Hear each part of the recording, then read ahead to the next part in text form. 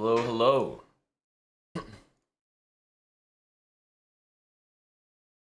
Hello, hello. Good afternoon.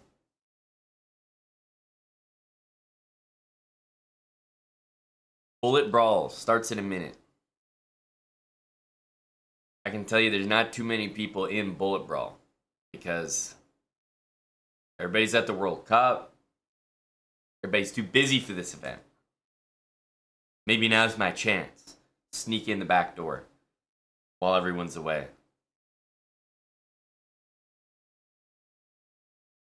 Hey, Picker, Trolleadero. What's up, gentlemen? Paul JB. Soaring Llama. Marcus LJ. What's up, Eddie? Good to see you, buddy. Hey, Q Corn. Good afternoon. We are gonna start with Bullet Brawl. We got a long day ahead of us. Hopefully, you guys have blocked off the calendar. Just gonna have the techno music. But yeah, it's a 2-hour arena. You can get pretty sweaty. Bullet chess, and my rating's 3K. Oh my god.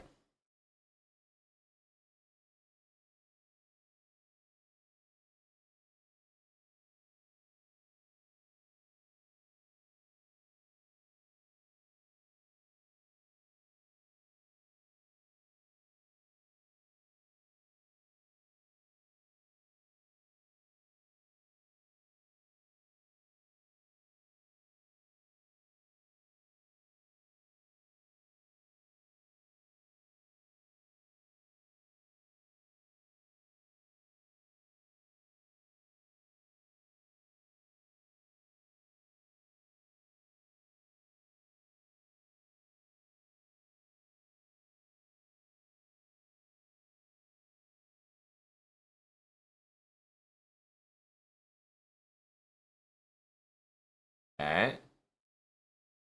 You like this.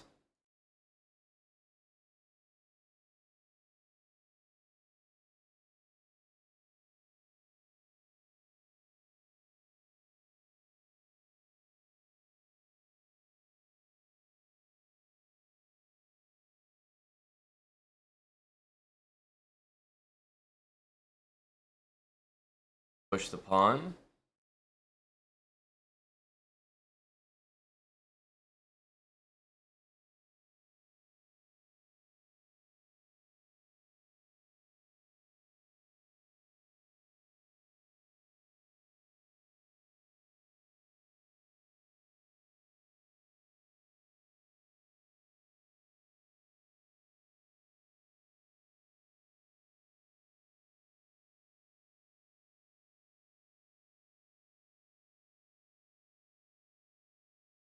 Okay. Start off with a win. I'm not against it.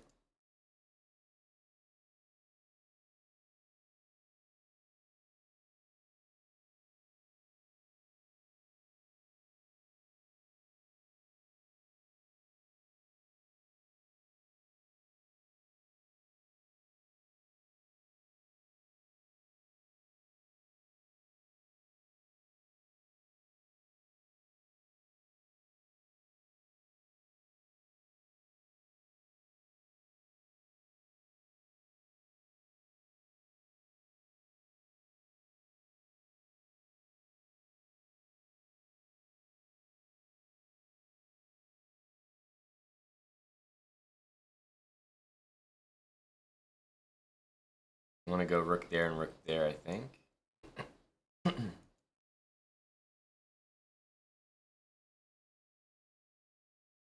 Hmm.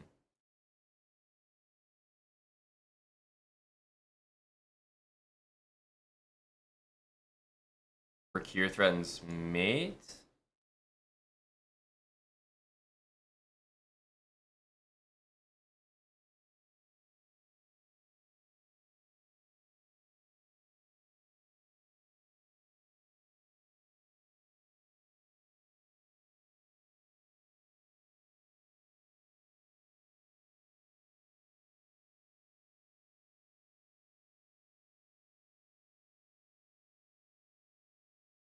We're getting in now. We're getting in now.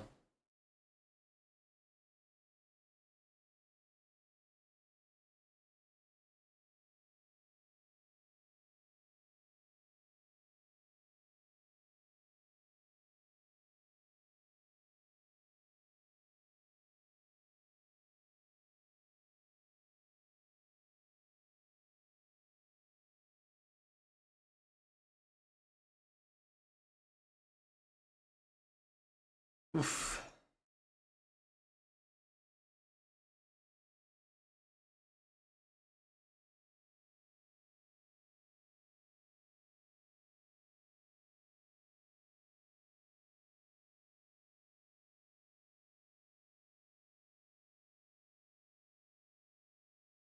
Okay.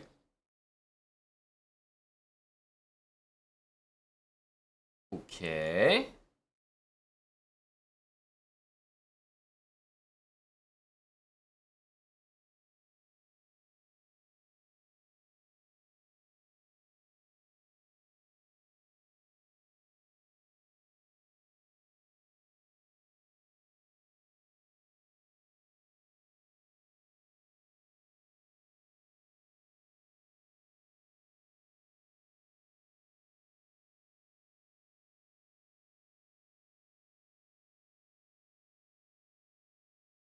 Mm-hmm. Some big threats here. I don't think you can stop them all. I do think you can stop them all. Yeah, that's the move. But I have this.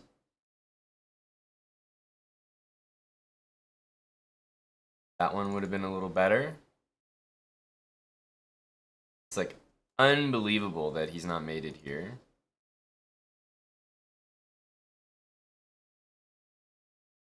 Actually crazy.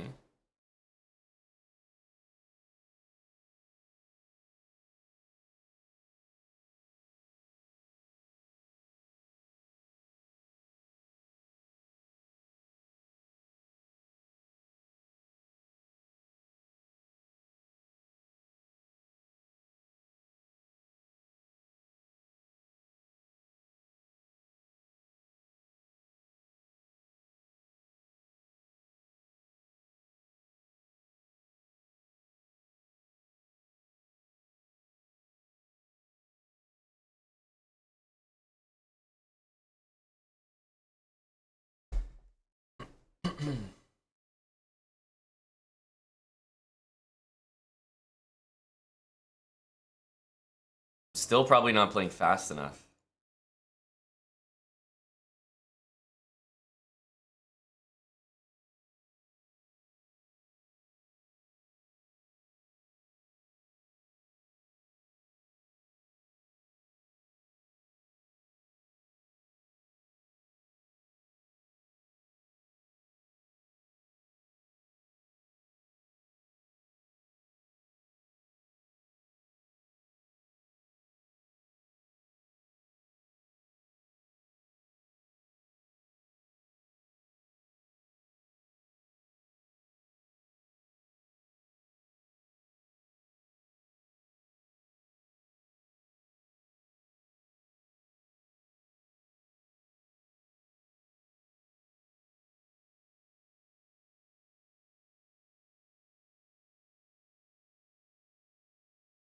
You can go this way. It's not insane.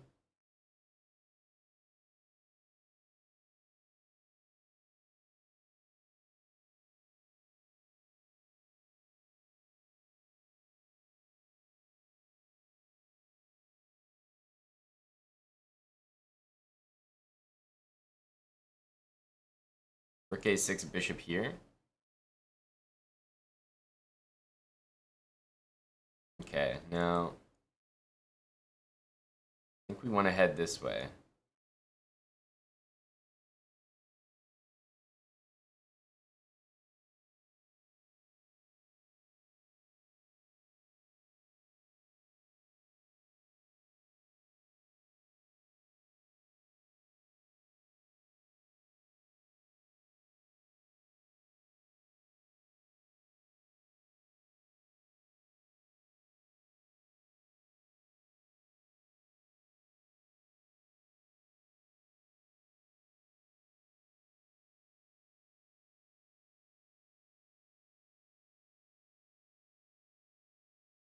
That was a big comeback on time there.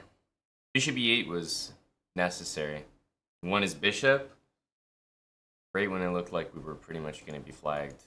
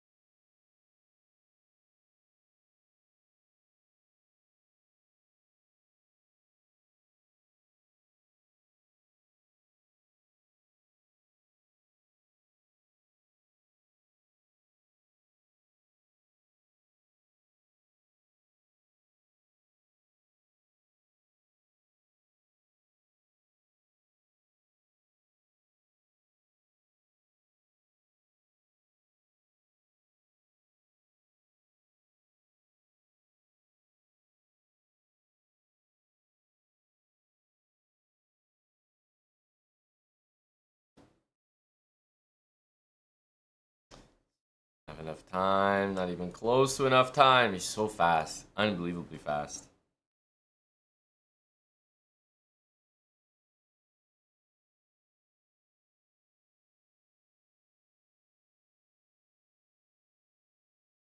He's so fast. Ugh. E3 is poor.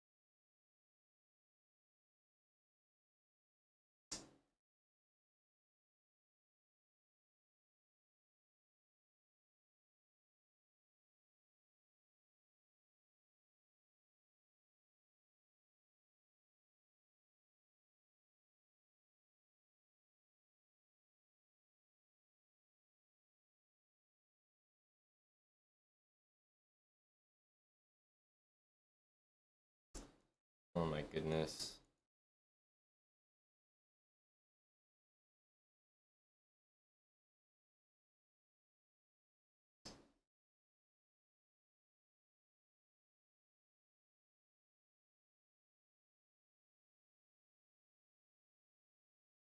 Such an easy game. We're down a rook and we're getting flagged. Games like that are so unacceptable.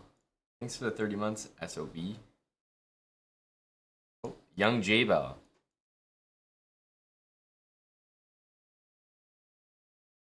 Young Bell.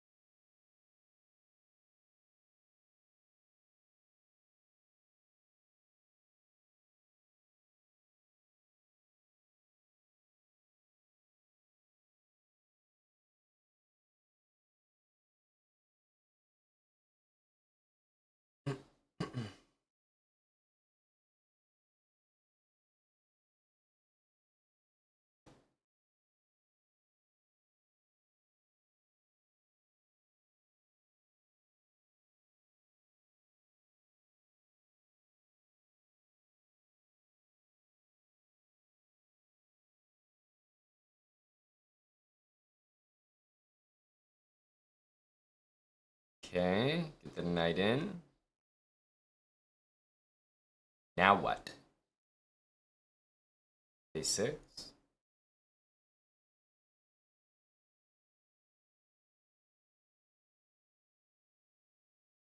Knight takes, knight here.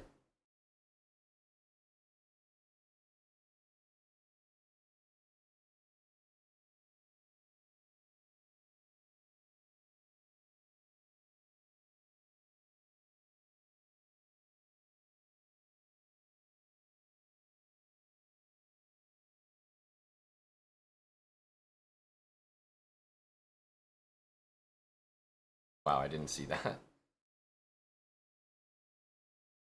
Blind. Totally blind.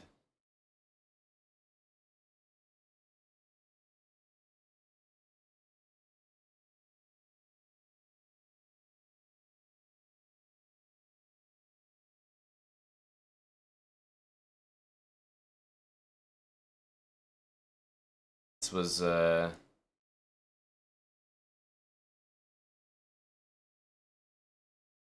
and such a weird bad look for me.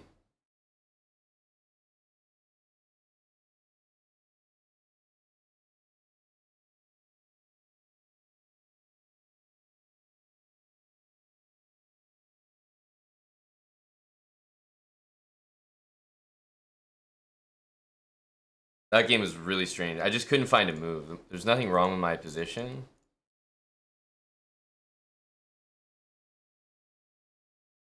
There's nothing wrong with my position, but I just couldn't make a move.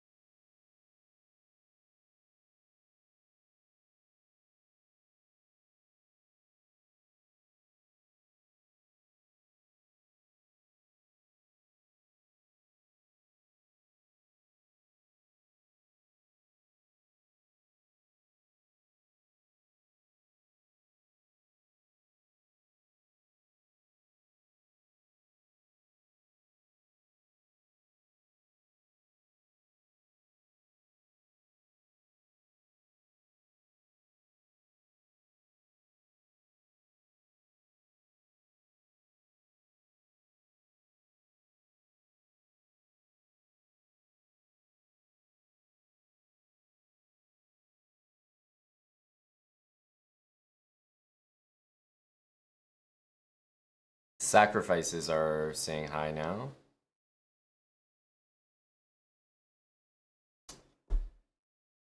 This is so stupid.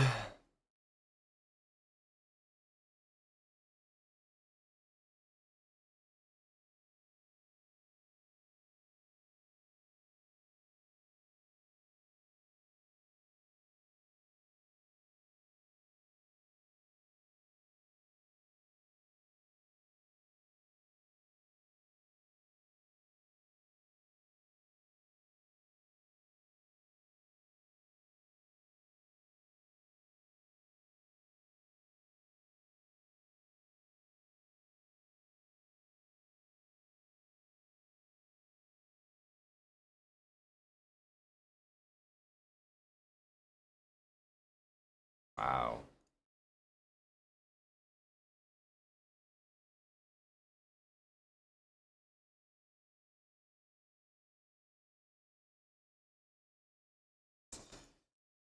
I'm losing so many games up amounts of material. Nobody should be up. Like, it's unreal. I'm losing down or up a rook in both of these cases. Up a rook.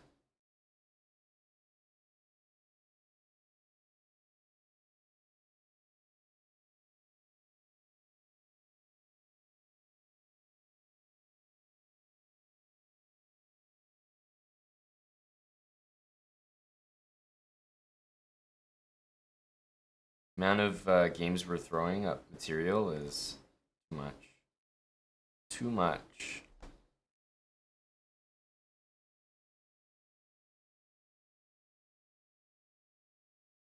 It's really a lot.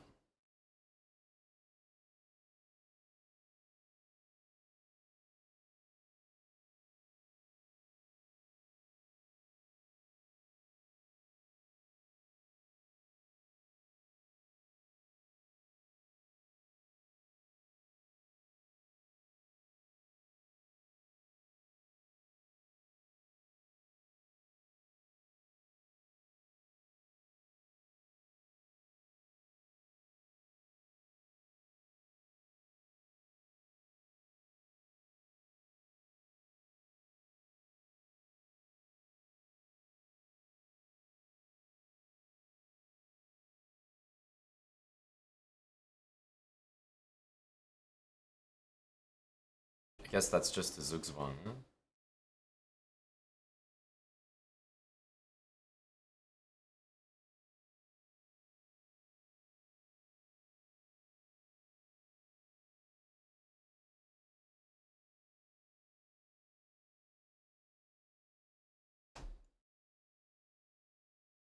Been losing a lot of kind of ridiculous games here. I think we're in a really bad spot now.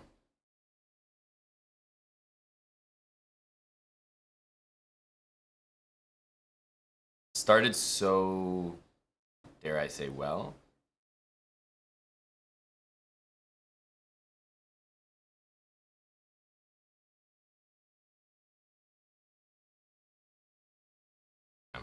Now we're just much worse.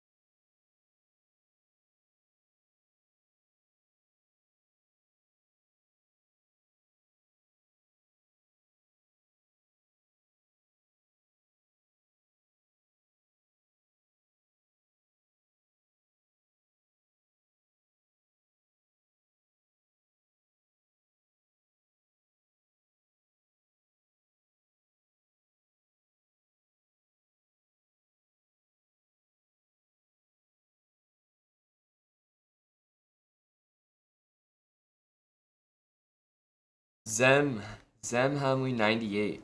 Thanks for gifting not just one, but 5 more on top. 6 subs. Meet the first to test. I think it worked. Thanks, Zem.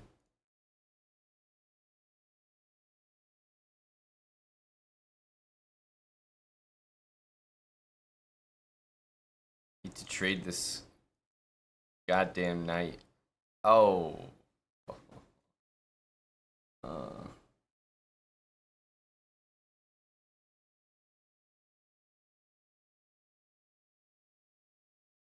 This is terrible.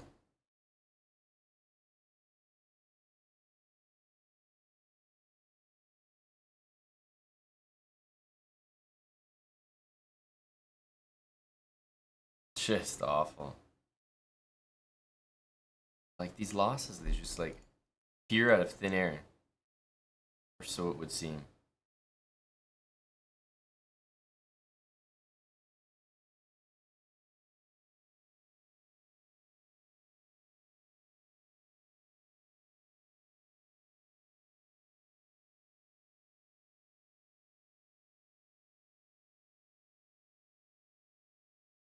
Not playing King G5 there is also not very resilient. But like, man, these losses are bad. They're bad.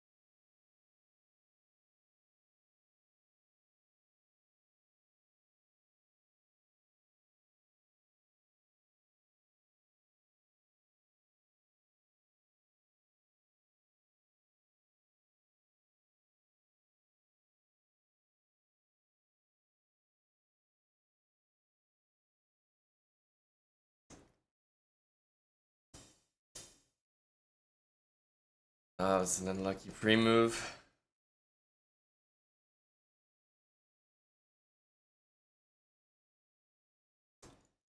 That was an unlucky pre-move. I was so like, I don't know if tilted is the right word, but I still don't think I'm playing that poorly, so maybe I'm not quite tilted, but there's something that I am here that you don't want to be. My game is not on. Started off so well.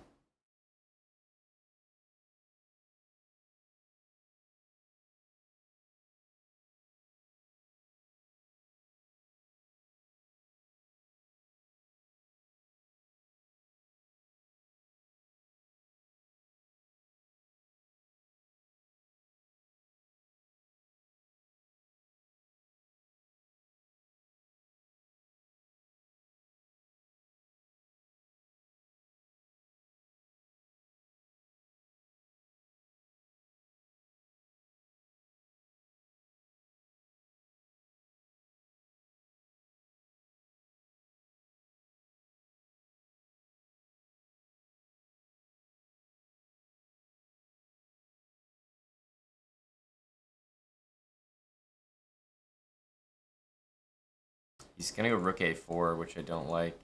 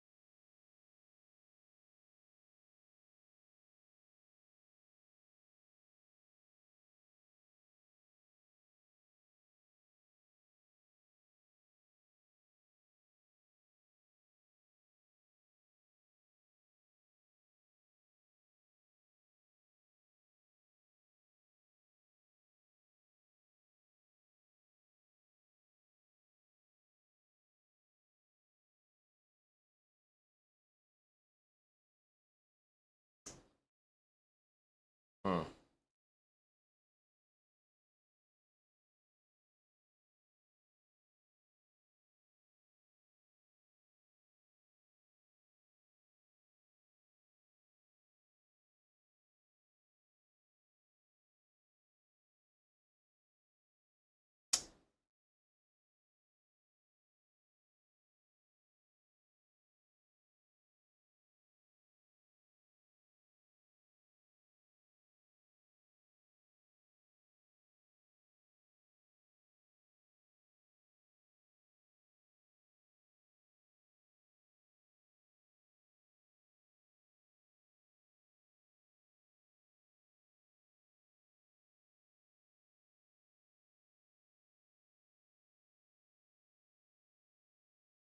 The other one would have been better.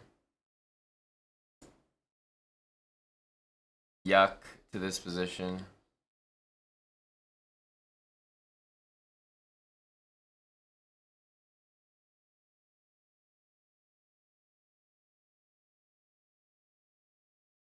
Oh my god.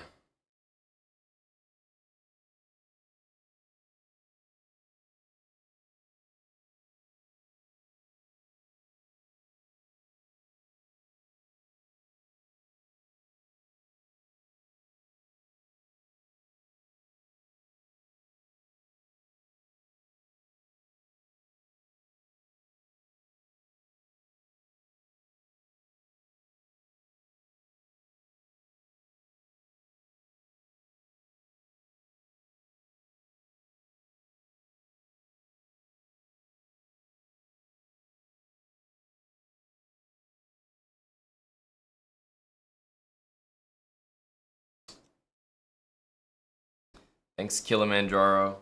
97 months. We are having easily our worst bullet brawl, and I think we were seeded, like, must be in the top 5, or I don't know. Like, how could we not be? It's an actually atrocious Like even look at what's happening right now. Like I'm just playing like an ape.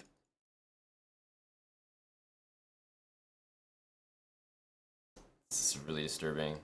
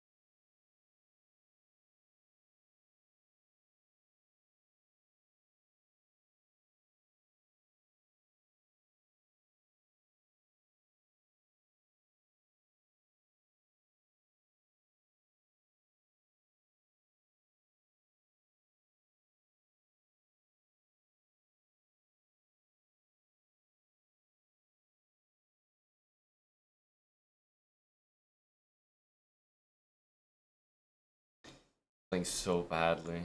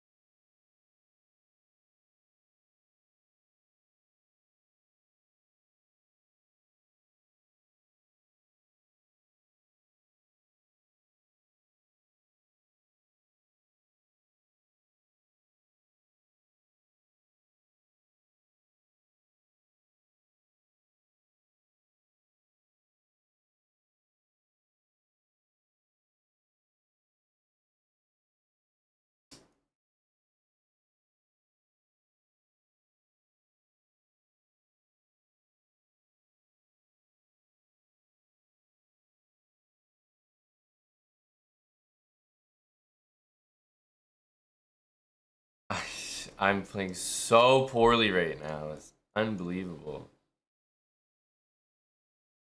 I can't make a move to save my life.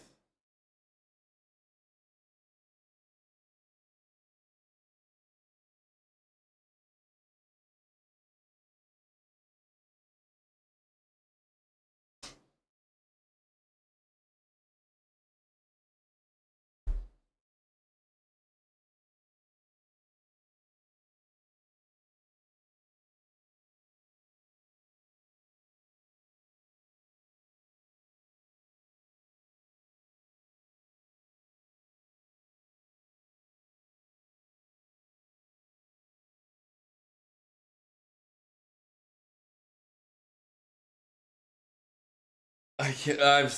This is like a all-time worst performance.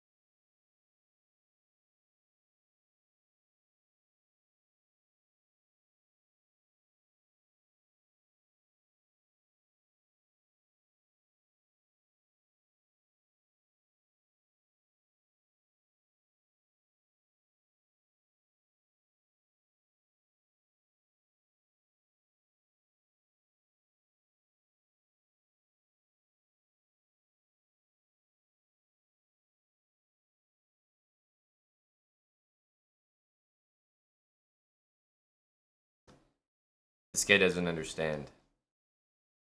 That's exactly the game I wanted to play. Right from the start. Right from the start.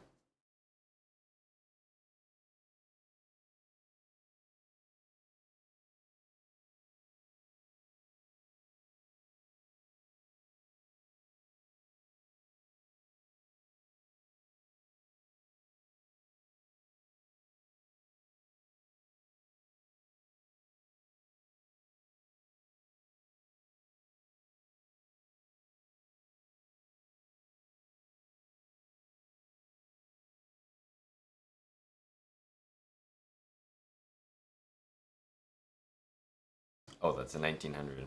I was like, oh, we're not playing too badly, are we?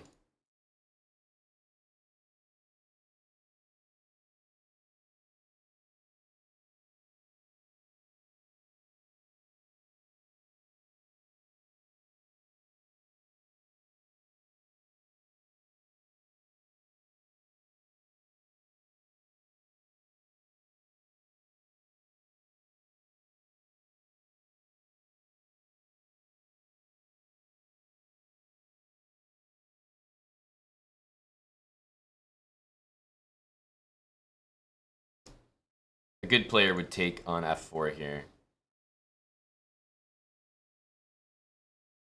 And just make it work.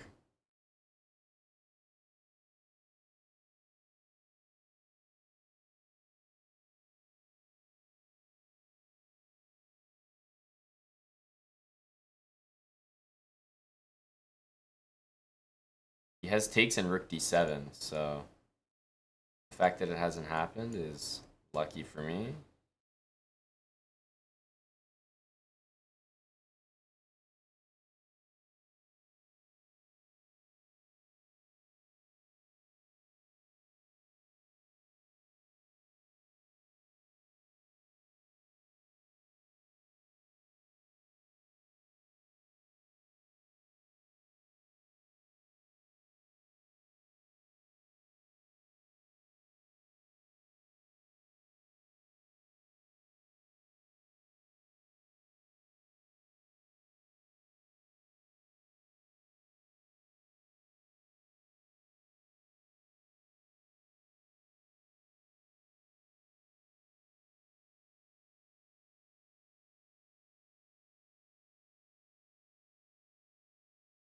What can I do? Knight f4 was a fantastic move. Happy with knight f4, but that's about the only good move we played that game.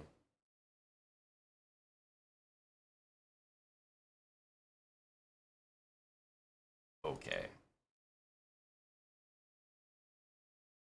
Okay.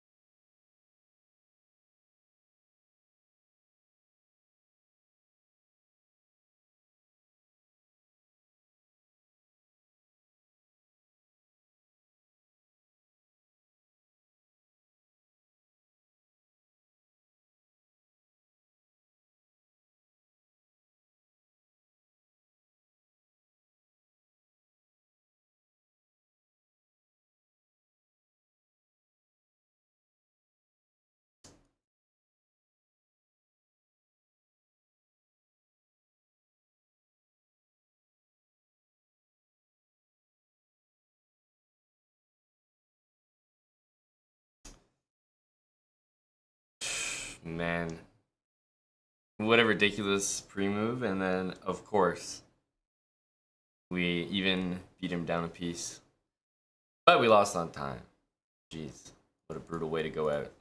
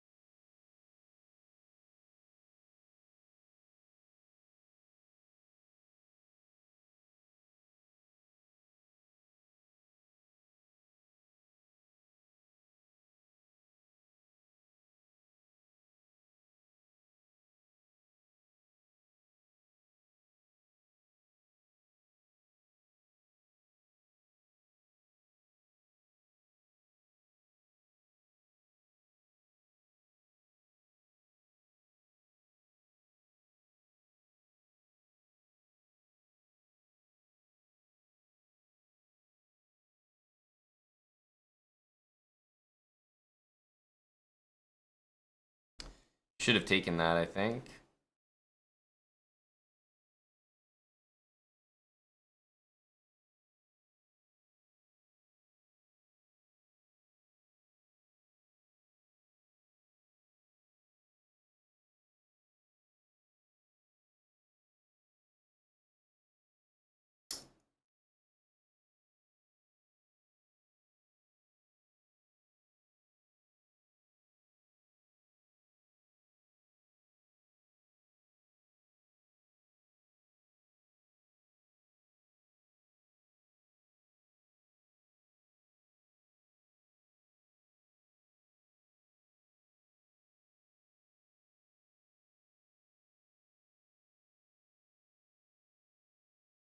Oh.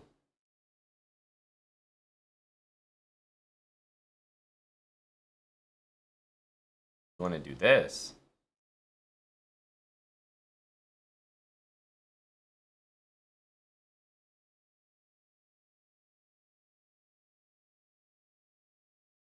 Want to play for a win?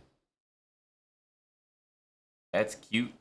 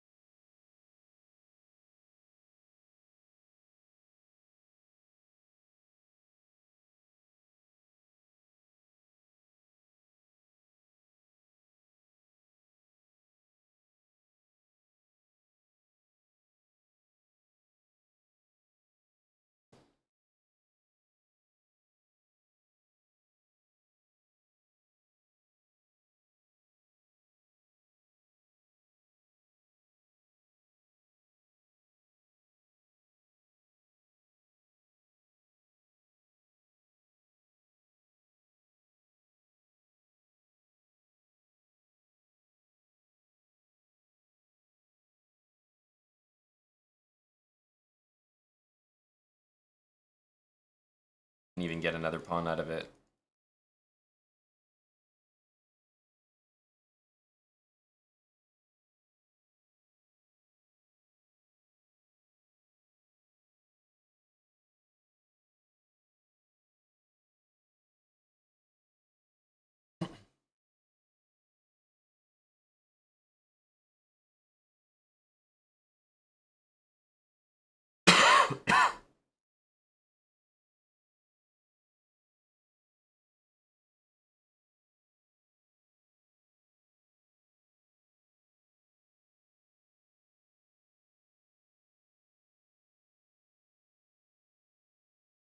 I actually really messed up this endgame.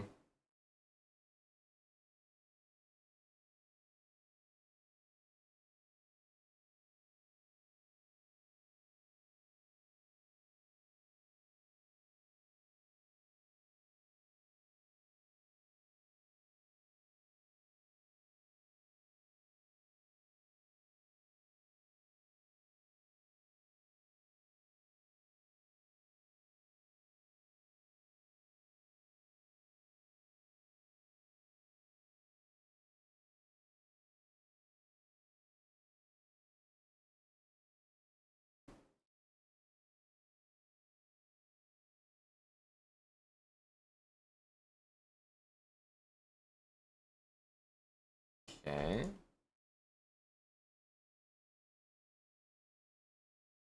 That's mate. Knight b6 do anything? No.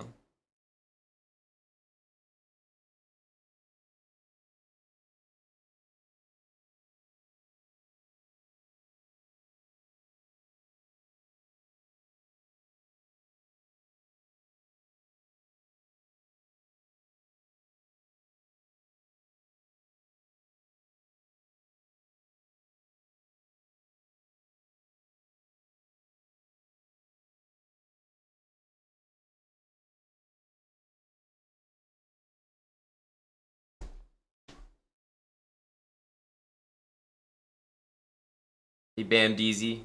Thanks for the 42 months. Tier 3. Appreciate it, Bam.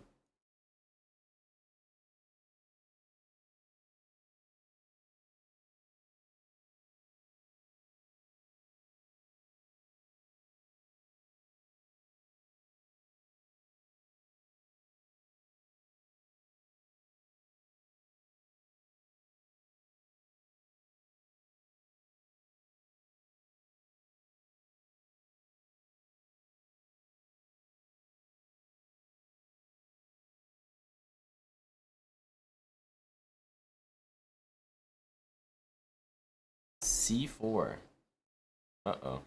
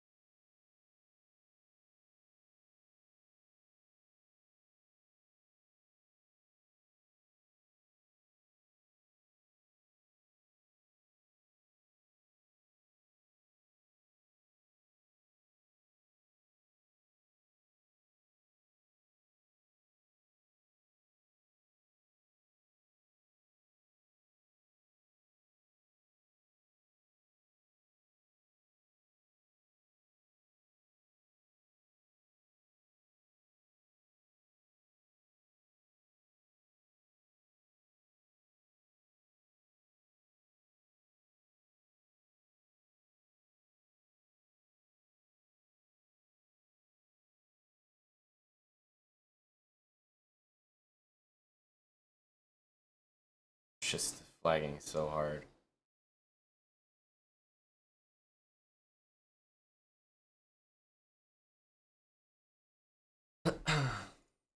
To 2 years bra size. Ooh, an 1800. Let's get a nice competitive match in here.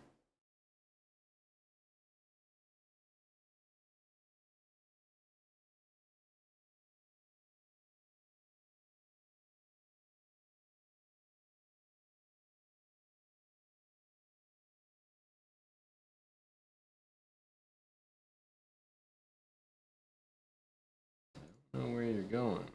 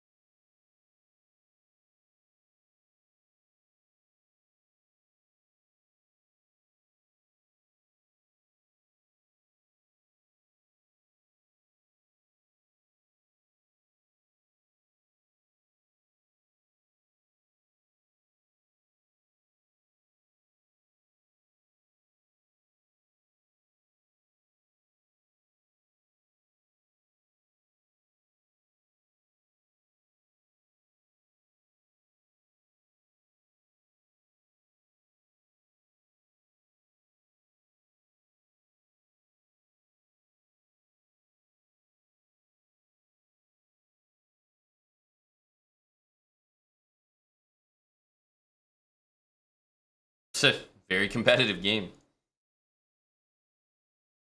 There was nothing between us.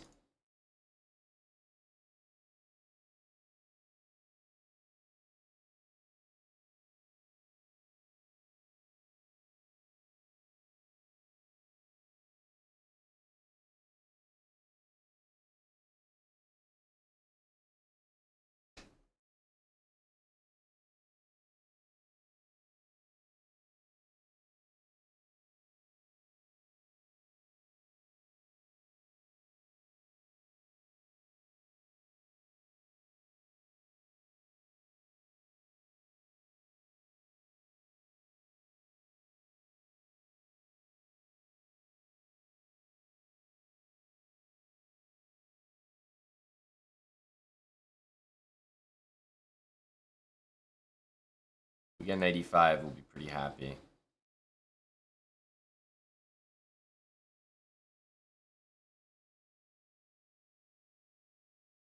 So he has knight a8, but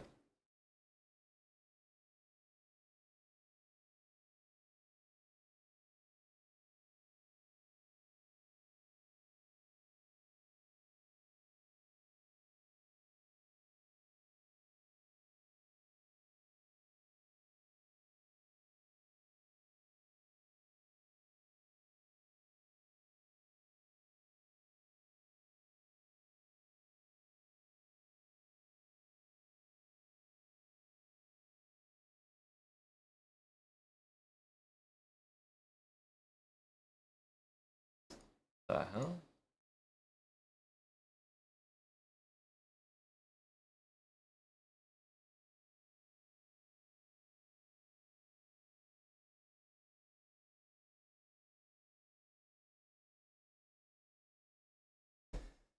Oof.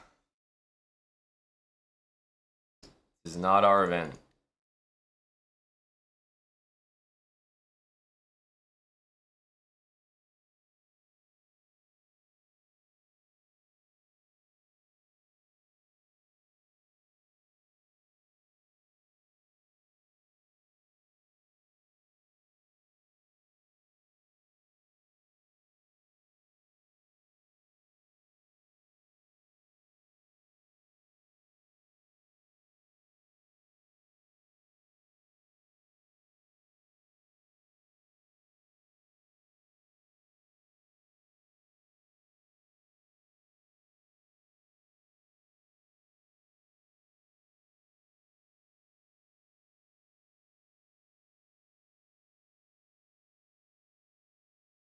Whoa, I did not see that move. I don't like missing moves completely. It's not a good sign for me.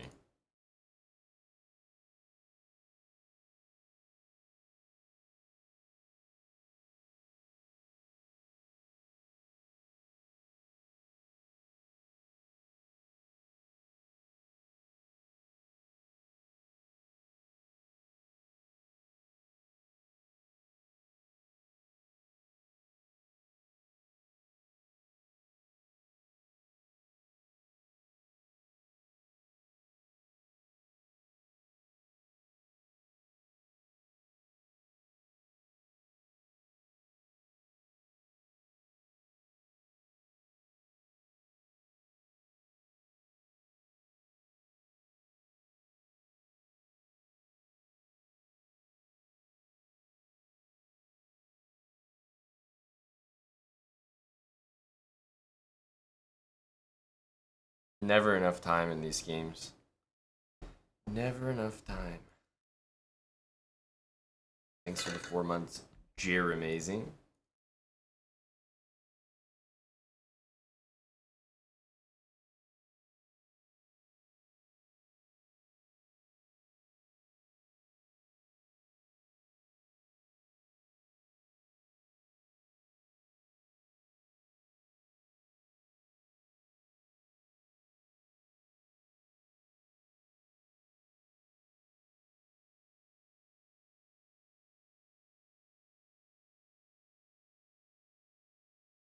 Rook g6.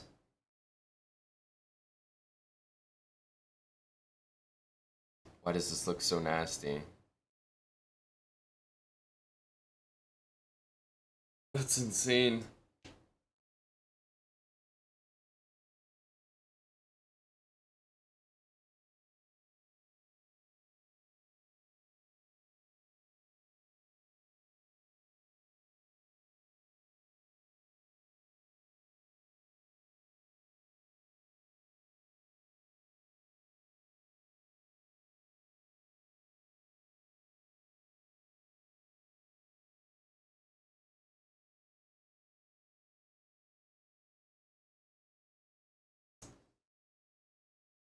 The game is so easily lost. Like, so lost.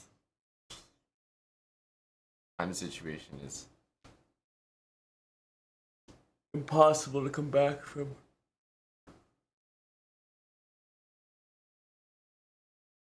Oh, I didn't click next game. Which is weird, because that's usually an automatic reflex.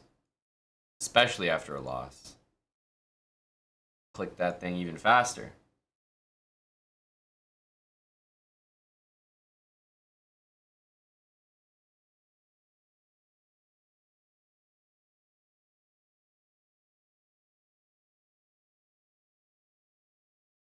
Okay. Weird.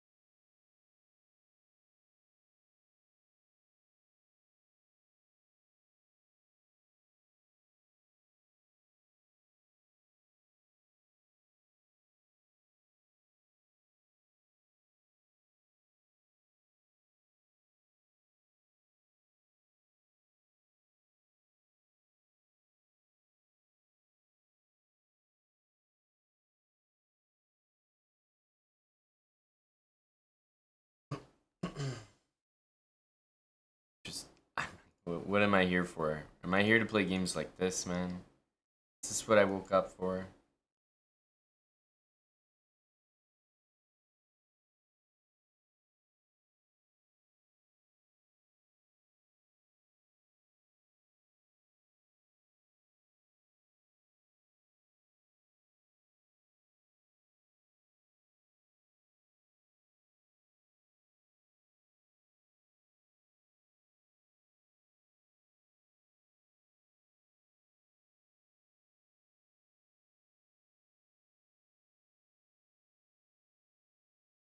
That's hanging, but I think this is more important.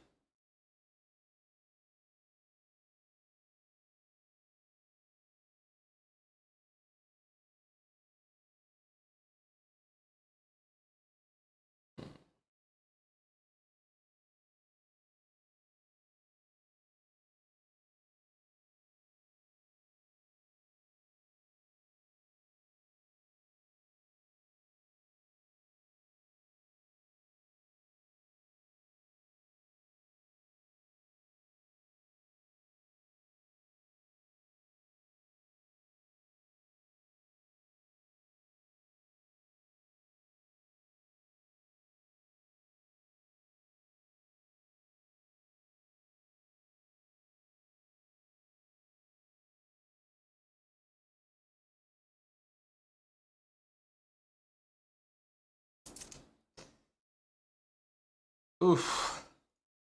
Feral Mansa, thanks for the 28 months.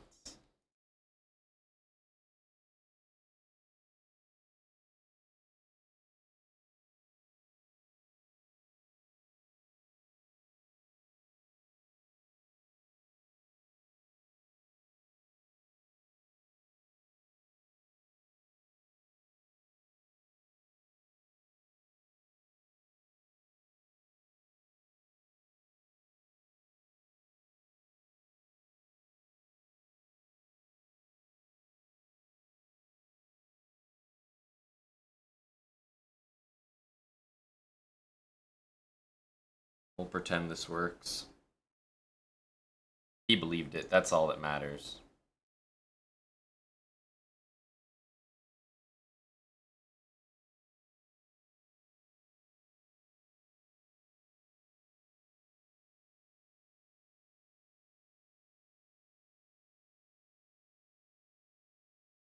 You want to put this pawn on c3, I think.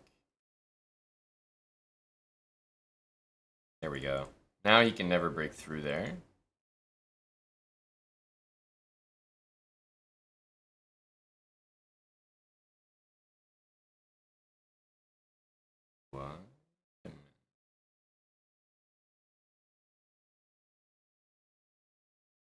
have to do this.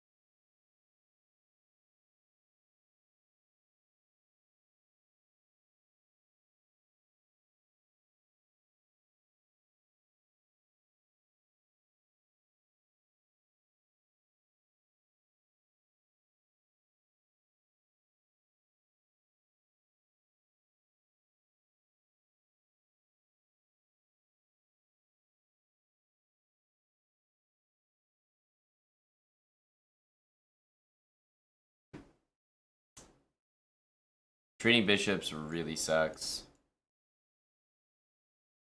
Winning chances just evaporate.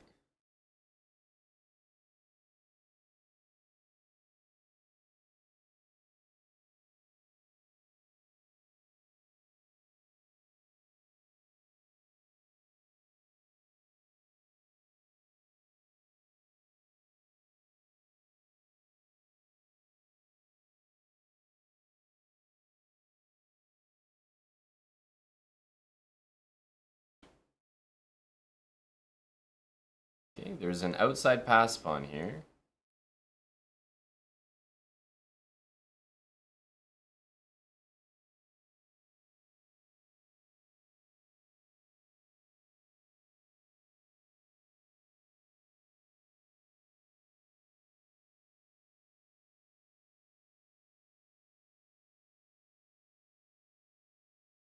My brother in Christ, I just won the game.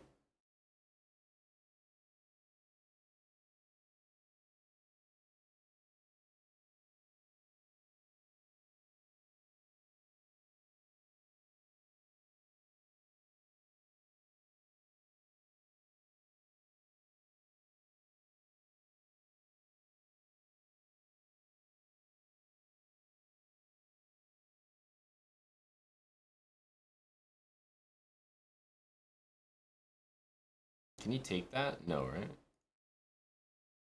Not yet.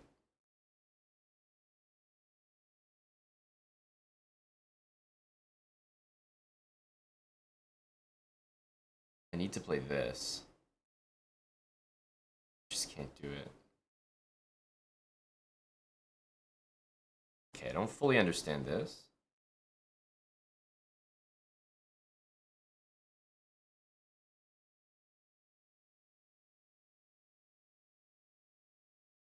Fully understand that. What on earth? Strangest move I've ever seen.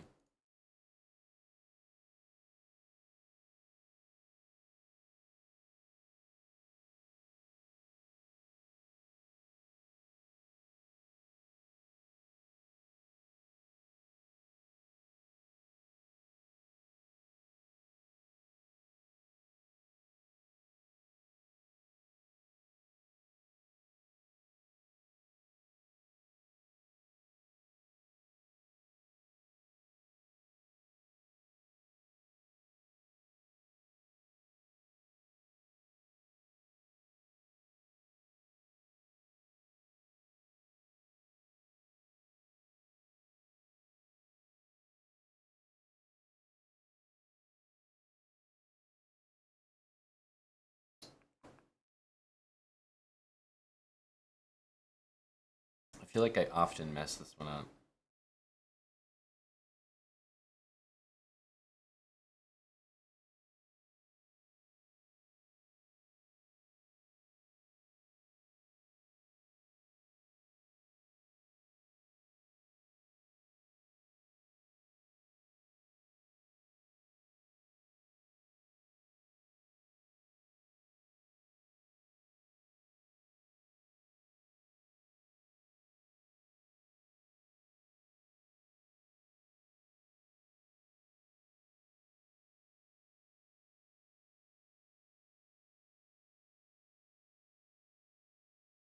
Oh.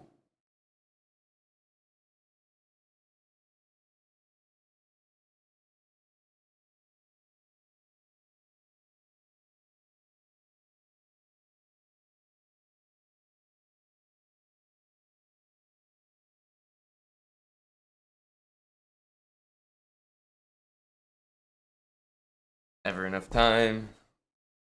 Never enough time. I didn't know what to do. Spent a long time on a move, but truly I didn't have one in the holster.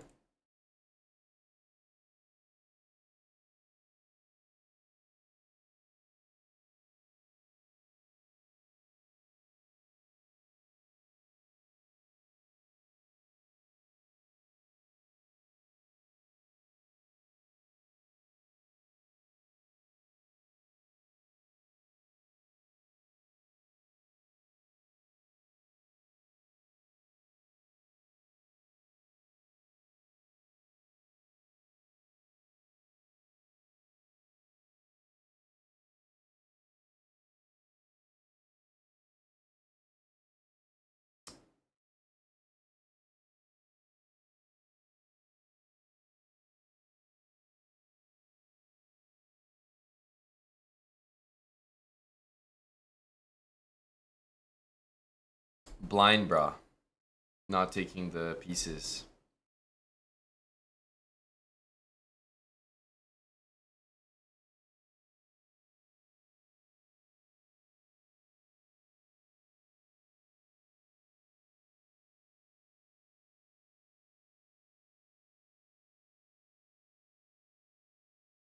We're so much worse here.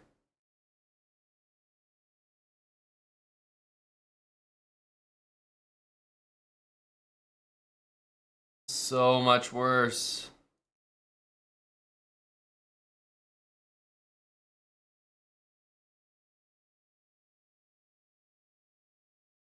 Maybe we can get some light square counterplay here.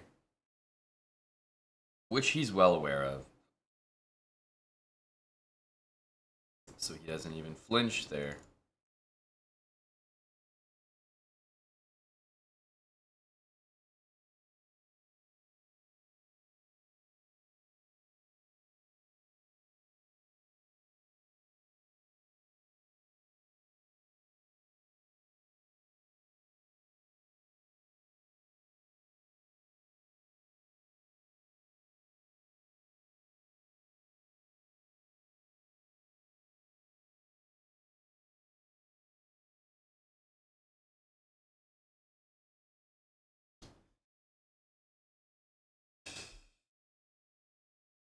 It's all over. Rook takes b5 was possible instead of bishop d5 as well. Probably a better move. The position is terrible.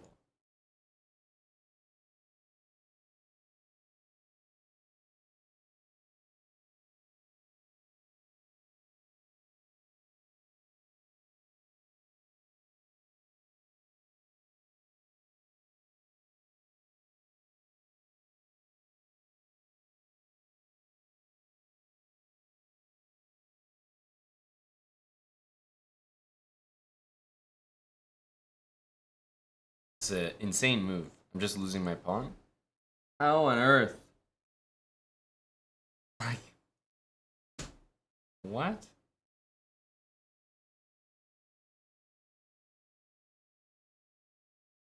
Crazy.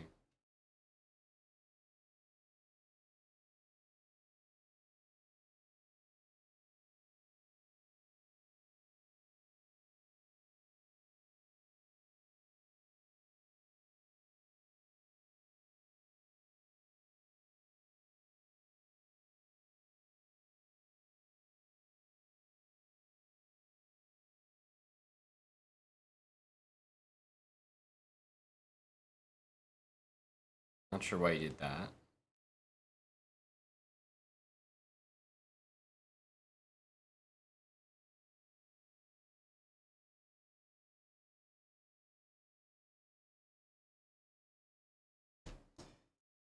Dude.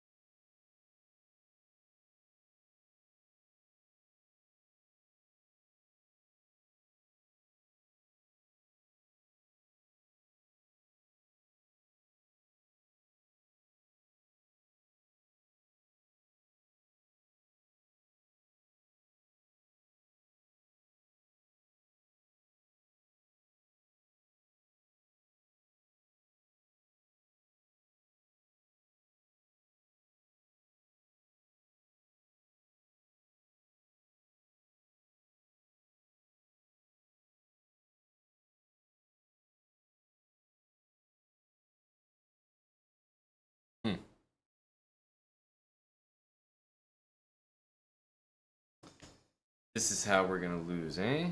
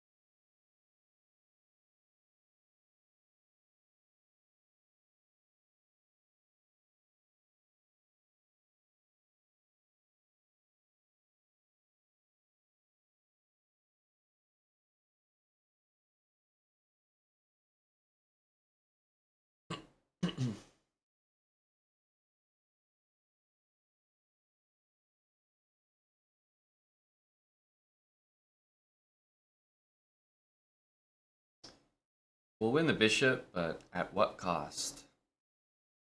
He's gonna get a pretty solid pawn structure there.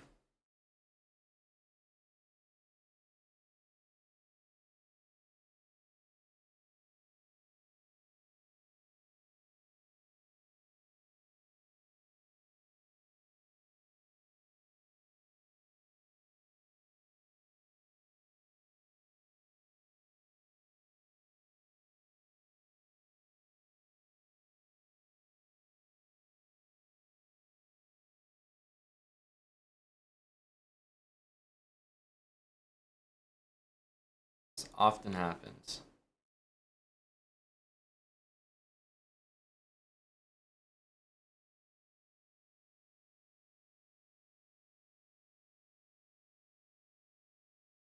Somehow winning material makes it become tricky. But I tell you, it was only now that I realized that my opponent is literally 2100. I've been stressing for no reason. Jocelyn would have mated me there. I can feel it. It's not the type of position.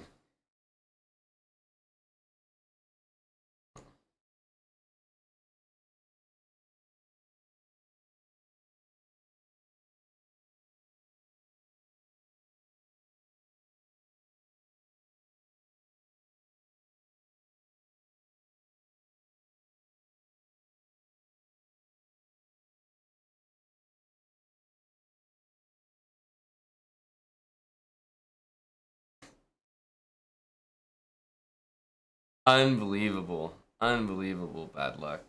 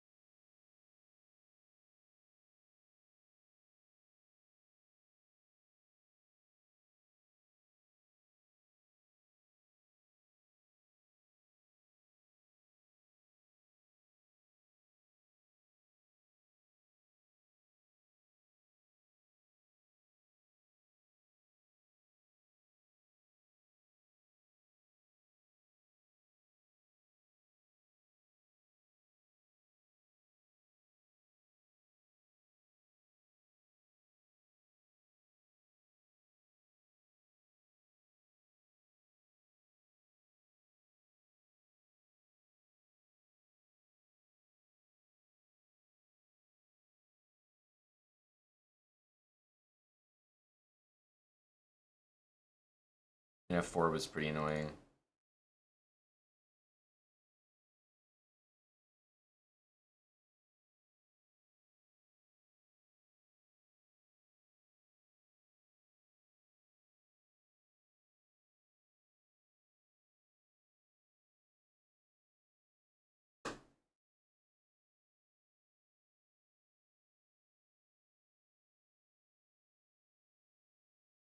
He has to take the knight because on endgame is clearly lost. H4?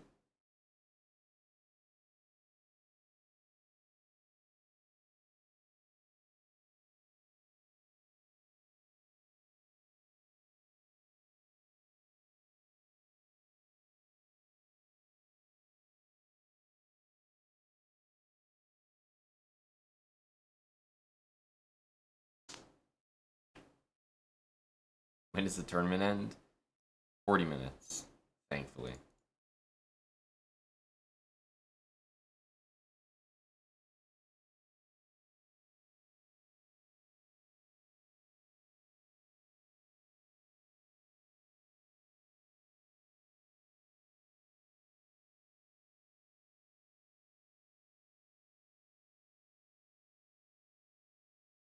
Okay, my knight gets to sit there, which I feel like I'm happy about.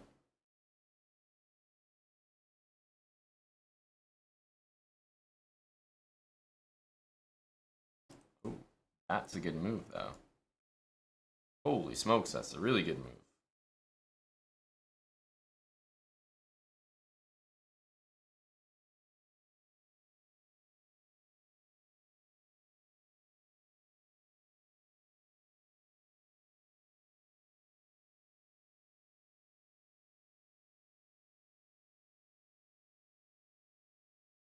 The knight on d6 truly looks annoying, but I'm trying to establish how worrisome it is. We go here.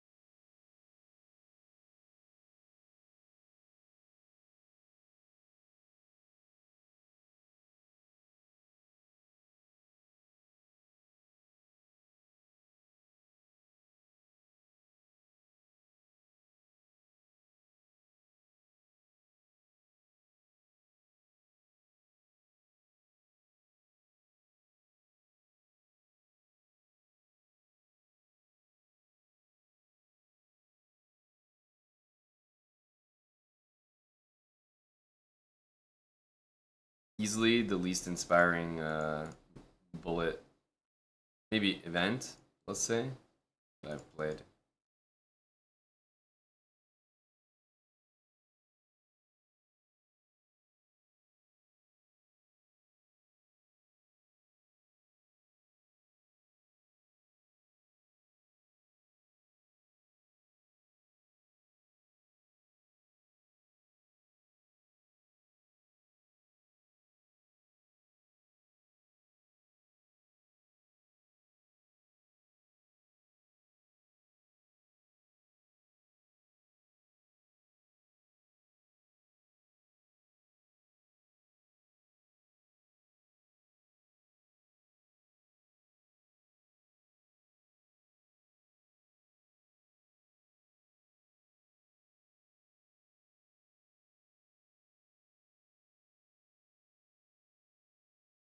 Damn, so many mates, but none of them are long castle checkmate.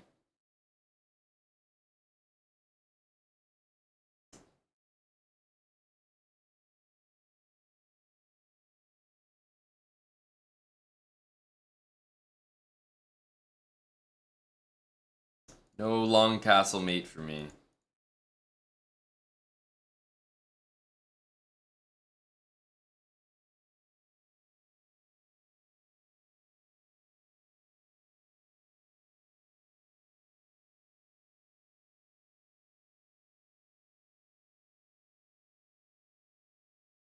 That move was crazy. Crazy.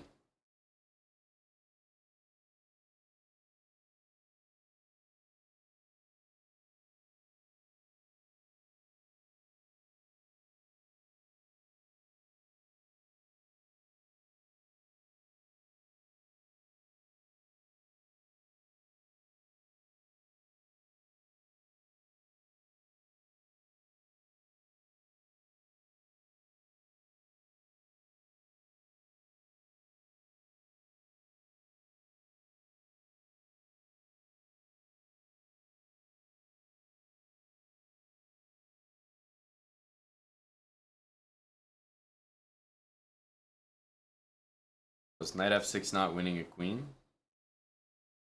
What do you think? What would black play after knight f6?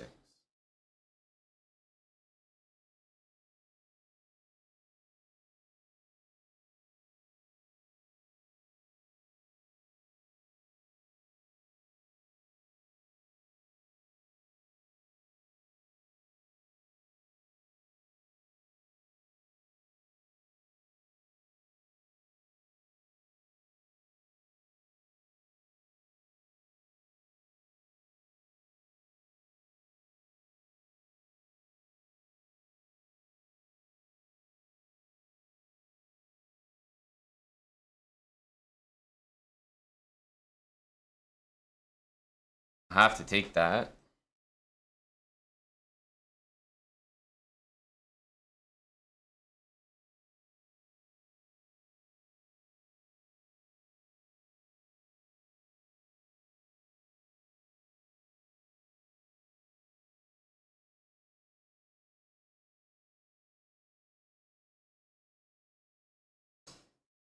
Time to play this.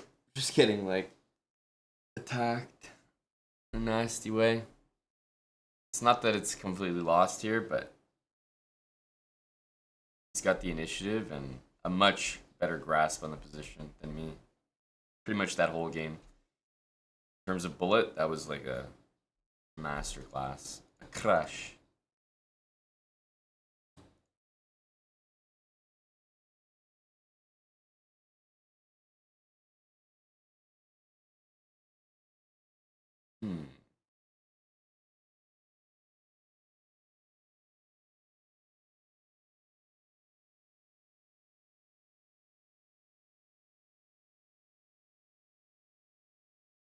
Queen back here.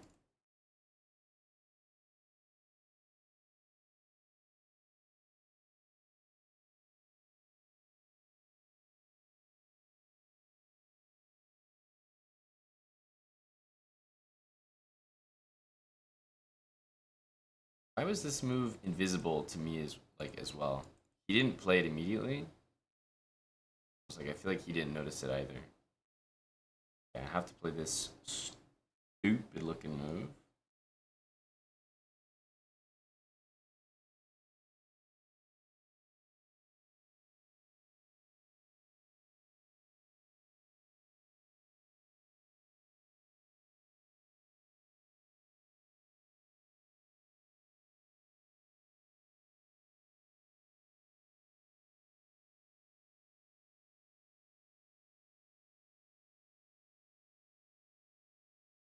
No, we can't take that one.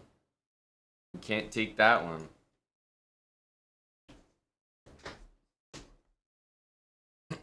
There's usually a move against the strong player that I invest too much time on, like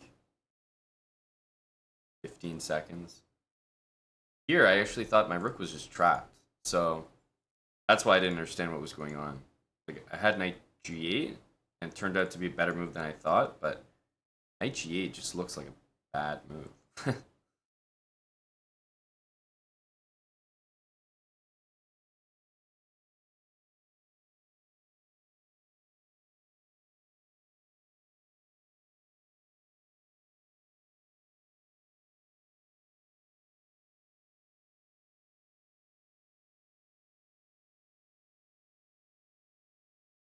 Man, is he really not losing here?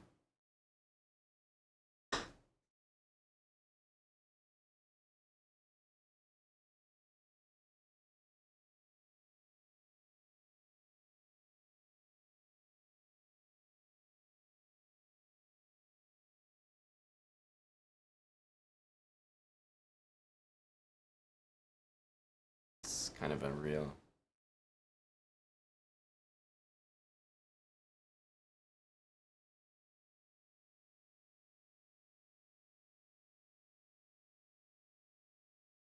Didn't even see that was hanging, to be honest with you. Didn't even see that was loose. I was thinking takes my rook, makes a queen. Maybe there's some kind of fun attacking stuff there. But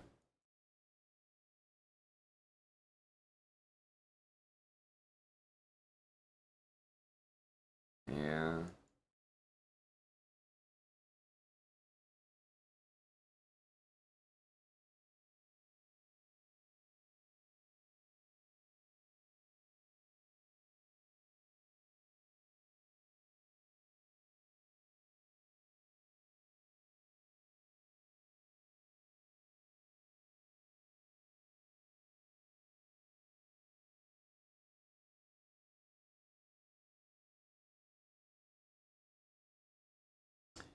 I'm not really seeing anything.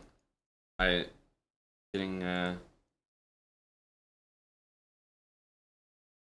beat really easily right now.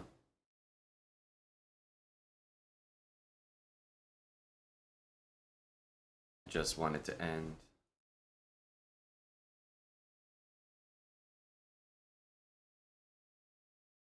It's really hard to explain the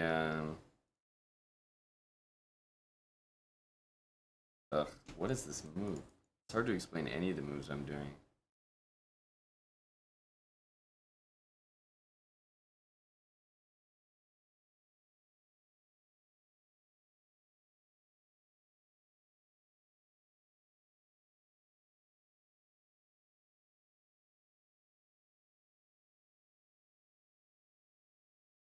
So we need pawns on dark squares here, don't we? We're actually going to achieve all of them.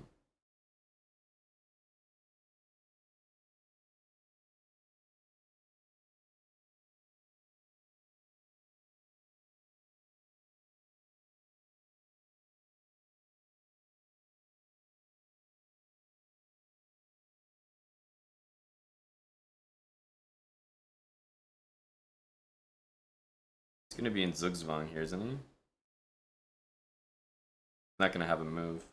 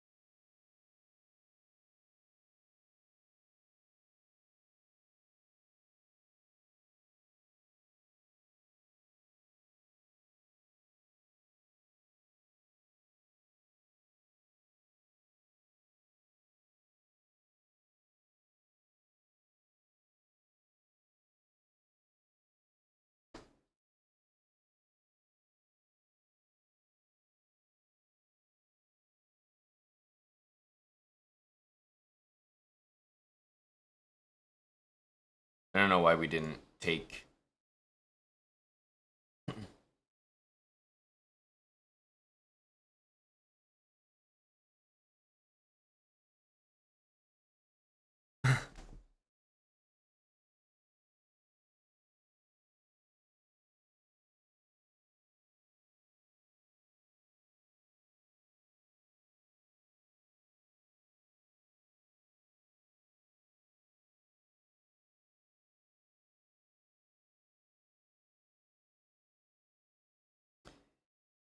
Gross.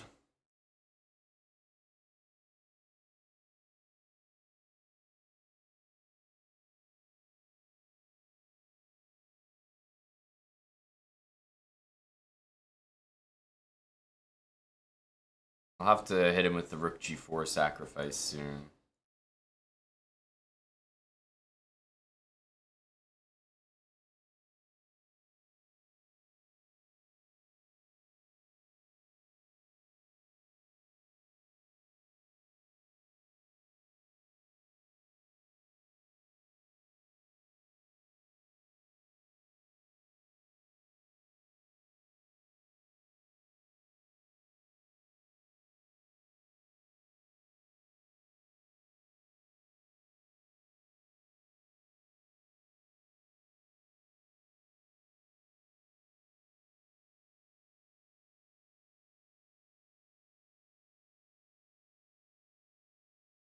Here.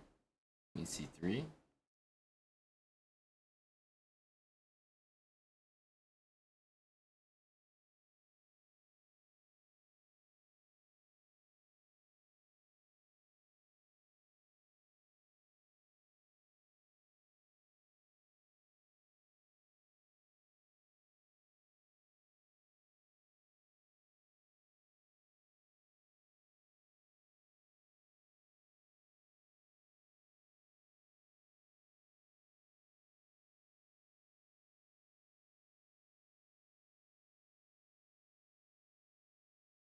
If I told you that Naroditsky, Yaspin, and Bortnik were the top 3 in this tournament, who would be surprised? I think they're the only 3 like actually very strong players in the event. So it's even more likely than usual.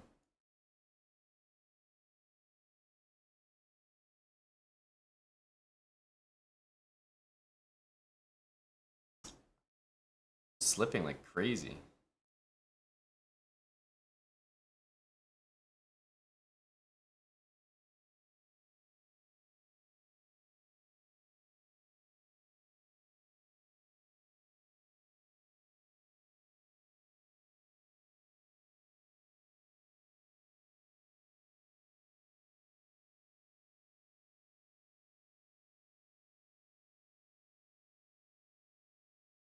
It's like leaving the e6 pawn hanging for capture the e6 pawn challenge. Impossible.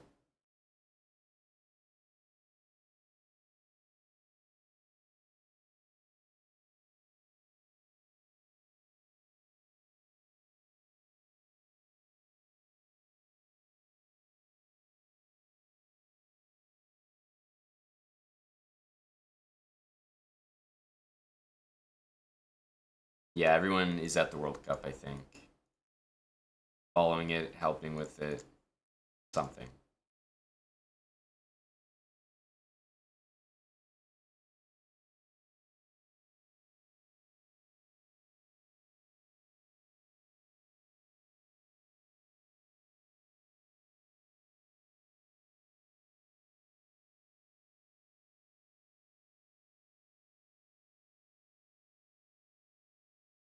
Oh.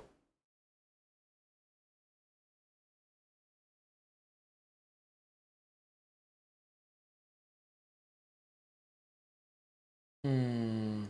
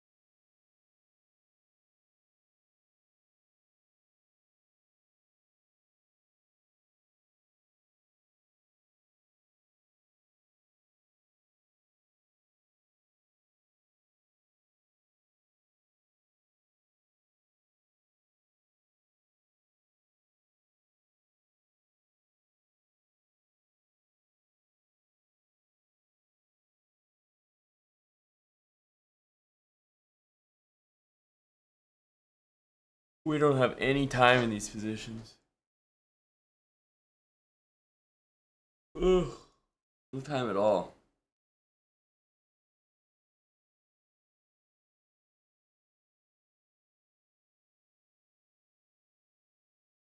Definitely very slow today. Like, was it? I can't remember actually. No, it wasn't yesterday. I think it was 2 days ago. Played some bullet and got the rating way up, higher than it should be. But that was a situation where we were just playing quite well, really in the mood.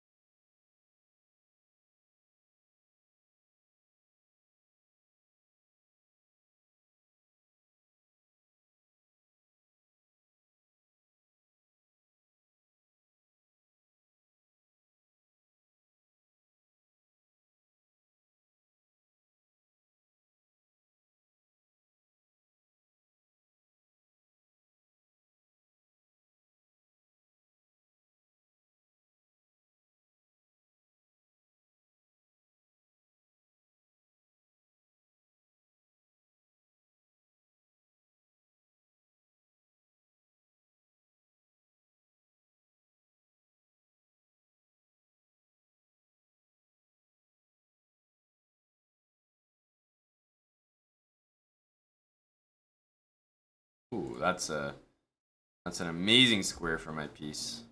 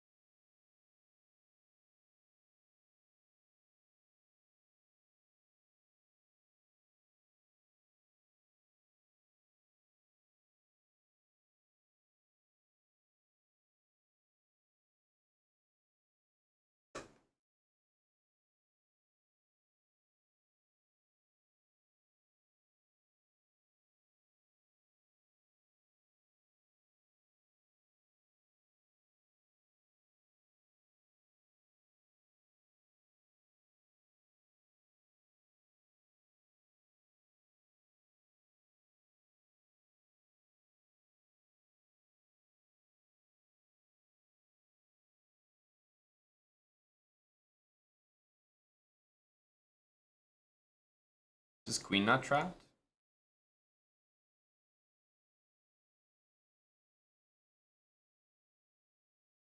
Man, we don't even have 100 points.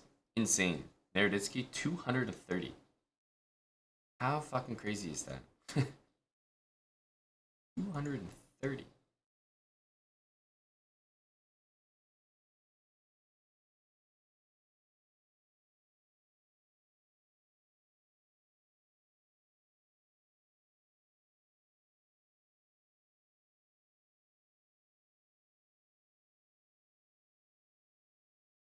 We don't have a lot of space, so trades are very good for us.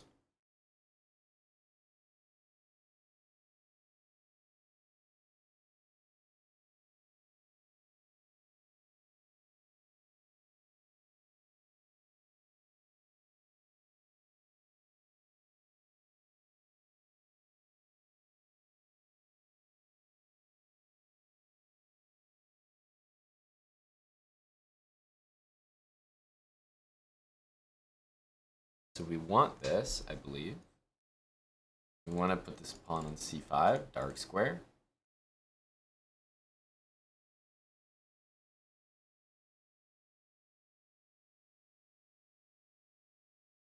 This is turning into a clinic.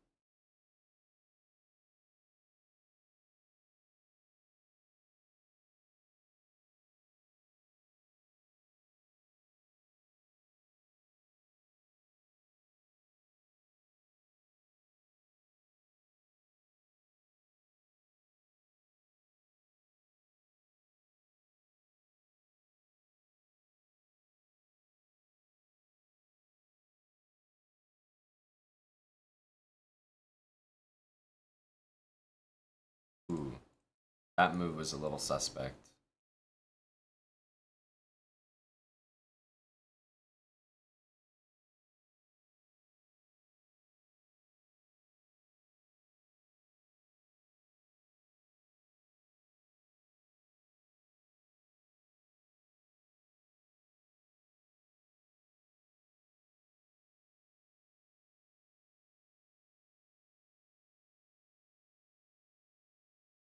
thought that we were actually making some threat here, but we're not.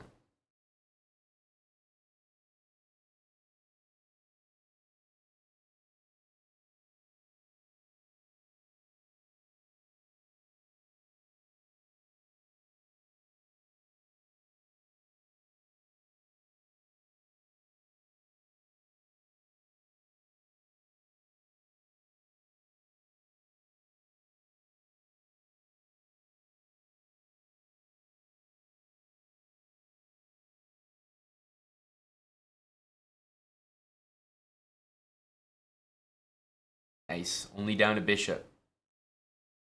Our best game of the event against anyone, you know, around 3,000, let's say. A big achievement there for me.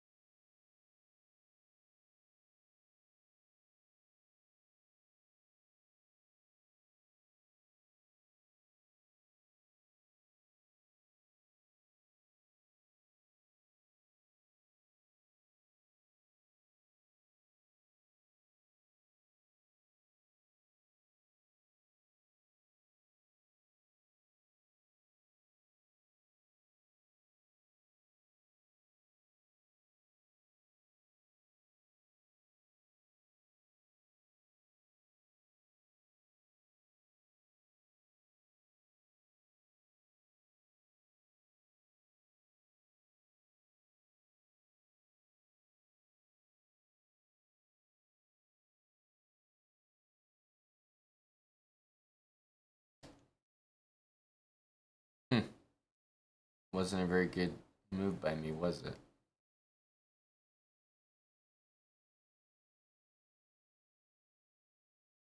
What?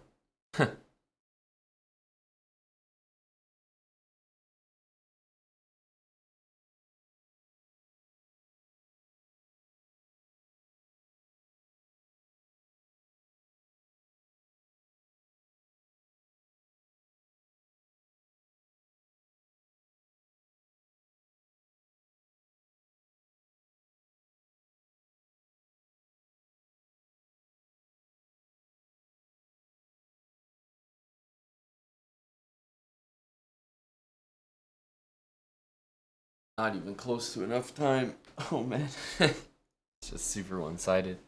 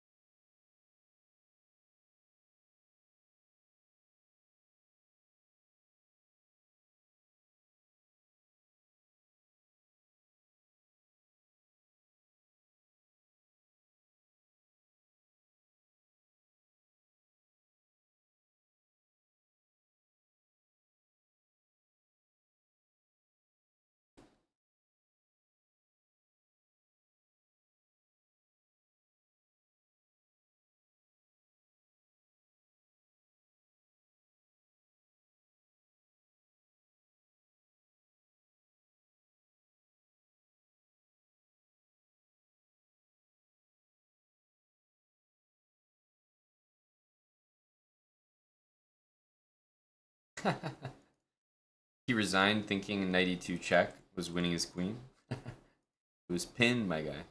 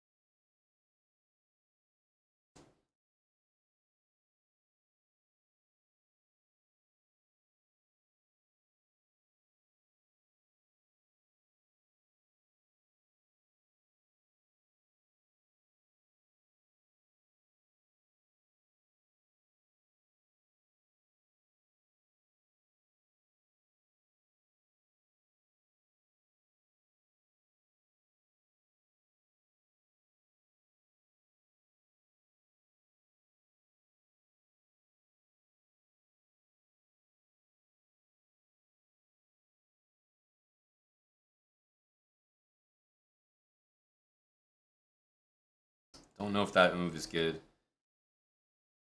This should be pretty weak from now on.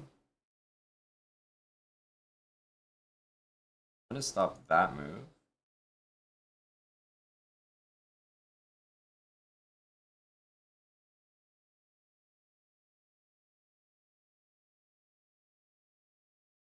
Oh, he thought I was going rookie a check.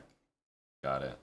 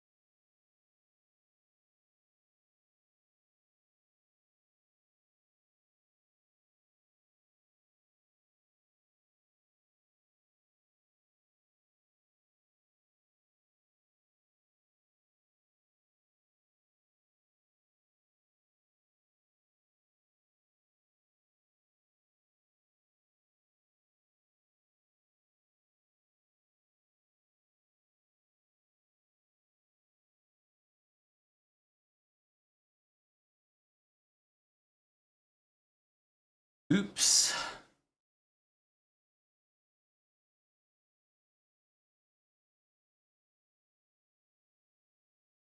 Yeah, I don't really want to take on E7 there. Double pawns are maybe not so bad, actually.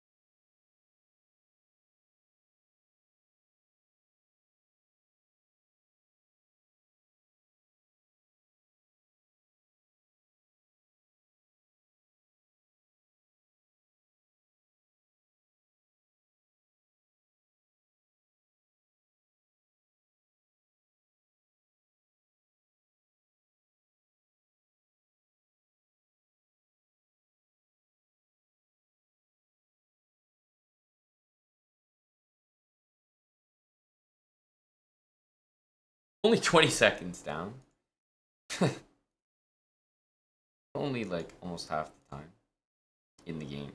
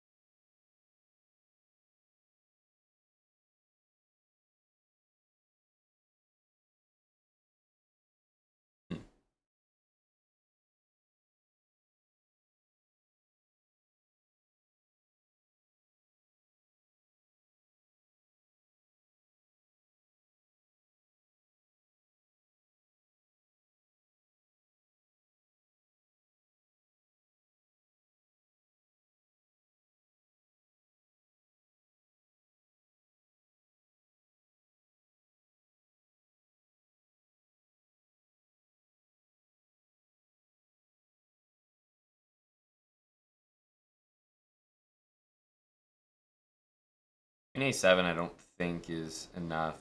I'm actually mating him, right? He takes A5, we have mate.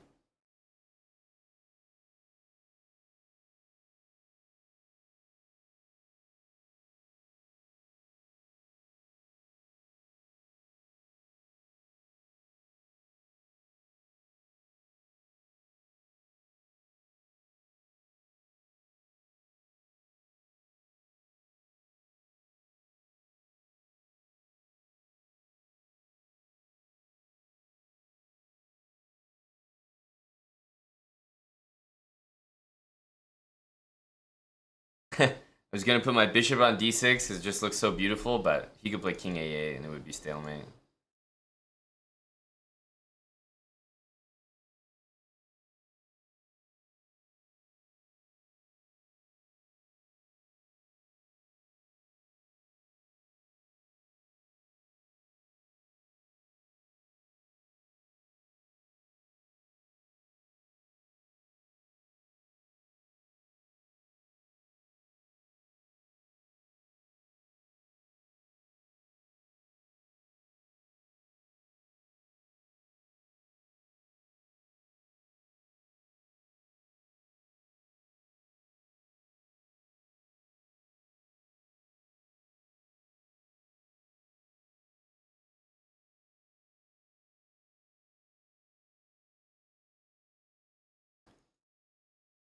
It's a good one.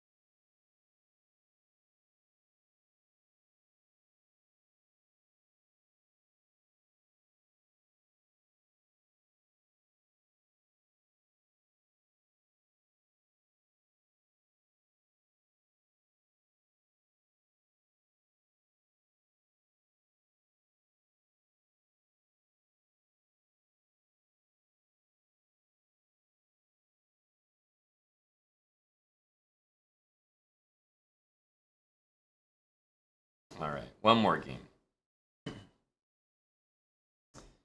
One more game. As long as you win your last game, everything's okay. There's only a minute 30 left, so we have to win this really quickly.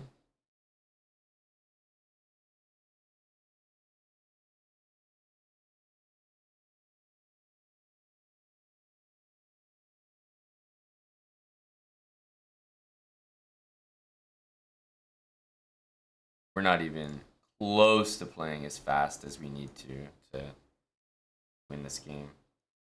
It's certainly not playing as well as we need to.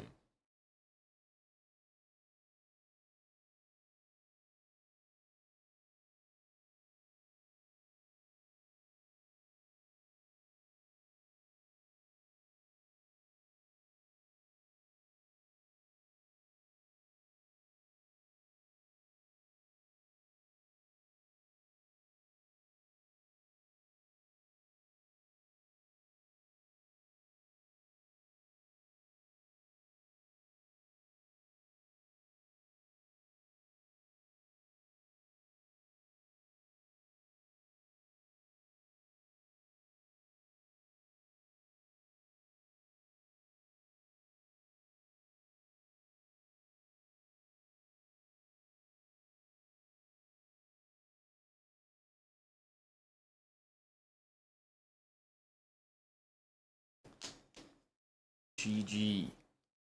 And those sounds are weird. I turned on sounds for some reason, I'm not sure, recently, but these tournament sounds are strange. I've never heard them before. GG, I don't know about that. This was far from GG. I think we started as like top 5 seeded and we ended 15th. So awful performance, actually. Awful performance. And I don't think we had any good games against any good players. That's the thing that you can usually measure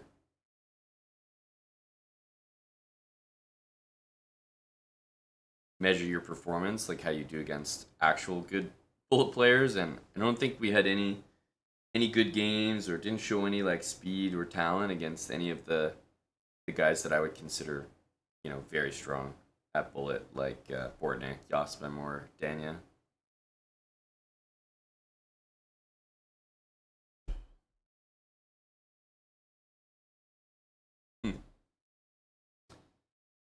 Yeah, not a good day at all. Not a good day at all.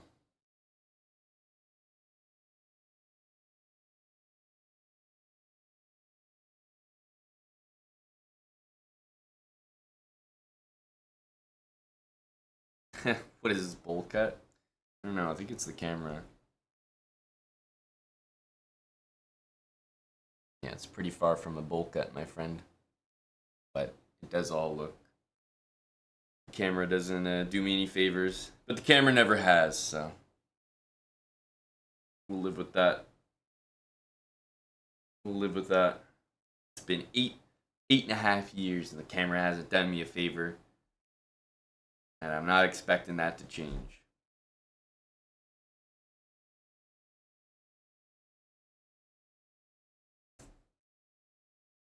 Yeah, we got crushed by all the strong bullet guys this event. Now you could say that, you know, oh, 15 is decent, Elvis. But you have to put it in perspective. You know, we were top 5, maybe even 3rd rated going in, because honestly I think we may have been even higher rated than some guys who are higher rated than us now after the event. But we came in at 3K. I'm like 2850, like garbage now again. But we came in at 3K. So you have to think about what that would be like in some other competition. It's like you go to your local chess club, you're the 3rd highest rated player in the event, and then you come in 15th place. That's pretty fucking bad. That's pretty fucking bad. It doesn't seem like it's that much of an underperformance, which is maybe why, you know, the higher rated guys don't get criticized as much. But this is a pretty serious underperformance, I would say. Finishing 15th. You know, you have like 2700s. Tons of 2700s that are finishing above you at that point. I think I would have finished top 5 if it was a 30-second arena. I think no matter what, I would do better in 30 seconds versus not 30 seconds. So let's start with that. But I think I should have finished top 5, or at least top 10 minimum in this arena, right? None of the guys are here. Everyone's off playing the World Cup. So this is what I would call the softest bullet event ever. This was one of the softest bullet events, and we didn't even come close. Just my worst sessions, period. So what I'm saying, guys, is make sure that you make fun of me for coming in 15th. Everyone from the Naroditsky stream, you can do it too. Tommy's been making fun of me for years. But I'm just saying, when you're seeded top 3 in the event and you finish 15th, it doesn't seem like that's like a big disappointment. Because 15 is like, oh, you came 15th, top 20, top 15. You know, that's a good score. But it's atrocious. There's only like 80 people in the event.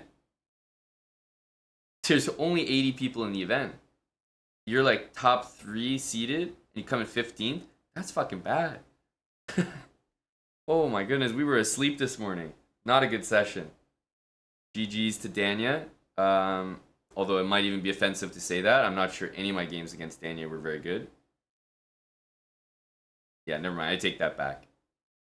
Well played to Danya, though.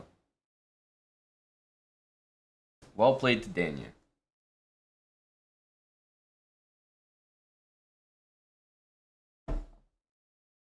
Thank you, ZX9R. Just a tough event, you know? I should have done better. Thanks for the raid, Danya. It's a huge raid as well. I don't know if Danya was streaming before or just put the stream on to show up to Bullet Brawls, crush everyone, and leave. But welcome, guys, from Danya's stream. I got crushed every time we played.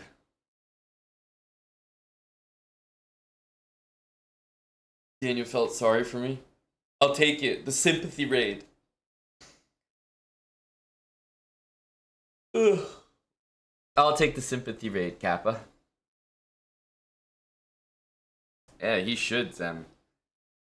Daniel comfortably. 275 points. Like, what the hell? It's not even real.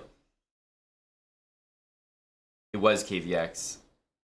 Admittedly, it was not my best session, so everything looked a little worse, but you're definitely right. That was really well done. Like, I just got crushed that game. You'd sympathy sub, but at 15th, I don't know. See, you got the right idea, man.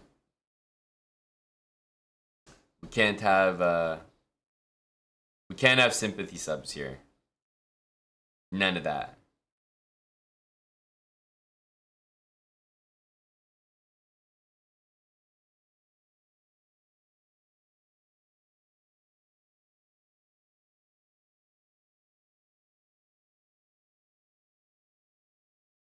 You subbed before I lost? Oh, I'll say thank you. I'm sorry to let you know that the value of your sub has gone down ever so slightly. But we can bring it back up.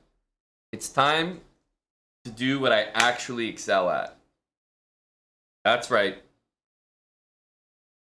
Today's Chessel. That's right. This is where I shine.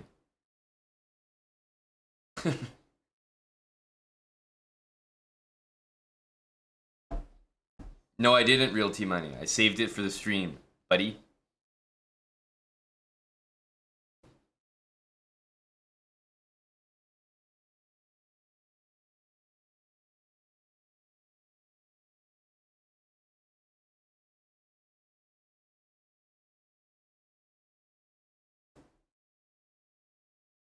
All right. D4 is played, but not on move 1. C5 gets played. C3 gets played. Knight C6 gets played. So...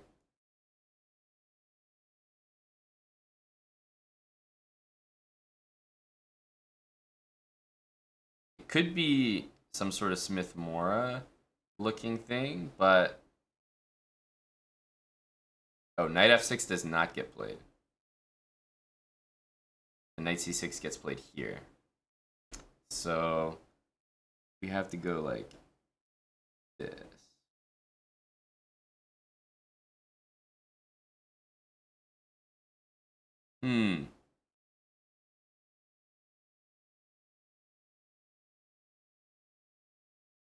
G6?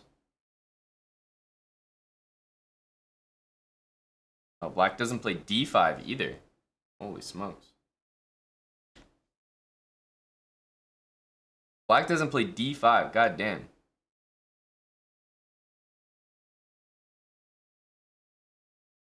No D5 and no Knight F6.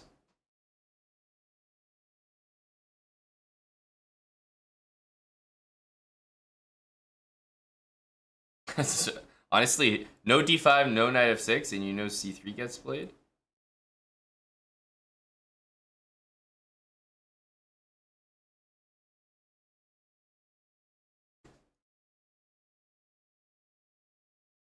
This is the only thing that makes sense.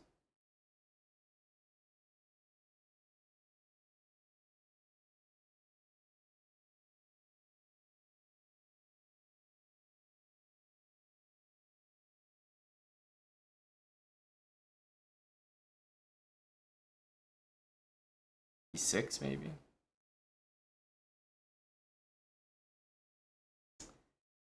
This is ridiculous. I got them. I worked that out, and now you're going to tell me the last move is wrong. This is BS. It could be anything. This is garbage. G6, D6, like, this is so stupid.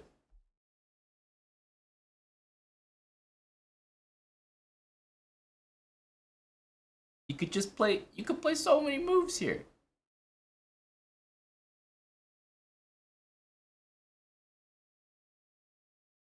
There's no point. I already got them.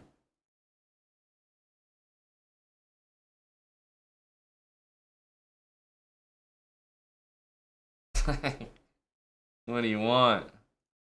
Okay. Okay.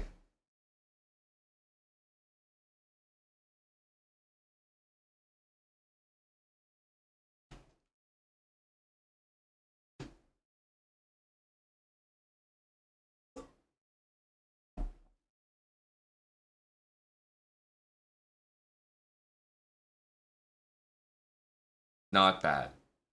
Apparently I was average, but really we got it on the second try. All based on pure deduction from our first answer. Yes, enough chess. Oh, let's see this advice. You can waste a round trying all the options. But that doesn't seem like how you're supposed to play the game. Right? Because really, you should treat it like Wordle, where in Wordle, you can't just guess a bunch of letters. You have to guess a word. Same in this. Technically, you could play any moves you want just to see if they appear.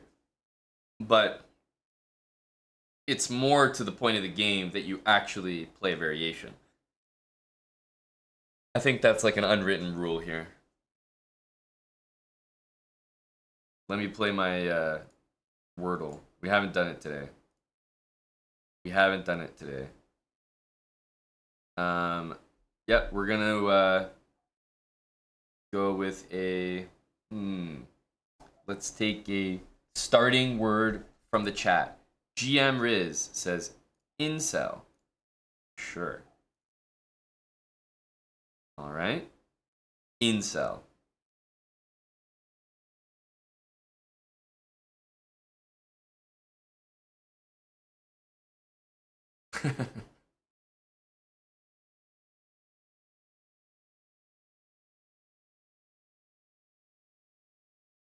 Let's go for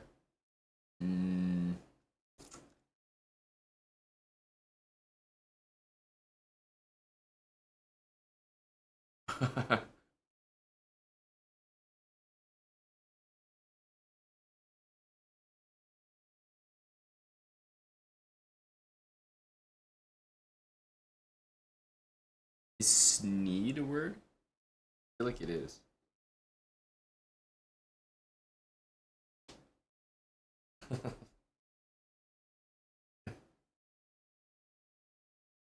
You guys got some funny suggestions.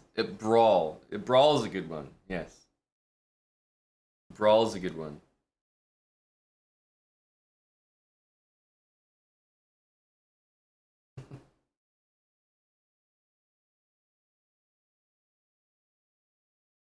Brawl would have been a good one to start with. If only I had read. If only you had suggested it quicker than someone suggested incel.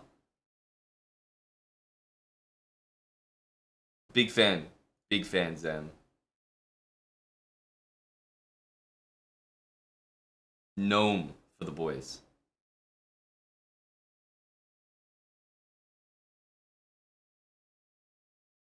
Okay, gotta respect this. Um.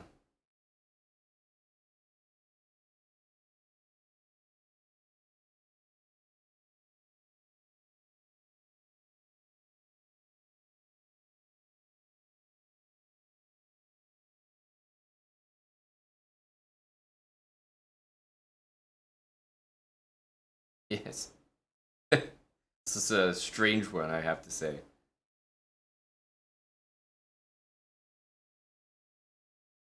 You don't want the Snoke.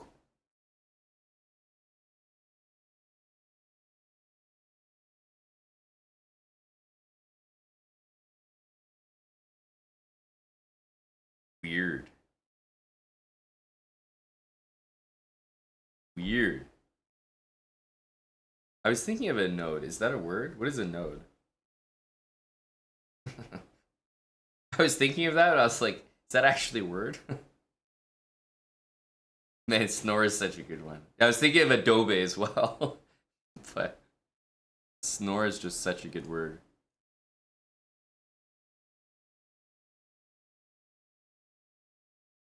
Yeah. Snore is a really good word. Great suggestion.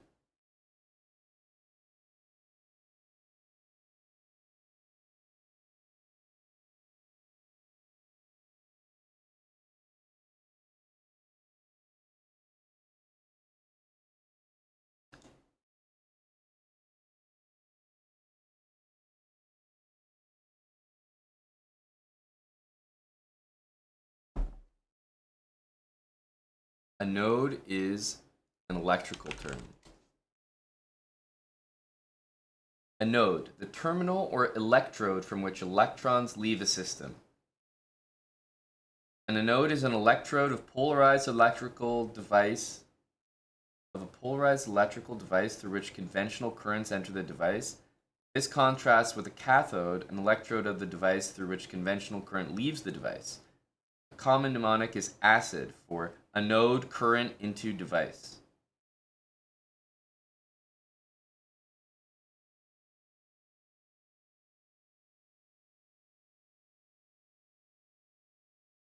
The actual This was a weird one. This was a weird one. I was thinking a node, but not because it was a word. I was just putting letters together. Today I learned a node.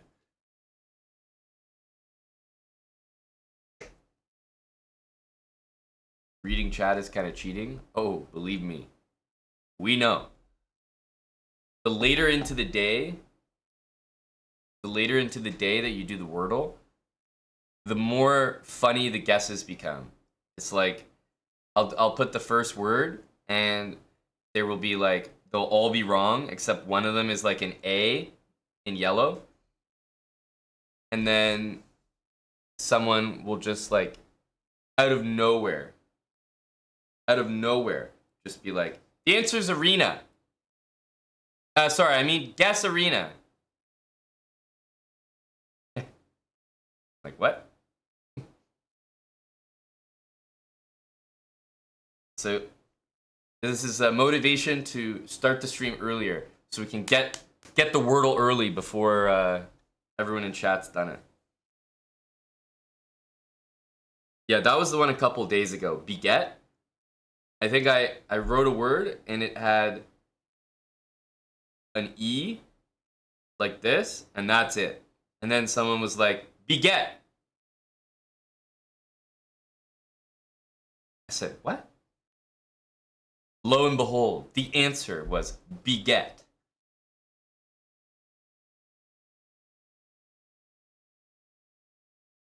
Snore is a good guess. I like these words. Gnome, snore. These were good guesses.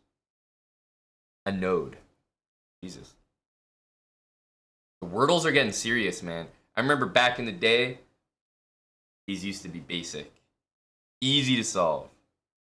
Now they're really testing you. Now they're really testing you. Party is my new starting word, Realty Money. But I had to, we had to listen to GM Riz today and go for incel. Boris Broski, thanks for the prime. 5 across with a brand new prime. Blazing Phoenix, 41 months. Jamie Fan Club, thanks for the year with prime. We had a huge raid from Dania. Peshka. Zen, thanks for another sub. Potato Fever, 16 months with prime. D-Merc, 37. Thanks for the 30 months. JL Pauls, 13 months with prime. Thanks, JL. Mimu, a year with prime. Vlad Royo, a 19-month resub. And it's Will Be Fine here. Thanks, buddy. We got caught up in our Wordle. Will Be Fine. I owe you songs.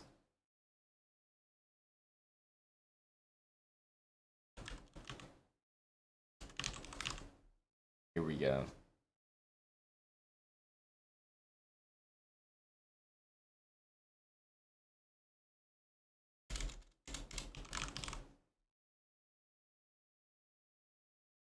What are these songs? Okay. Added.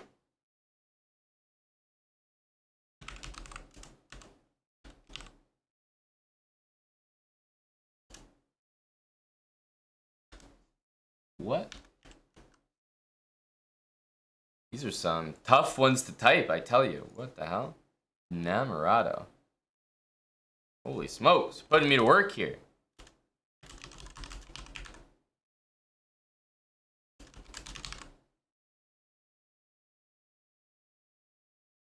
Okay, I think I got them. I think I got them, we'll be fine.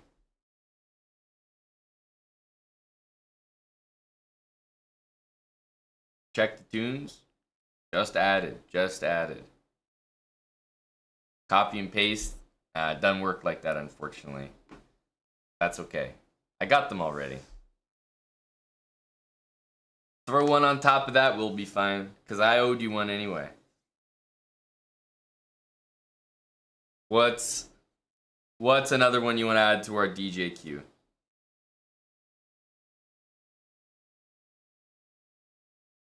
While we play our final duel game. Wordle. Oh, of course, take your time, we'll be fine. There's no rush. Okay. What the folk?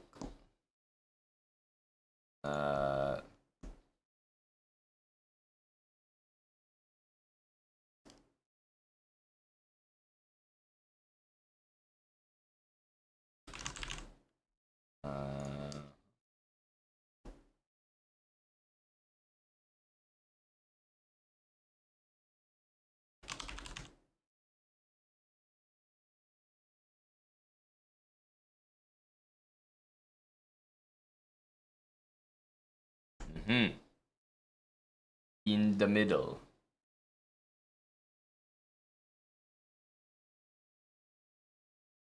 That.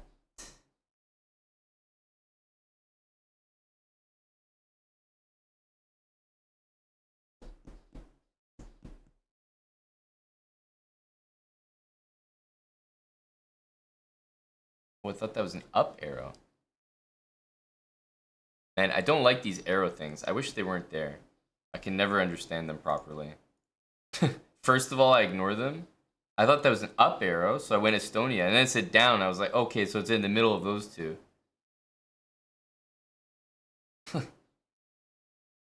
South of Romania.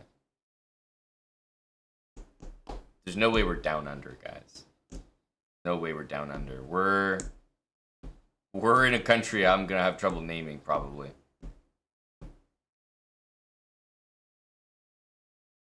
Unless we're like...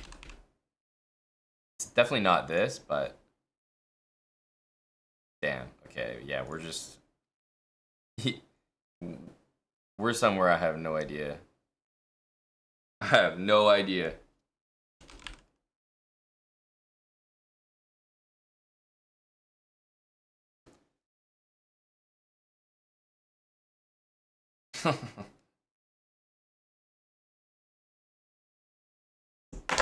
To the left of Ethiopia. My goodness. I'm definitely gonna struggle with this.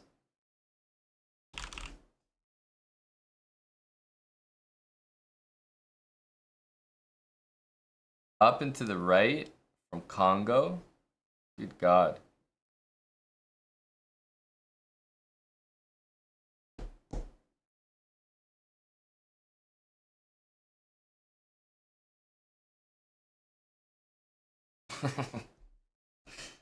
Man. I do not know. Like, I just don't know where they are on the map. Like, I know quite a few African countries, but be damned if I know where they are. I don't think this is Central African Republic. Plus, I know Central African Republic is like pretty much a square.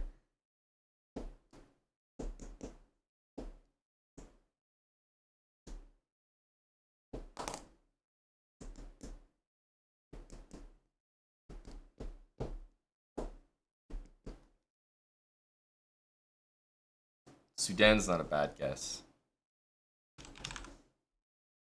Either one. Central African Republic? Huh?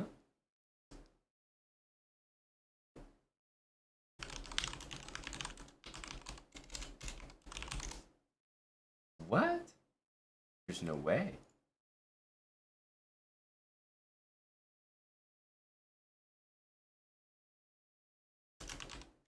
I thought we played, didn't we play a game where we guessed this and it was like just a square in the middle of the map?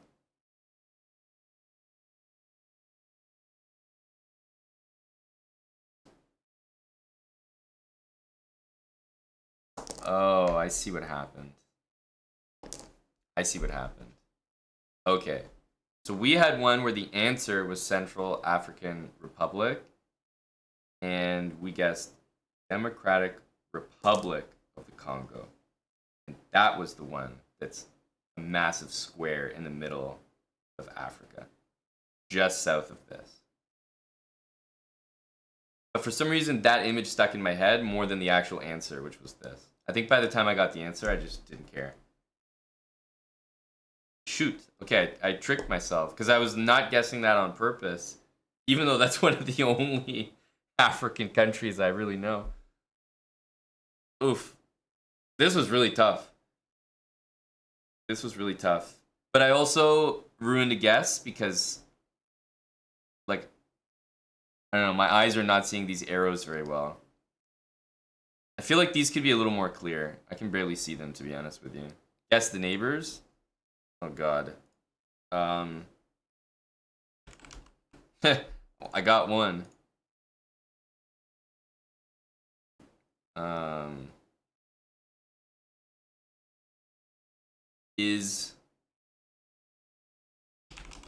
Is this one actually? Yeah. So then, do we get Sudan as well? Yes, okay, there we go. Change to dark mode? That'd be great.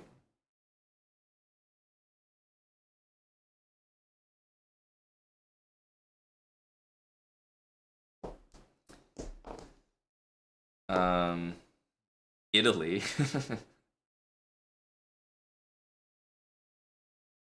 I don't know why light mode is still a thing. Theme, what are you guys talking about? The theme for my computer and my web pages is dark mode.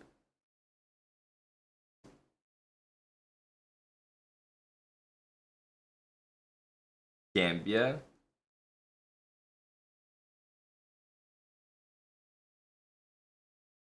Okay, we're definitely not going to be changing a theme for one web page. But I agree. I don't like light mode.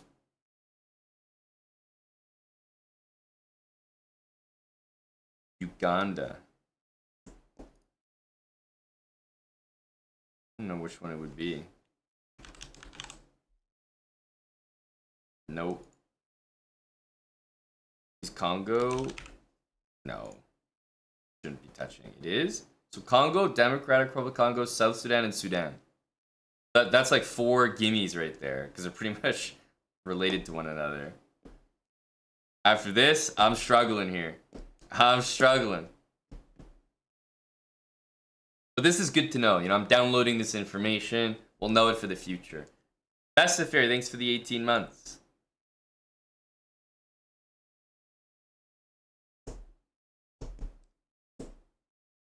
Oh, everyone's saying Chad. Chad, eh?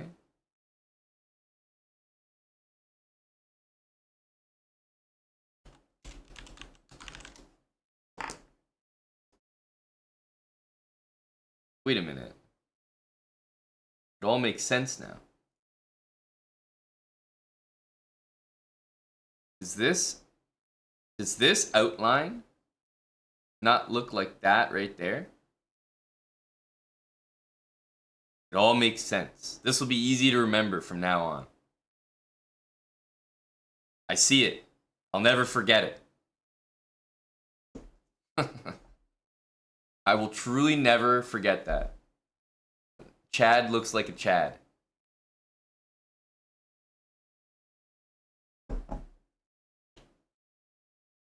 Democratic Republic of Chad. Cameroon? Is this our last one? I would never get it. Okay, those four, though, we can get. Guess the capital.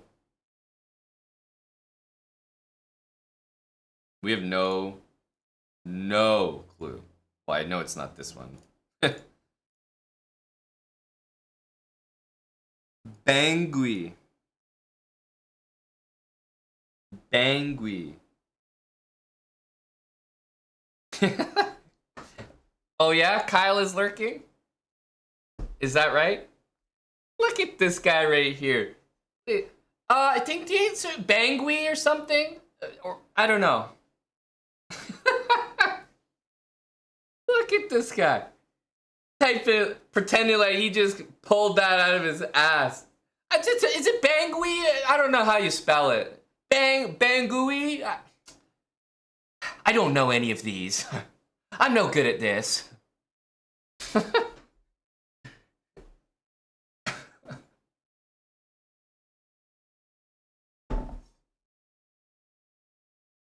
We're on to you. Kyle is lurking. We'll try that, buddy. Guess the flag. Is this the only one I would actually get? Central African Republic. Super easy because it's the line down the middle. Literally divides Africa in half. Done. That's the only one I know. Central African Republic. It's Africa, bro. Gotta go 10 to 20 million. 3-6. I have no idea. I have no idea. 5 million. Currency used in Central African Republic.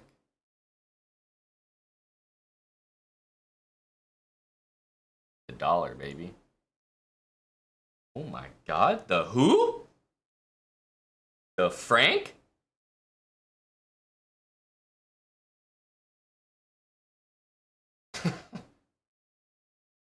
Wow.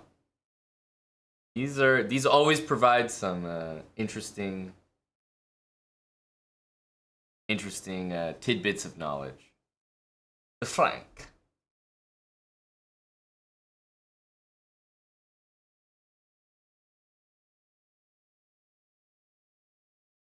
Wow. Okay.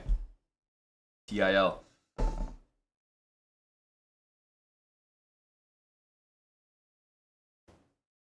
Franc in Central African Republic. All right, all right. And we'll be fine adding the last song.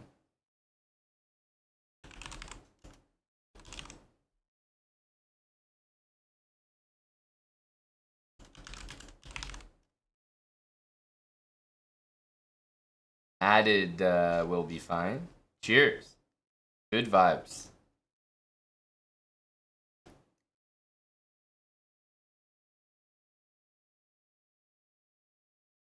Can you access chest caps and hoodies internationally? Yes, you can, RJ.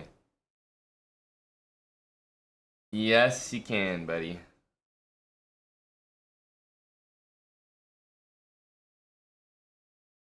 All right. We got all the dulls for the day. The other ones I don't think are as interesting. These ones are my favorite for sure. For sure. The Wordle, the Chessel, and the Worldle. Low key, I think this one is the best. I learned the most from this one. And it's actually challenging as well.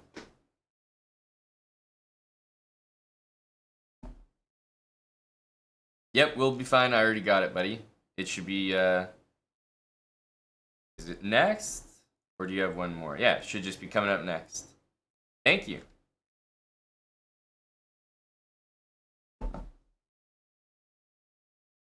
Yeah, I've done the global one. I don't enjoy it as much.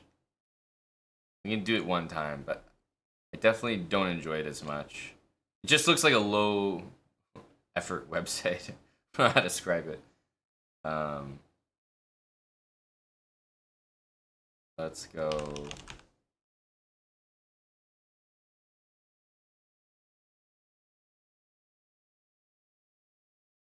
Okay. Doesn't really help us. Central African Republic. Maybe they use the same answer. Huh?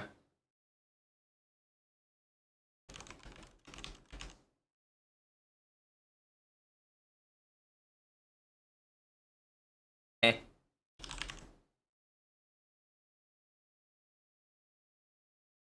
Okay.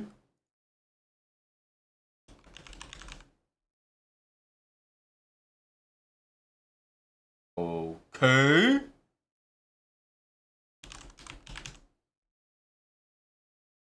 Cooler. Oh. Got me hyped.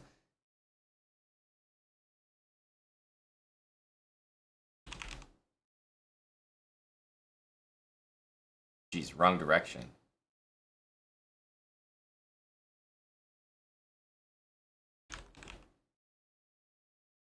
Wait, Indonesia, technically you couldn't say that's cooler, right? Because Cambodia is like underneath.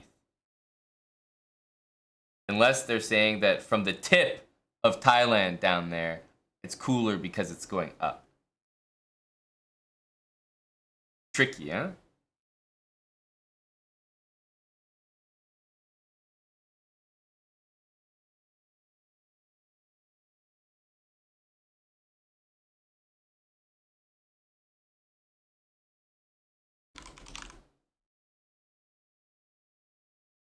Damn, I wasn't sure. I'm trying to remember what's right here.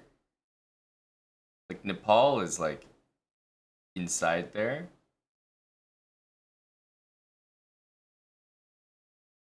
I don't think it would be down, right? That doesn't make sense.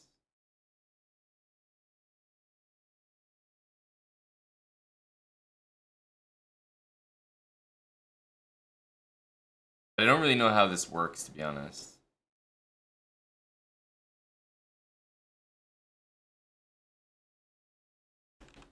This is a very weird guess to me because it doesn't make sense. Huh.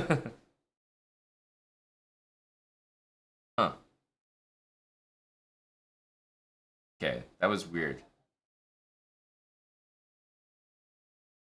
That was weird. Yeah, I guess Thailand was very close, so then anything up here would be cooler. Yeah, the tip. The tip counts. This is proof right here.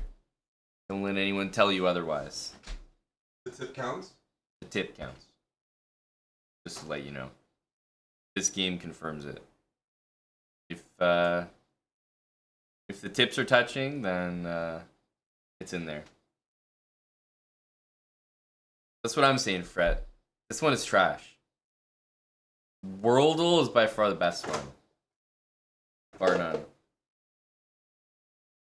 Oof. Will Be Fine is in the DJ booth. It's a good one, Will Be Fine. And you're right, I have heard it before. Definitely from you. We'll be fine. You know, he can take you scuba diving, Aman. Is he certified? Did he? I don't know if he told you, but he's will. You know, maybe he will take you scuba diving if you'd be open minded to that. Is that right? We'll be fine. Did you tell Aman already what you had in mind? I've heard nothing of the sort. Or boating. Maybe boating in Greece would be better. But he was saying he's on some Oh, yeah, boating is different. Will we Be take the boat, boat bro. to go scuba diving? I'll man the ship. I'll be the one applying the sunscreen. Yeah, he's gonna be a yacht master, so you can skip the diving and do the yacht. Do to complete your yacht master. What's that? So like, are there norms for that as well? Does anyone do yacht mastering? This is new stuff to me.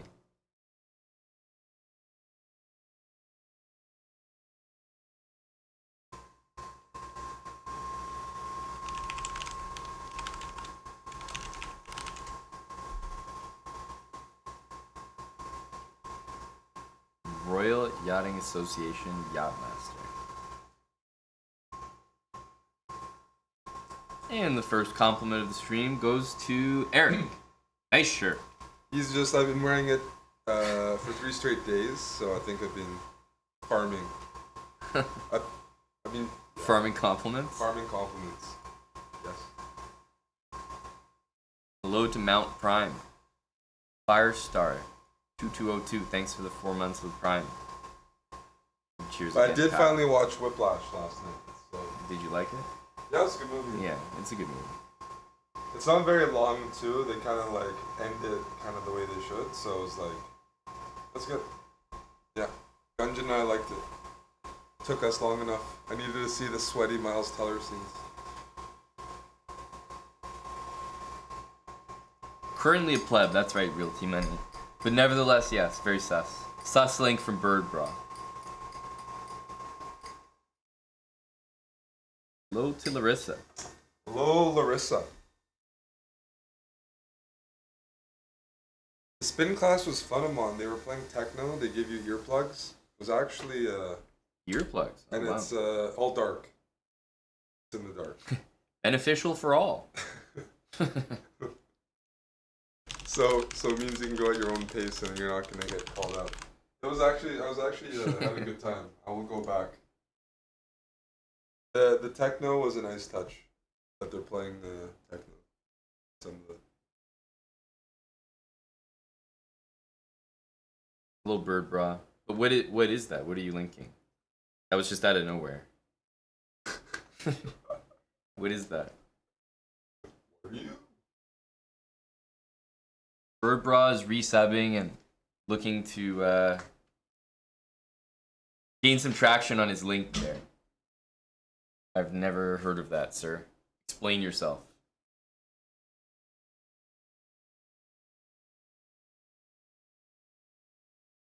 As you may have guessed, which segment is coming next by the name on the screen, we are going to do some slow chess. Because I'm so bad for bullet right now. I don't have it in me. Clearly. We had a bad session this morning. Now that we guessed our Wordles and our Wordles and our Chessels, I'd like to say it. I'm a real killer at the Chessels. Thank you very much.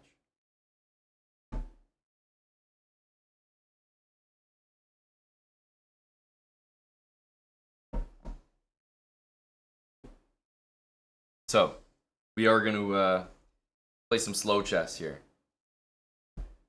This is a series where, if you haven't seen it before, we're doing rapid games. So 15 minutes. Also, they have increment. Mainly to help me, or I'd flag. But it allows us to play a wide variety of different openings. Hopefully go into depth, into detail, learn about the structure, the middle game plans, and whatnot. So if you have a favorite opening, or maybe one I haven't played in this series so far, or one you'd like to see explained a little deeper, let me know and I'll see if I can play at least one of the suggestions we have here. JL Pauls, thanks for the 13 months with Prime. JL. Nicola, 1,000 bits. Go Nicola. Thank you very much to Nicola Stojan.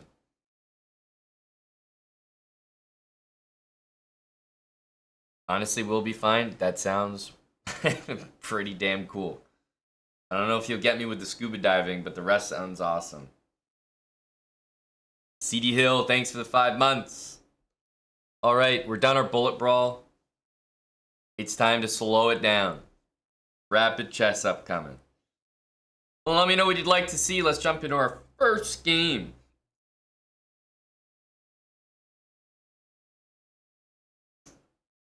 The white pieces. The power's in our hands.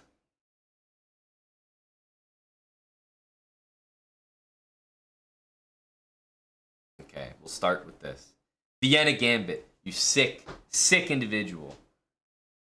People know better than to suggest the Vienna in here. I'm gonna go on another rant. We're not playing that trash opening.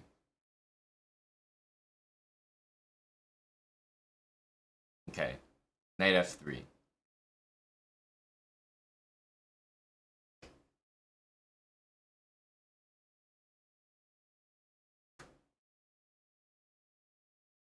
Now what? Now what?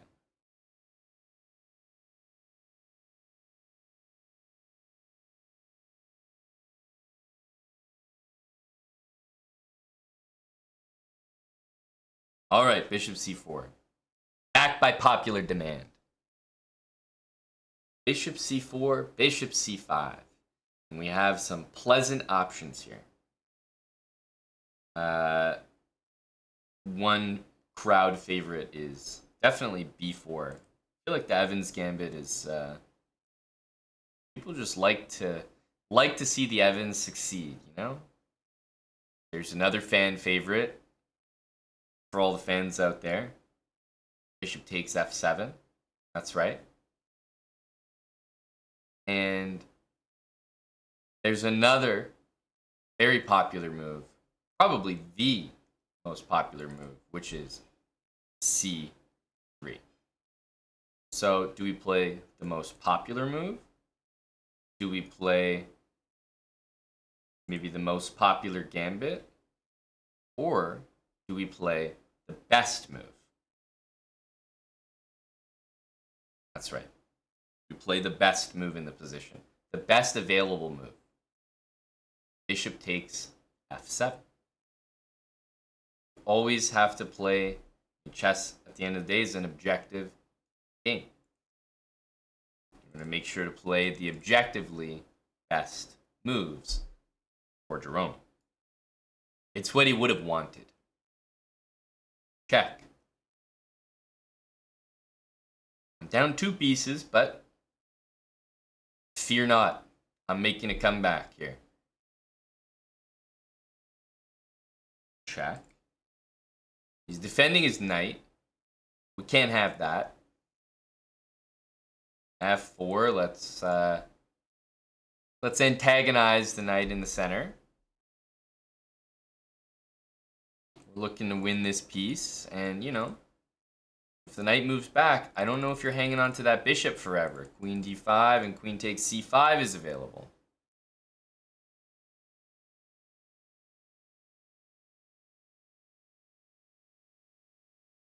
f4. So we're hitting the knight. We're down 2 pieces, but that's only momentary. Don't fret yet.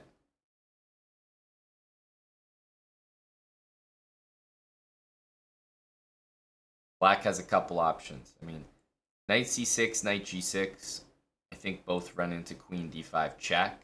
The king will have to move, and then I'll take the bishop.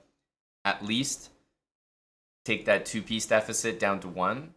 Knight c4 will actually lose both pieces after queen d5 check. Queen e7 and queen f6 both honestly make a lot of sense here. Because black's up 2 pieces, so he would love to trade the queens as well, even at the cost of handing 1 piece back. When you're up 2 pieces, I would easily give 1 back just to like get the queens off the board, because 1 piece advantage is enough to win.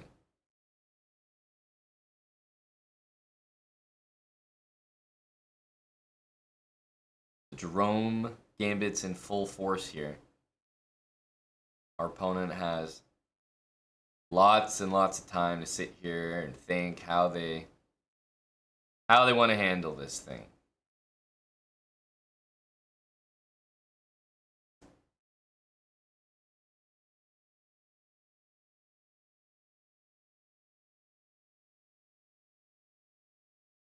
Okay. Makes sense. Totally fine move.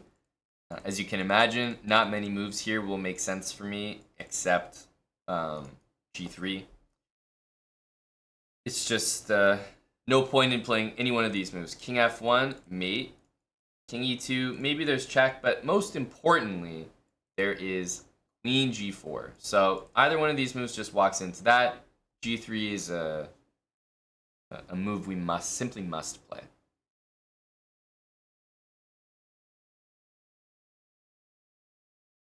Now, there's another situation that might arise, which is knight F3 check. It's an available move. It's with a check. And our king then has a decision to make. King E2 would be absolutely the wrong decision. Our queen would get forked, even though we're threatening a queen. Unacceptable. Unacceptable. So our opponent makes what I would say a pretty good decision. If he went knight F3, we'd be able to move our king to one of those squares. And remember, his queen's attacked and queen d5 check was still on the cards. So, he goes back to f6. I would say it's a good move. He's still very much, let's say, in the Jerome book. Definitely. Okay. So, at this point, I kind of need to balance the scales a little bit. So I am going to take this knight back. Other moves, you know, if I trade the queens voluntarily, it'll just transpose. So this is the exact same move, really. Any other move, I don't really care what it is. It's not going to be a check. Black's going to take the queen. And if I retreat my queen, well, it's not exactly clear we're getting anything. So we're going to take the knight. And after queen takes, yes, I would love to play bishop f4, but even d4, there's just no way to get that move as quick as we want it. So he's got a ton of time. Played great so far. Queen h4, sure. Queen f6, sure. Takes, he takes back. Now, in this position, you know, if we move our queen away, the knight's coming out, the rook's coming over, and we don't have time to get this pawn up, because we're going to have to defend our own e-pawn. So we're going to have to play moves like that. And it's just not good enough. So here, I'm going to do the unthinkable. I'm going to trade the queens. Queen takes e5. Now, he's won the King of the Hill game. He's won King of the Hill game. Just want to point that out. However, that's not the game we're playing. After king takes e5, we're going to continue down the rabbit hole of top tier Jerome theory.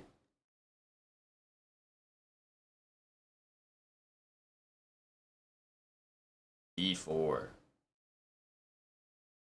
Opening the floodgates. Now, of course, we're sitting here in a rapid game. Can't take pawns like that for granted. He's got 13 minutes and he's going to fall for... Oh my goodness. Why is this opening so good?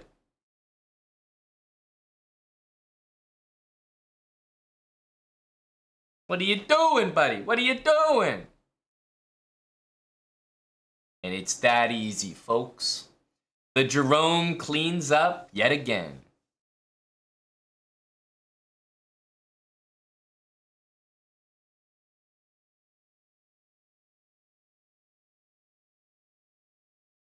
Now, he didn't have to take that pawn. He really didn't. I could see him. He was trying to not take it. You know, he was trying his best.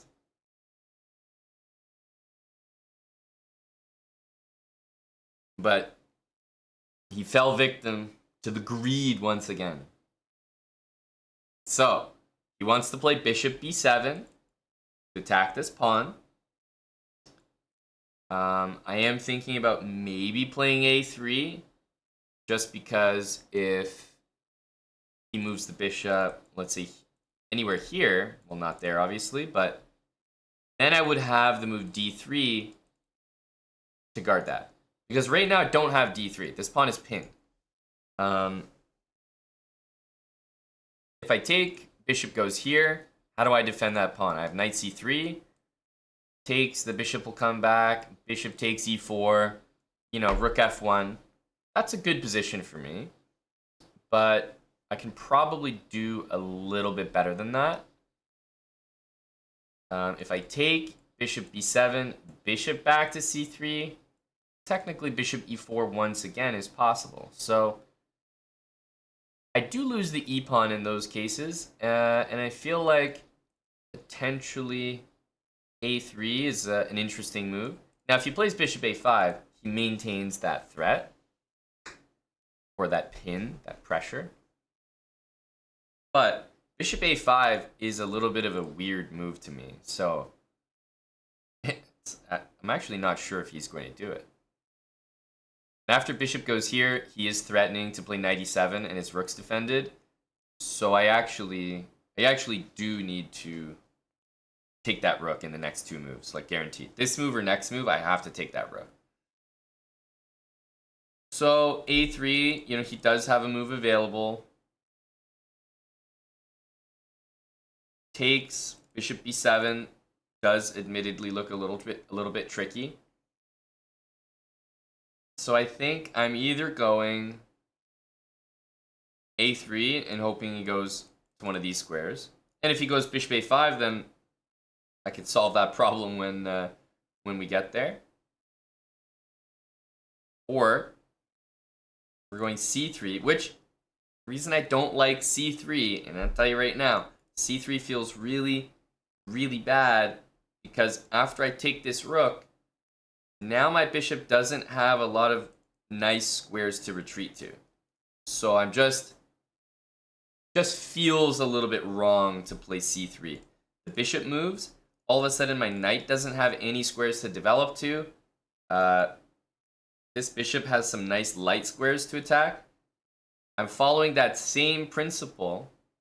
That same principle that you pretty much always want your pawns to be on the same color as the bishop that you do not have when your opponent has the bishop pair. They have the bishop pair, we have a dark square bishop. Pawns on light squares would be the best possible thing. So the more I play moves like c3, the more I dislike my position overall. So I'm thinking that I'm probably going to hand the e-pawn over to my opponent here. That's looking like the most likely scenario. So let's start with a3.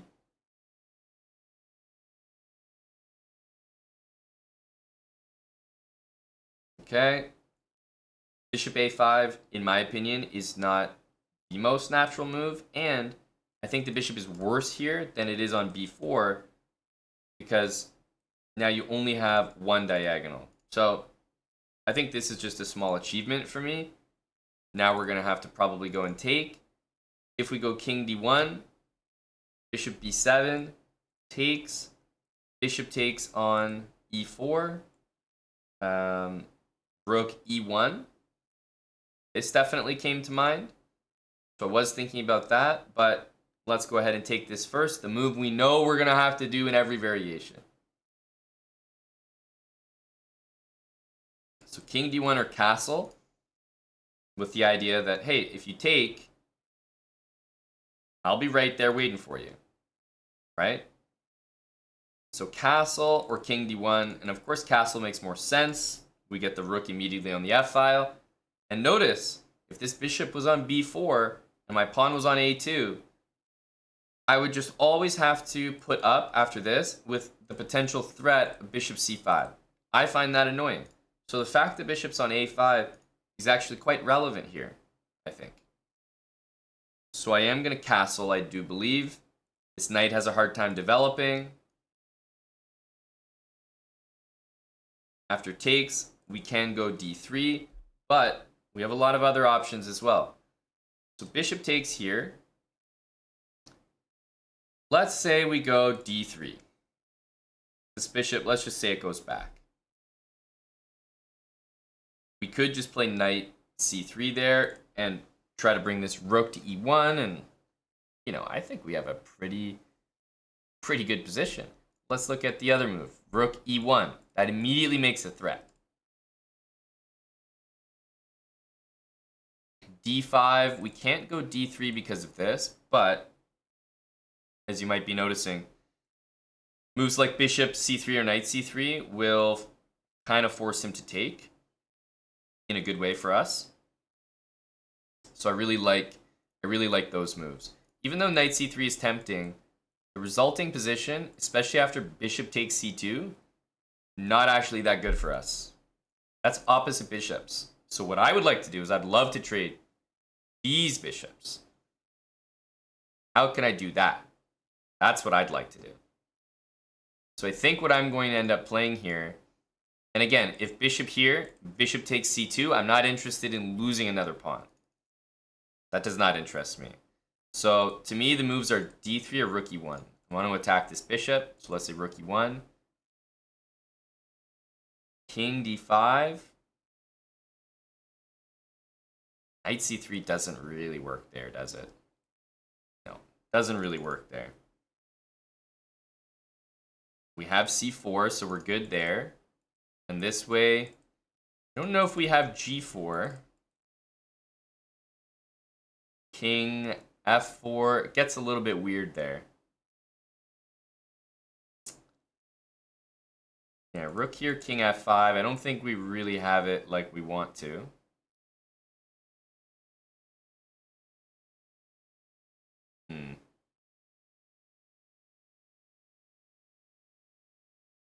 Yeah, I think rook e1's a pretty good move, but I see no issues with this, and I think it's a lot easier to understand. Keeps things simple. Now we are never going to lose this pawn. Pawns are getting on light squares, and my very next move, which I'm going to really enjoy playing, is bishop c3. It will get rid of his dark square bishop, and the resulting position, either my knight will get here or his pawns will get doubled. So we develop ourselves, or we make him develop our pieces. Now we sort of bring this rook over like a nice easy check, right? He has to play king here. We're in the territory now where we're very close to being completely winning. We're not completely winning, but we're very close. This knight is pinned, but the king will move out of the way. So I don't think it's over. I don't think it's over. Now, this might be completely winning on an engine, but when I say completely winning, I mean, you know, let's say this rook and knight traded for my rook and knight, I would say I'm completely winning. That rook against bishop position is easy. But here, there's still, you know, he has 3 pieces, I have 3 pieces. There's still chances for counterplay that he can drum up. So let's see here. I'd like to double the rooks. Rook f4, king g6, rook f1, but you know, this knight's got moves. This knight's got moves. I'm not sure it's that easy. Knight e4, bishop takes, rook takes, king g6.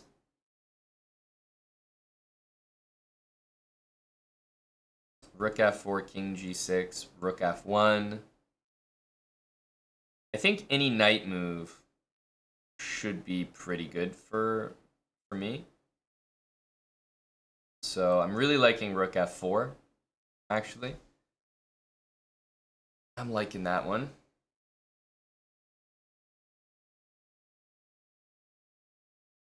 It looks like one of the toughest to defend. Rook f4 here, rook f1, rook f8. Still needs an answer though. So in terms of trading the most pieces and maybe getting to one of the toughest positions for him to play, I think it's actually going to be this. So we're going to choose one of the simplest paths. Knight e4, this move is forced. No, he's pinned, so he has to move the king. And I think we just want to get down to the 7th rank here. The knight is, you know, we could go rook here, but maybe there would be rook f8, and, you know, I don't really know what's happening after that. So the way I see it, rook e7 puts him under a lot of pressure. And I'm going to play against this knight a little bit here. So Now I'm going to play c4. And I just feel like we're slowly taking away squares that knight might want to use. That pawn being pushed up, rook e6 will always always be a really strong move. Okay, knight here, threatening to go nowhere. Let's keep that in mind. I'm very tempted by rook f7 here because it just hits absolutely everything. But, of course, this move is not... It doesn't do anything. I could just play this or I could just play that. But the fact that he allowed me rook f7 here, I think is really relevant. Now, the line to calculate after rook f7 is knight e5. All of a sudden, I allow his knight to move to a square that was not previously possible. If I take it, I lose this rook. d7 gets defended, and if I go like taking this pawn, then d3 can be taken. So it's just something to be mindful of. I think it's okay because the second that he moves the knight, I can take this pawn. But that's the type of thing that I would just be a little bit apprehensive about. Rook f7, I think we're good here. Knight e5 is a good looking move though. I think it's a good one for him to play. Okay, goes knight f6, but now we've got the rooks in there. Now we got the rooks behind. Pawn up. Not sure if it quite works, but the rooks have all the threats here, so I think something like bring the king up, maybe h3, g4. I don't think we need to rush here. g4 really does look like a strong move. Probably going to play g4. If knight takes, although this rook check exists, I think that the scary thing for him to face is actually perhaps more like rook takes d7. Rook takes d7. g4, knight takes, rook d7. I don't really see what he's going to do here, honestly, so I'm just going to play this move and wait. What is he doing? Like he can almost not move. Okay. Check. King here. Like he's almost mated there. We'll give a check because, again, curious what he's going to do. Okay, goes to h6, but now the king is stuck offside. I think I'm going to continue to play against this knight and go h3. Doesn't have anywhere to go to. c6. Is d5 the move? Because I'm going g4 and I want to go g5. This looks kind of hard to deal with. We want to play g5, which is damn near checkmate, by the way. If I have my king up here, g5 is just mate. So how do you defend this, right? Every single square the knight wants to go to is not possible to go to. Even knight e8, I have rook to g8. So I think you must play that move. Which is a little surprising. Yeah, here, unfortunately, rook to g8 should end the game here.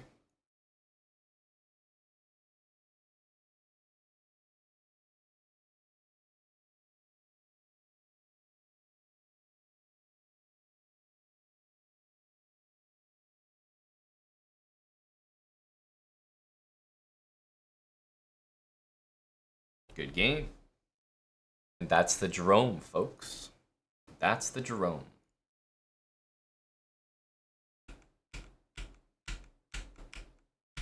Bishop takes f7. King takes knight, takes e5. Hit him with another sacrifice before he's ready.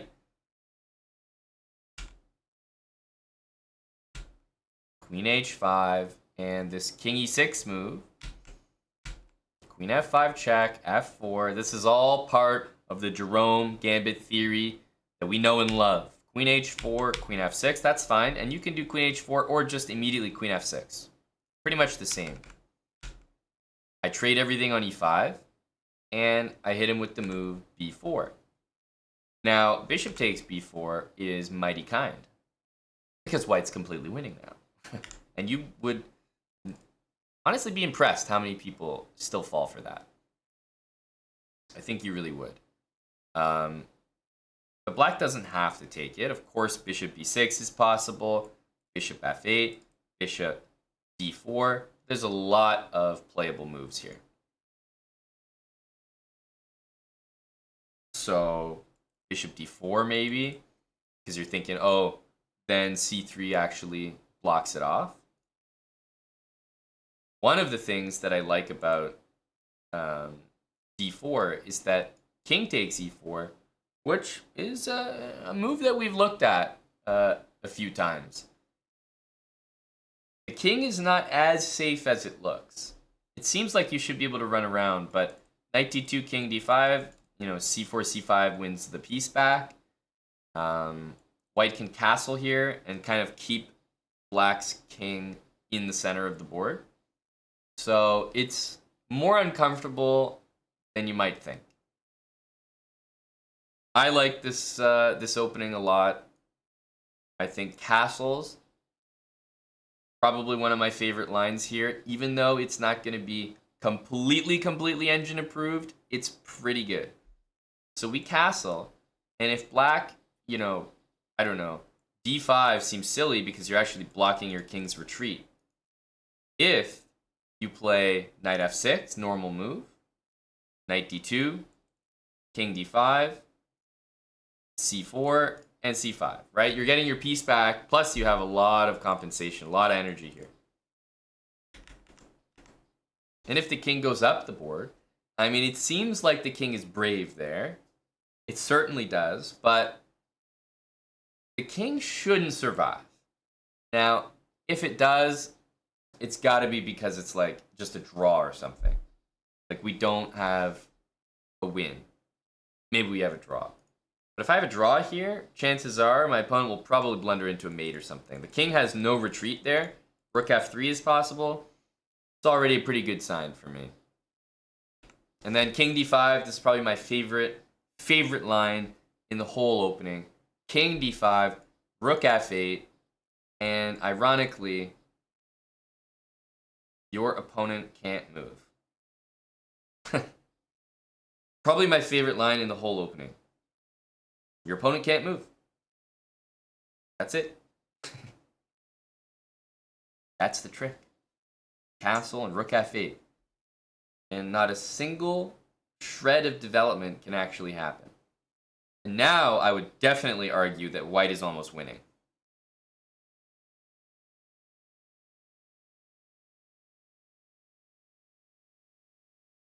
Isn't this an impressive position? The only legal, well, not legal, but only reasonable move black has with any of his pieces is rook b8. Gorgeous. Gorgeous.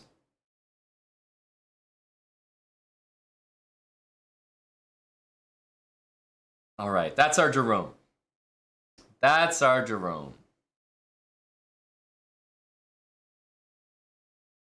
Timothy P. Connolly, thanks for the 5 subs. Quick Cinco, buddy. Appreciate that a lot. Timothy P. Thanks, buddy. 5 months with Prime from ever. And CD Hill, thanks for the 5 months. Appreciate you, CD.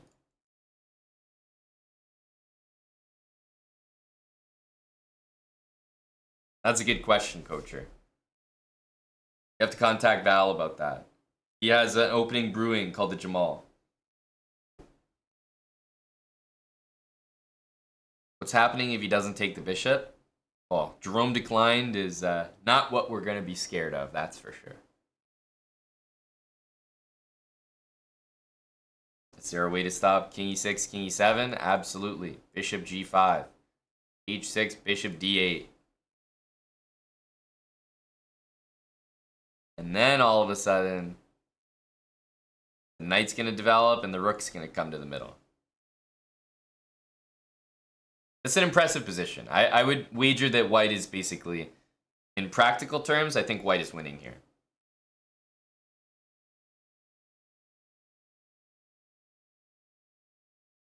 All right. That's our Jerome. Totally devastating. I need to refill my my water here. Totally devastating. Exclamation mark song should work if you're looking for the song. Hydrate, homies. Everybody hydrate. I'm gonna go for another slow game.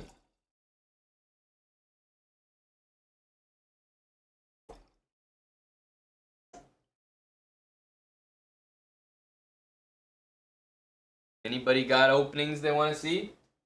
I'm a man of the people. The people said Jerome, I said okay.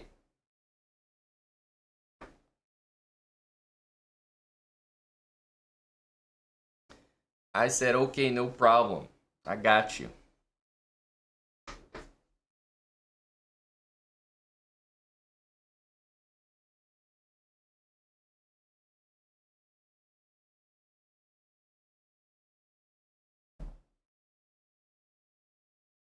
All right, we're going to go for another rapid game here. We're at 1461.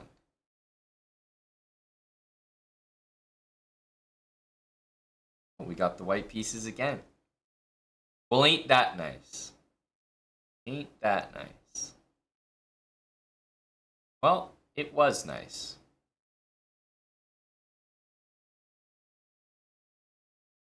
It really was a bright spot of my day.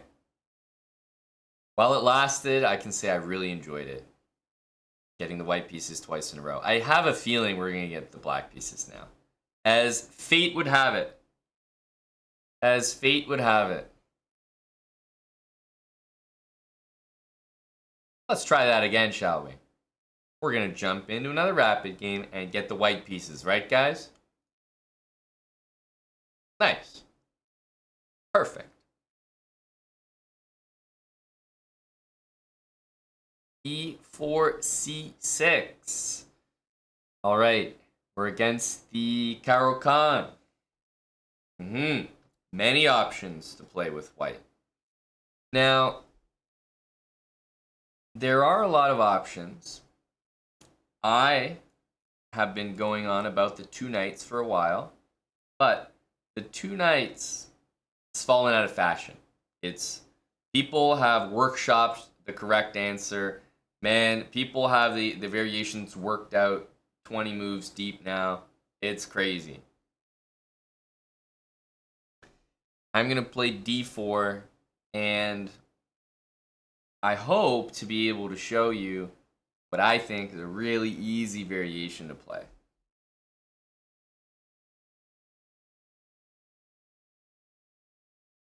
Take and play bishop d3.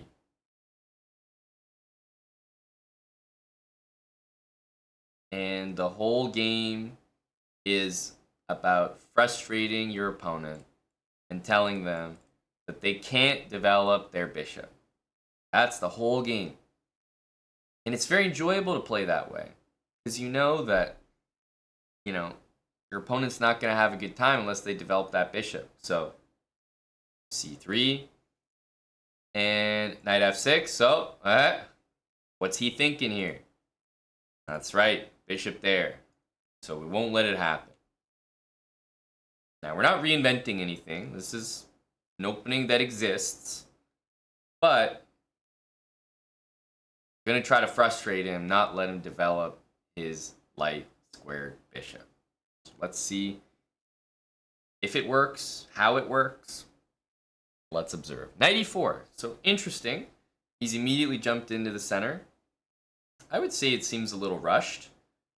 One of the reasons for that is if I play knight d2 here, for example,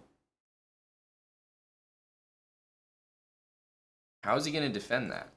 I would say that f5 looks pretty quick. And if he plays now bishop f5, and I go queen c2, I'm hitting the knight 3 times, so it can't be defended. And if he takes my knight, then I might take his bishop, and the knight doesn't have great squares there. You can go back to c4, but then all of a sudden I'm just playing a position where I got your bishop for my knight, which is a pretty good trade, and your knight doesn't even return to the center of the board. So immediately that's what I'm thinking, is some combination of knight here and queen here would be nice. Okay, that exists.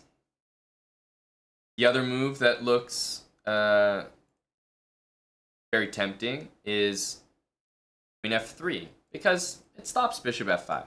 It does still allow f5 from black, so that move exists, but it does stop bishop f5, which I assume is the move that my opponent wants to do, bishop f5. So I'm trying to play against bishop f5. Knight d2, I think, honestly just makes the most sense. So I'm going to go for knight d2. I think this is the most in line with the opening, because if the knight takes, then again, black's faced with the same issues of not being able to develop that bishop. And yes, you can do it right now, but this queen c2 move, it's going to be more annoying than he thinks. I can go queen f3 with a very similar idea. Knight takes d2, queen takes on f5. But then we kind of have to put up with maybe e6, for example. Knight back to c4. It's a good position. It's a very good position for us, but I'm wondering. I'm actually wondering how good. We have 2 options here. Both look great. Queen here or queen here. The idea is very similar. We're going to put pressure on the knight, and when the knight takes our knight, for the most part, we want to take the bishop instead. So that's our game plan. The question is just, do we play queen f3 or queen c2? One of the reasons that I haven't touched the move queen e2, even though it looks maybe more natural, is because queen e2 does allow knight d6, and then he can technically trade those pieces, whereas queen c2 and queen f3, they both attack the bishop, so knight d6 is not really playable. So that's why those are the only 2 moves I'm thinking about here.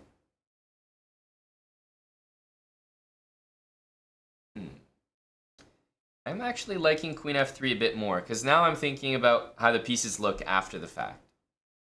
After the fact, queen f3, knight d2, let's say queen f5, knight c4, only move.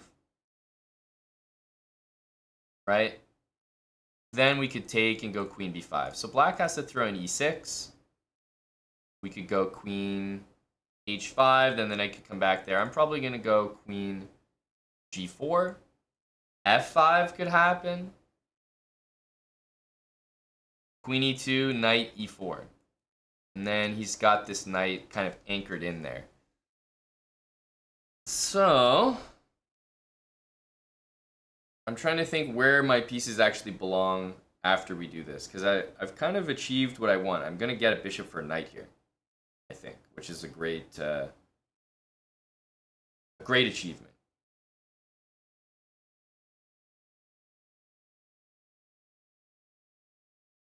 Here, the only move I can see is knight back to c4, so I'm just going to go with the simple variation.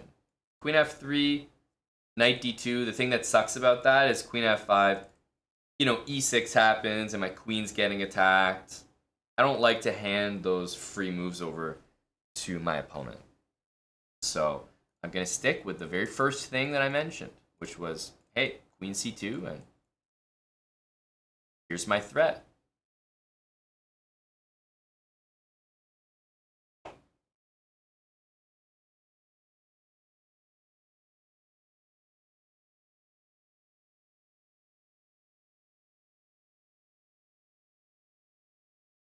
Now, it would make no sense for me to take and allow him to take. This would be a disaster of an opening, so I'm definitely going to take the bishop, right?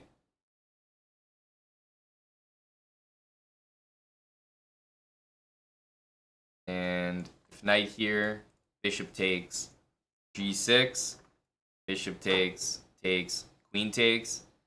It might look exciting, but after king d7, I think the reality starts to set in that you're just down a piece. Like, yeah, you got 3 pawns, but you're down a piece. It's not worth it. It's not worth it.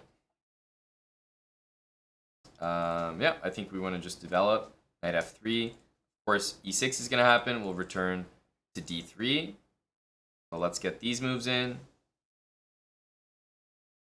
Bishop back.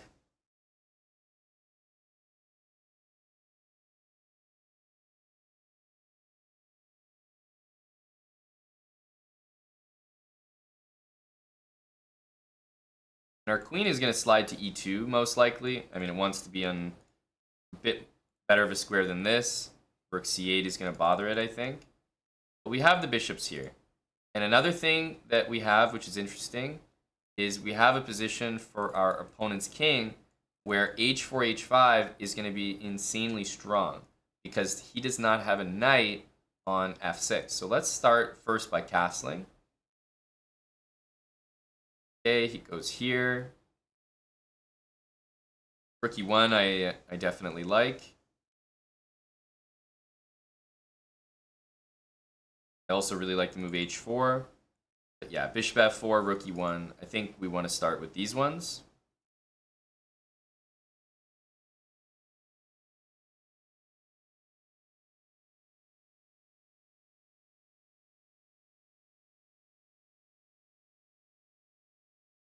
Start with the rook. Again, if rook c8, knight b4 will be a threat, so we will have to move our queen.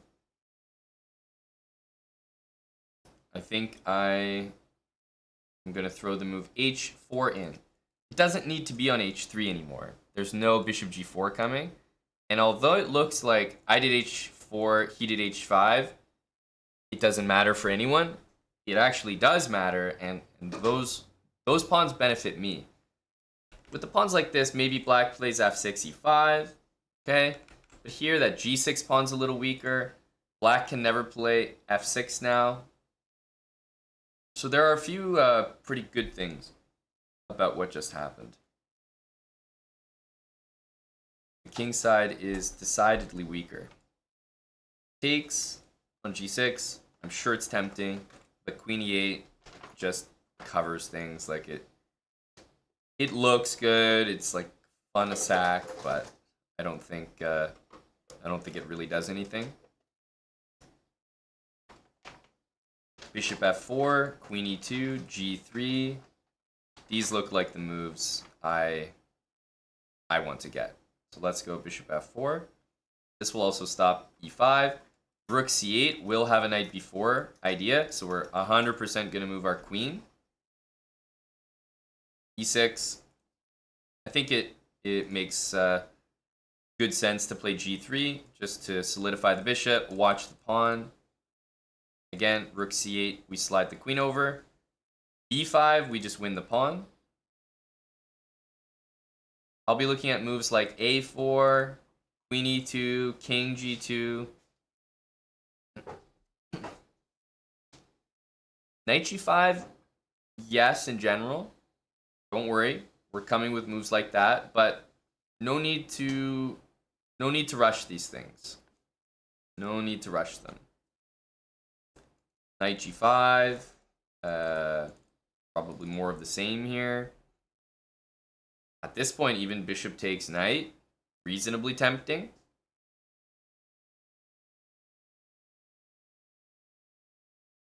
I like a4 though, I do. These are my short list of moves, so I'm probably just gonna start playing some of them.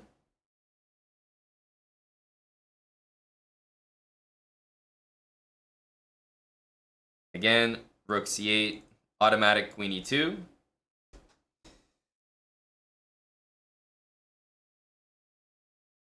What does king g2 accomplish? Well, with my pawns like this, pieces on light squares will be kind of a good thing. King g2 helps me maybe play rook h1, an eventual f3 g4. But king g2 just keeps it flexible, so my rooks can use the entire first rank. Knight there is... I would say this move is potentially losing, so let's just make sure. Now bishop takes g6. Pawn takes. Queen takes, black has moves like queen e8. But we go bishop takes, and then bishop h6. And then in that position, it's kind of annoying that our f3 knight hangs. Which is another thing, by the way, king g2 does, defends the knight. But instead, I can get this line to work by taking first and then taking on g6. Now the only move for black is to take. Right? You kind of just have to take. I take with the queen. The bishop's hit. So you must go bishop back to g7. Then the knight comes in maybe to g5. Or the queen captures on e6. Then all of a sudden everything starts to fall. And the worst that's going to happen in that variation for me is maybe, just maybe, if he plays perfectly, if he plays the best, I will maybe play queen e6, rook f7, knight g5, take the rook, and he'll have two pieces for the rook. But guess what? Almost all his pawns will be gone, and this pawn structure is the best possible thing you could have for dealing with this knight, dealing with this bishop. Look at like the bishop rerouting; it just doesn't have any targets anywhere.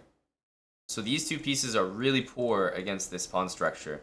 So even if I have two rooks against a rook, a knight, and a bishop, I still prefer my position. I do caution playing this move first because queen takes g6, queen e8, and also here bishop h6. I think rook f3 is a little bit dicey. So bishop takes h6 first, and then I think we get that line to work. Another variation to make sure is bishop h6, bishop h6. Bishop takes g6. Queen f6. Hitting the knight and the bishop. But we have bishop h7 check and king g2 to defend, and then we can bring our bishop back. So we take. That's how we start our variation. Bishop takes g6. We're interested in this.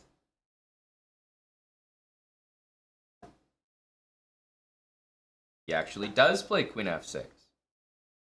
Bishop h7 was what I calculated. Bishop h5, now that I'm in this position, is much easier and another free pawn. So we're just going to do that. But in my calculation, I was happy enough with bishop h7. So bishop h7, seeing that as a calculation was enough for me to feel confident doing it because I already know I won a pawn.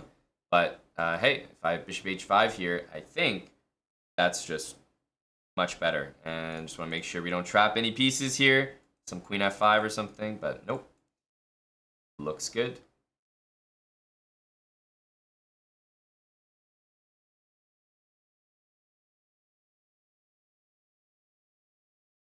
But our opponent was lacking a plan in this game. Because we played h4 and he played h5, he didn't have any f6, e5 ideas. He never had e5. My pieces were all covering it.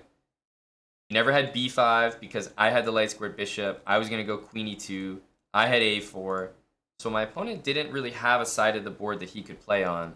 And I, on the other hand, I own the center.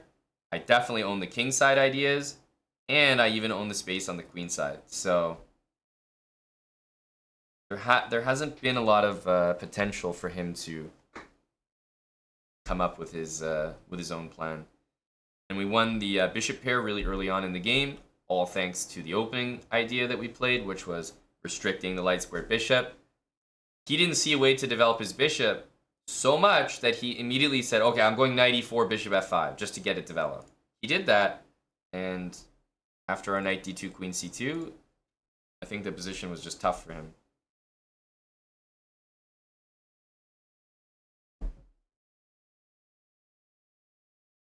King g2 is a really important move. We have opposite bishops. You just always want your king naturally on the opposite color as your opponent's bishop. Let's make sure to take stock of our opponent's idea, though. e5. If we go king g2, e5. takes, knight takes. Let's say everybody takes. Our bishops hit at the end. Bishop f3, maybe d4. I don't know. A lot of pieces and pawns are getting traded there. Question is whether that actually bothers us, though.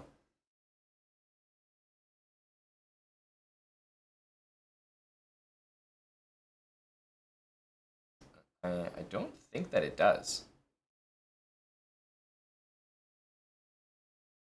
If we play knight e5, that's definitely an idea. But then we truly have opposite bishops, so not 100% sure we want to do that.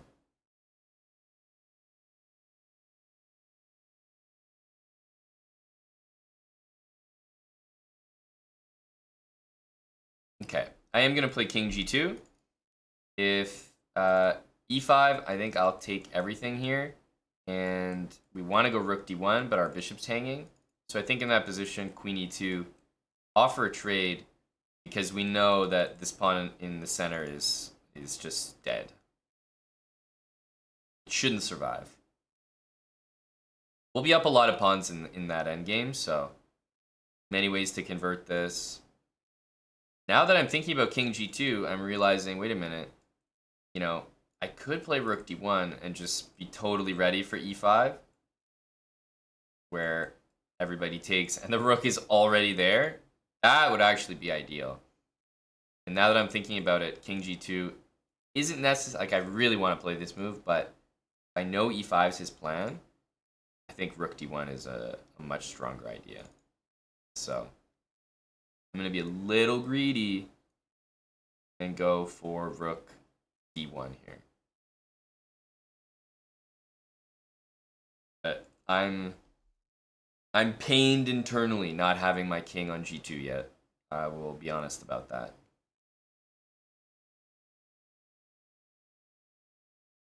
And no, I'm not worried about drawing chances in an opposite bishop endgame, because remember, there's still going to be a rook on the board. That matters a lot. Rook and bishop versus rook and bishop. Remember, I'm ahead 2 pawns here. Don't discount that. That's significant. Now, when he moves his knight, it's not even a calculation. I move my knight. We actually don't really need to think about this. Knight d7 is an immediate threat. It's also just a knee-jerk reaction. When they move their knight, you move your knight. Like, your knight wants to go in the center, but it's always been the case that maybe opponent could just trade it off. Now we go here, nice and easy. Okay, king h8 falls right into knight d7, so I think we're just going to go ahead and pick up the material. I am going to double check for, like, I don't know, knight f7 stuff or takes and knight g6, but of course it's nonsense. Knight g4, there's queen g7, so that also isn't enough. The knight d7 is material. Let's pick it up.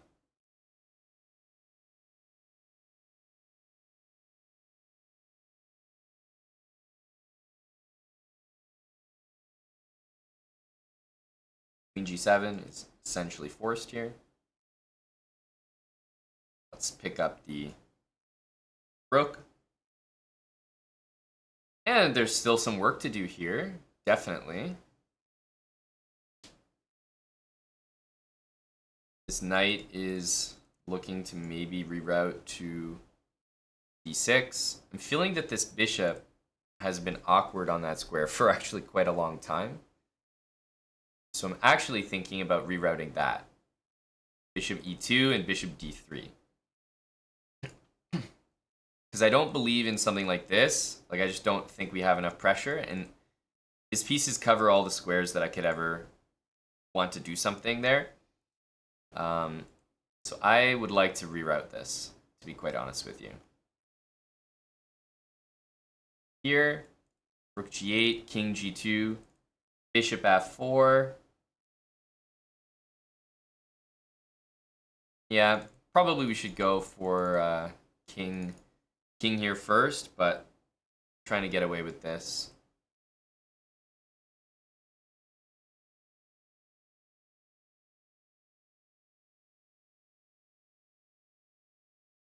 and I think we can. We want to go here, here, and queen e2.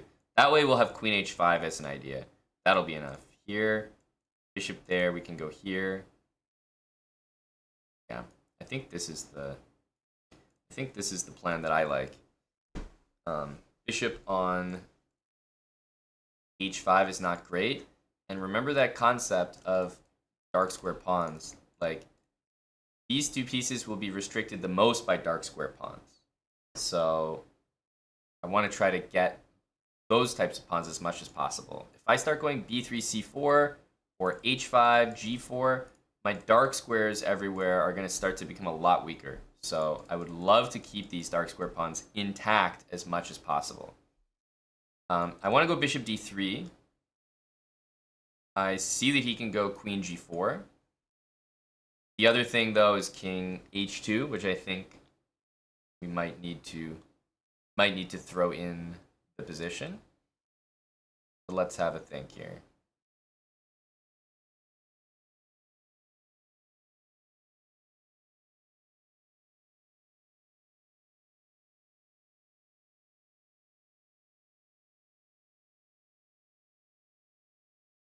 Yeah, king h2 looks more than okay. King h2, bishop here, maybe rook g1, bishop, let's say back. I want to go bishop here, queen g4.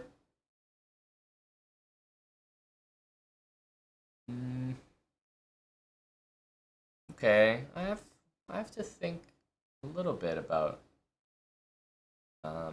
this. Can't just walk in there and do it. But bishop d3 really should be the move here.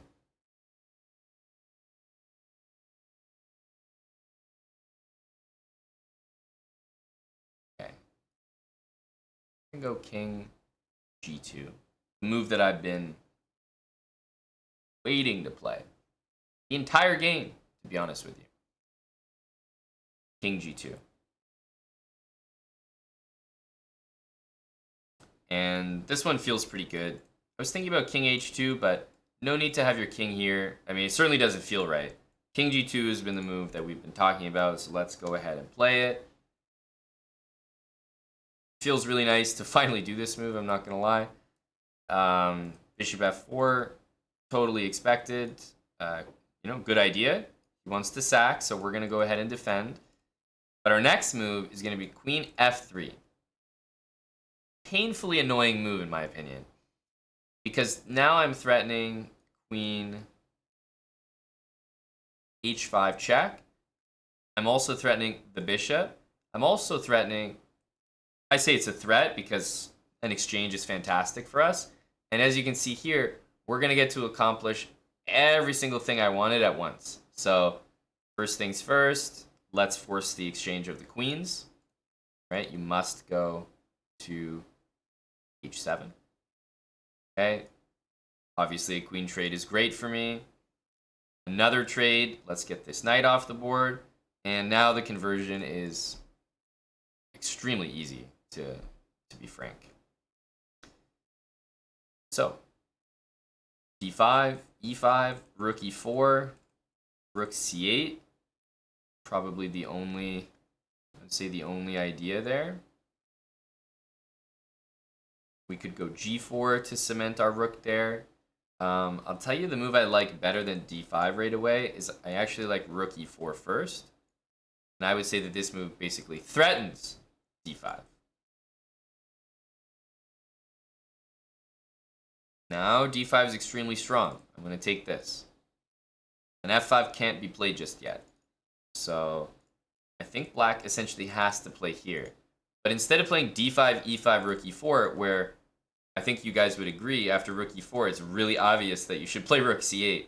I think rook e4 is a much trickier move order because it's not clear at all that you need to play rook c8, but you actually do. So I think this move allows my opponent to make more mistakes, and as we see here, there has been one. So I am going to go d5. e5 will be mandatory, but now I can grab this pawn, and I think we're in a comfortable spot now.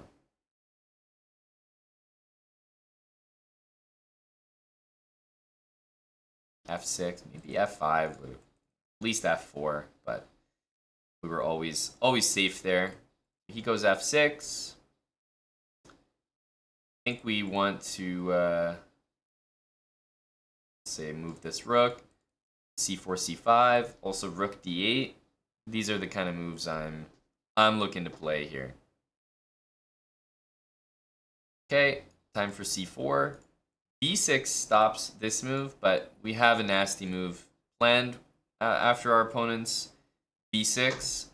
Not only is rook C6, of course, a fantastic move there, but A5, I think, getting C5 in is pretty destructive. So let's continue.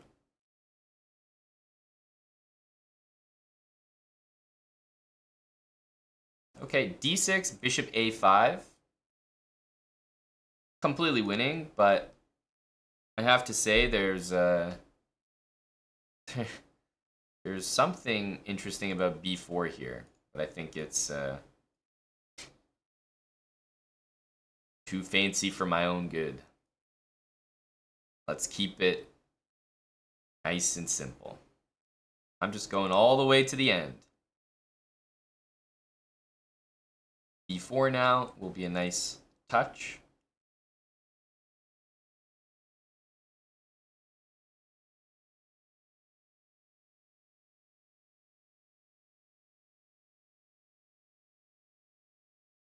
We want the bishop to take so that we can make an actual queen, not just a queen that will disappear.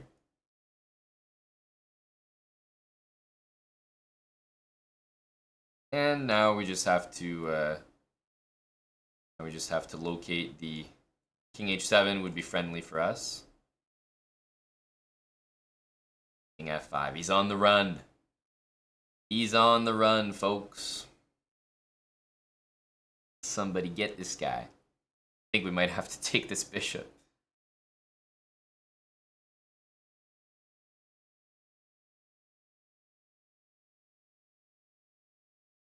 It's interesting. I wonder what the fastest mate would be in this position.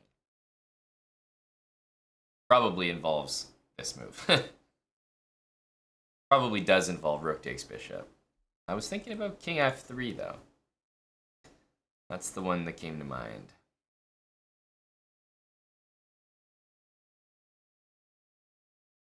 Hit him with a check.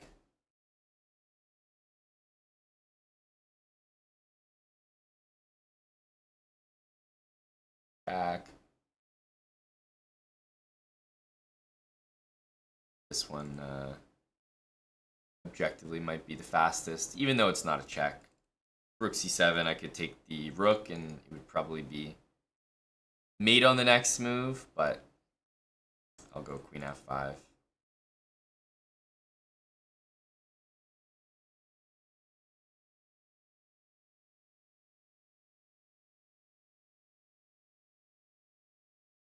Leave him with a rook. All right, good game.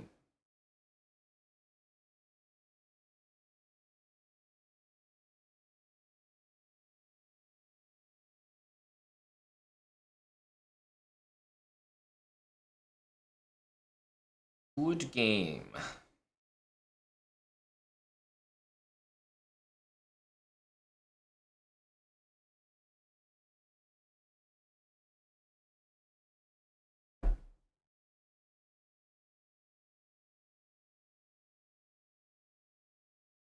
That was a nice one.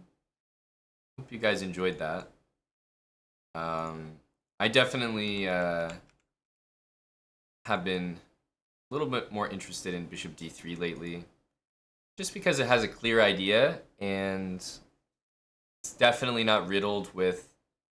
First of all, it's a way to play that normally I would say I see stronger players doing. I don't normally see weaker players playing this line very much, or at least if they do it, it's not very intentional. Like they don't really understand that they're actually maybe posing a real opening problem. So first of all, there's a whole way of playing after h3, which involves e5. e5 in this position is actually the only like very, very decent move. g6 to play bishop f5 is another option.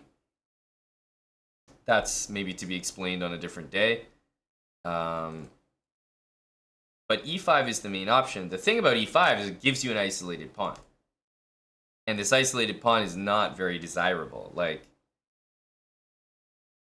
most people don't want to take it. You know what I mean? e5 takes, knight takes. So it's good for black to do. But I have to admit, I wouldn't be like, that wouldn't be the first thing I think of. Because I'd be like, wait, I shouldn't just like have an isolated pawn for no reason. So he plays knight e4. I decided to go knight d2 and get rid of it. I imagine there's a few very decent moves here. I decided to go knight d2 and get rid of it. I wonder what he should have done here, but knight d2 I think is pretty strong. He goes bishop f5, and to be honest, I wasn't sure which one was better. I think they're very, very similar moves. I kind of regretted not playing the queen to f3, and I just felt like there was some issue on the c file here. So had I done it again, I think I would have done this and just dealt with the queen. Like, the queen wants to just make it here, right? The queen wants to just make it back. The knight will have to go here in d6, and it'll look really similar to the game. So in the end, it worked out the way I wanted it to, although perhaps not played in the best way. g6, back. And now, honestly, when the knight went back to d6, I should have played h4 right now. It's significantly stronger to do with the rook here. Now, he might have played h5, and it might have just transposed very similarly to our game. But h4 is stronger here. And there's no doubt about it, just because the rook is already there. So h4 is probably my only slight regret from this game.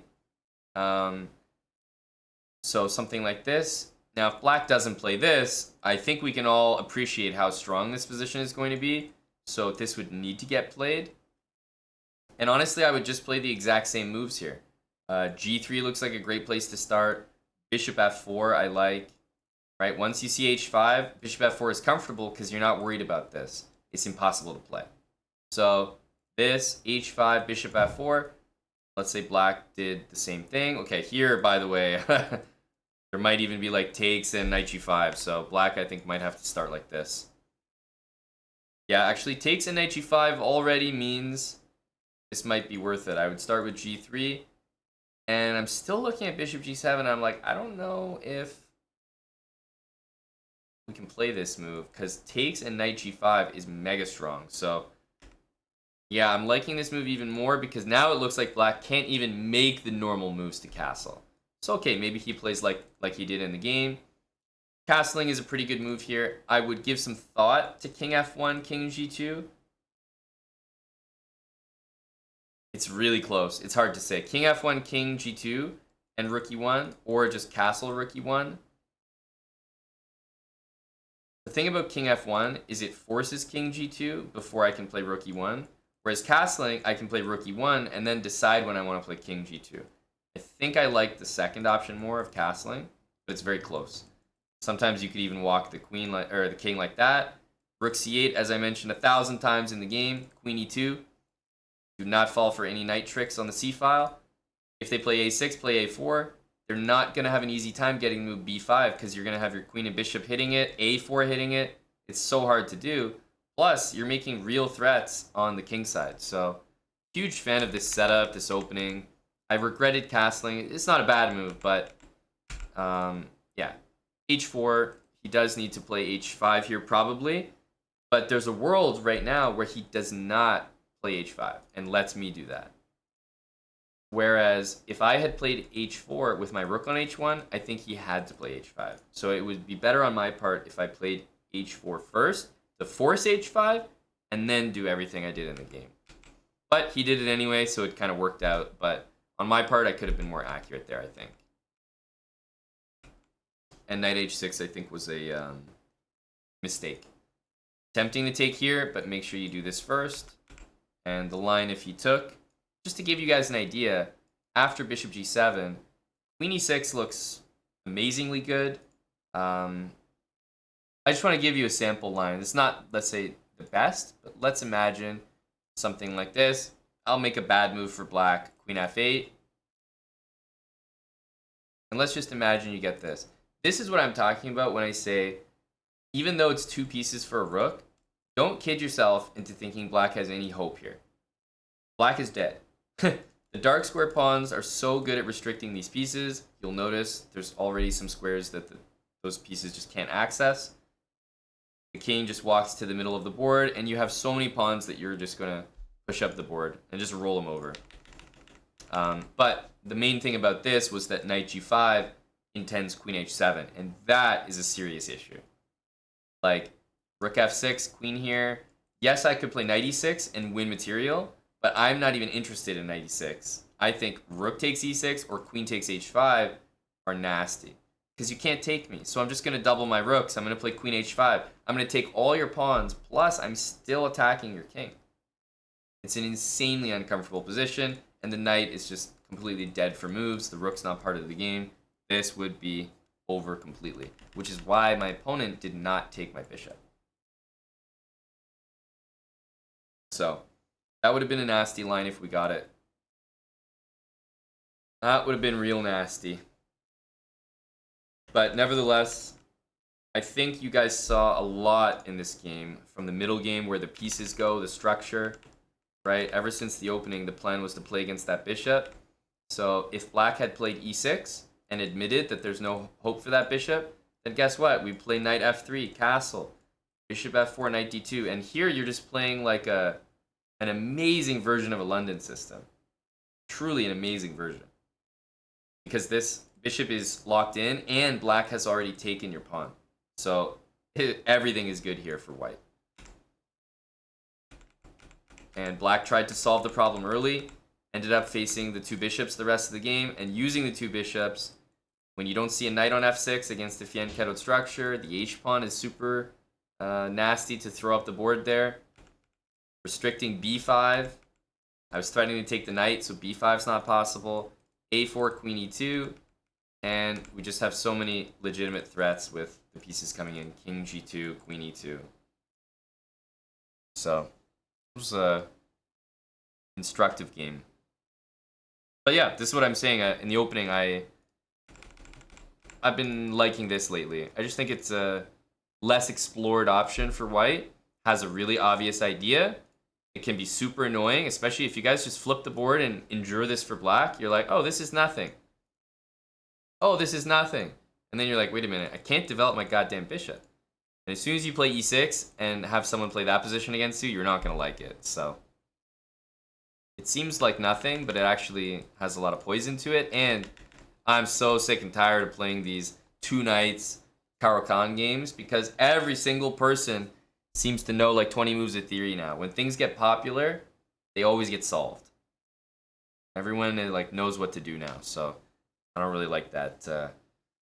I don't feel like I'm getting a serious advantage in the opening there anymore. The way I did when I made the Habit series, for example. And this was the opening that I was like, hey, play this, guys. It's super easy. I don't feel the same way about it now as I did then. But that's because everyone's just like solving it because it got so popular. Good night to MapRail. Thanks for the 5,000 bits, buddy. MapRail. I appreciate that. I hope you like that game, Mr. Map. I am responsible, Love Muffler. I'm not going to lie. Well, I won't take full credit, but I definitely had a lot to do with it.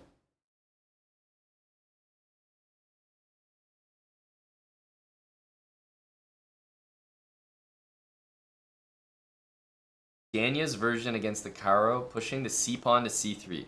How does that work? How do you play pawn to c3 in the Karo Khan? You'll have to explain that one to me. Because it doesn't sound like a good one. Rap Scuttle, thanks for the brand new Prime. Grams, 29 months with Twitch Prime. Philo Juan, thanks for the Prime sub. Hagel, or Hagel, thanks for the brand new Prime. Nate the Great 64, 11 months with Prime. Nightmare BX, thanks for the 17 months with Prime. Thanks for Twitch Primes, guys. Aaron OG, 5 months with Prime. And Panic Station 330, a brand new Twitch Prime sub. They're fresh as ever right now, Tim.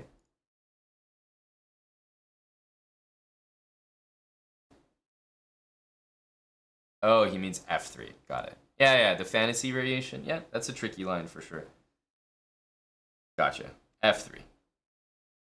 That's a tricky line. Always annoys me, I'm not gonna lie. Always annoys me.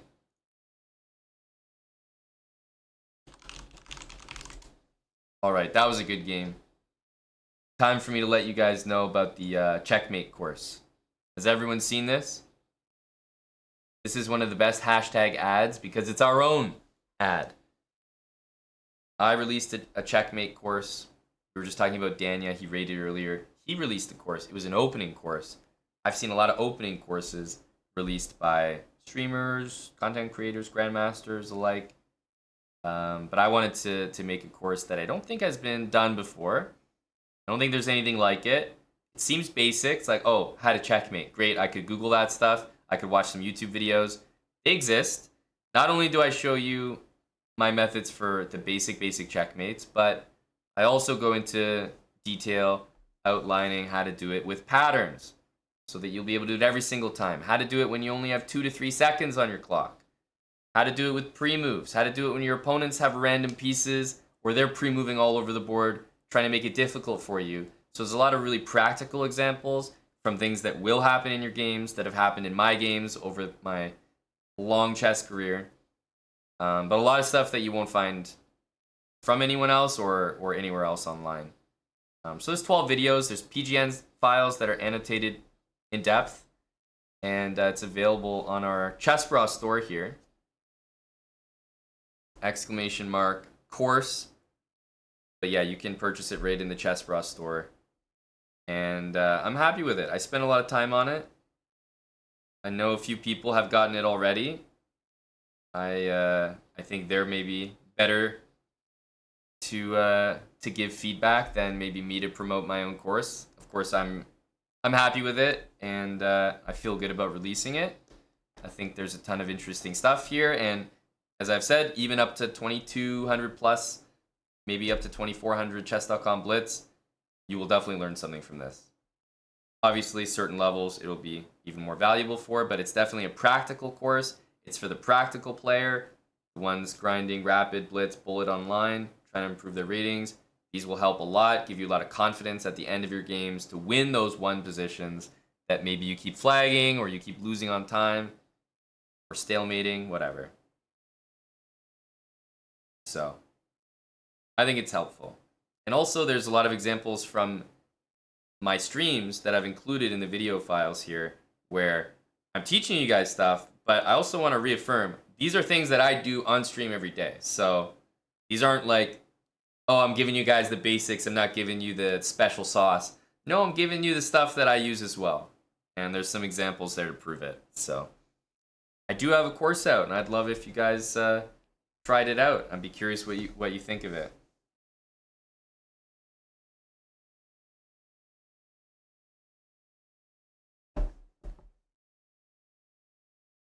Thank you, Java Bandit.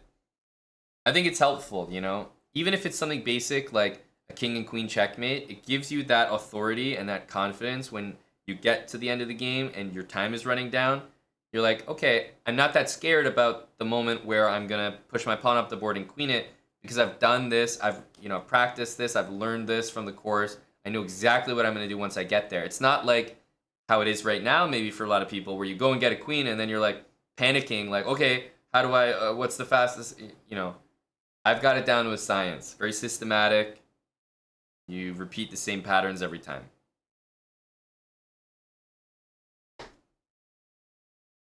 Well, that's a big endorsement there, Boris Brodsky. Big endorsement. Tim. Thank you, Timothy Connolly. I hope you get a lot out of it, Timothy. Appreciate the purchase, man. Platinum Blonde, thank you for the 1,000 bits. Green Rock, 15-month resub with Prime, and Krispy Kremer, 13 months with Prime. Thank you, thank you. Been watching on YouTube. Hey, Guppy Fighter. We got lots of YouTube content coming out. What day are we today? Are we Saturday? Guys, tomorrow, I believe, we are dropping our first vlog from our EU tour. Our Paris vlog. So, I'm actually... Jeff and our other video editor, Griffin, have been working long and hard on that, getting it ready. So, that's very exciting. So, look forward to that. I've already seen it. It's a banger. But there'll be lots of videos, vlogs, and stuff like that coming from our European tour. We just spent 2.5 weeks in Europe over the last month, and got a lot of interesting content, footage, and behind-the-scenes stuff there. And no, Java Bandit, it's going past that. Don't worry, buddy. I think I've got you all the way up to 2,000. And the French is coming out, Java, which synergizes really well with those Stonewall videos so that you can still play it with the black pieces. You know what I mean? Will you become a GM after this course? No, I can't promise that. But what I can say is you'll have some techniques for checkmating that even GMs would be not only impressed by, but probably they wouldn't necessarily have a better way to do it themselves. So... you'll always have that.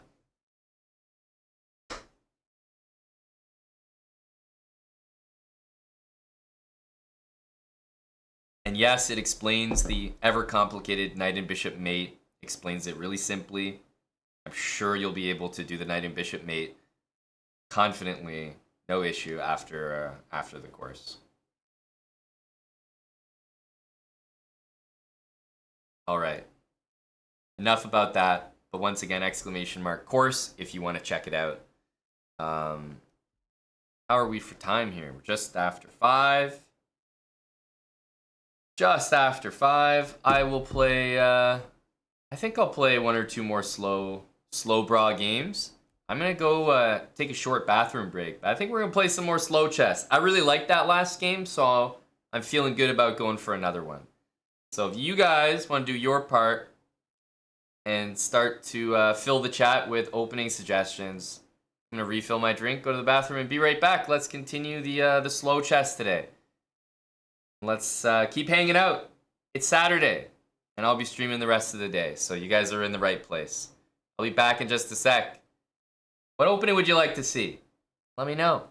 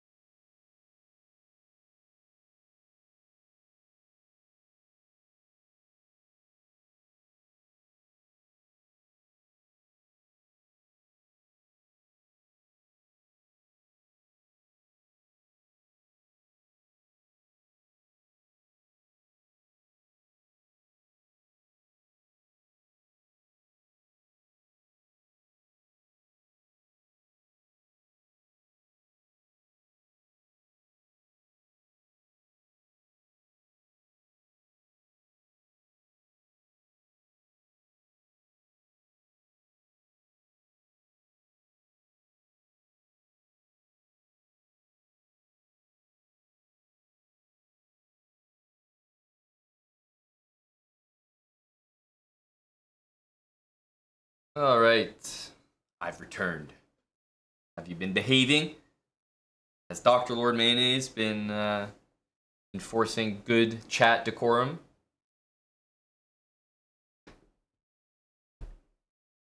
I'm ready for another 15-minute game. I'm Zevo. Thanks for the 100 bits, buddy. Appreciate that.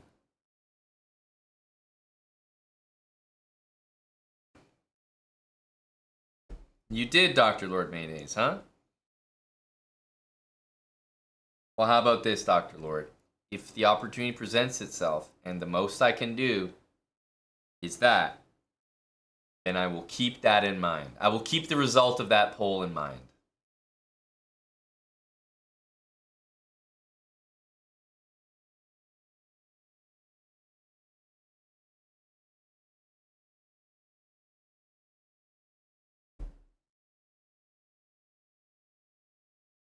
All right, we got some suggestions here. I'm going to jump into another game. It's time. Let's get started. The last game was good, but I'm hoping we can get another one. 15 minutes, 10-second increment. What are we? 1470. All right. Okay.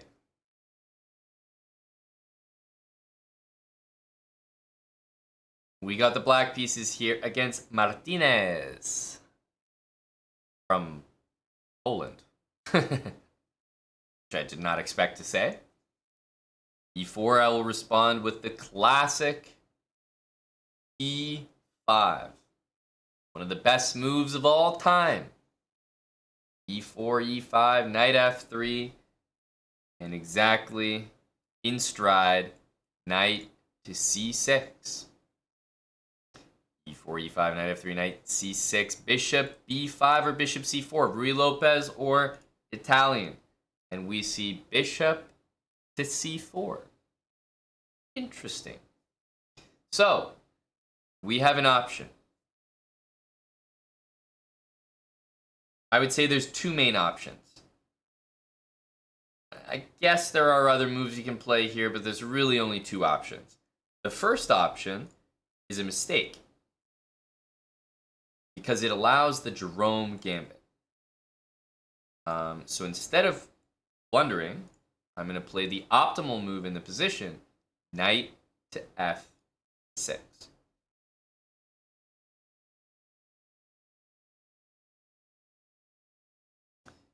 And our opponent has hit us with knight G5.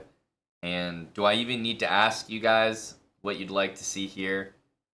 Or should I assume it's been the thing that you've been spamming the chat with since we started this entire series 1,000 ELO ago? And we've never had the chance to play yet.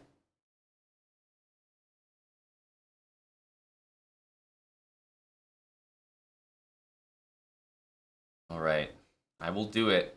And I would like an asterisk right beside this move, bishop c5.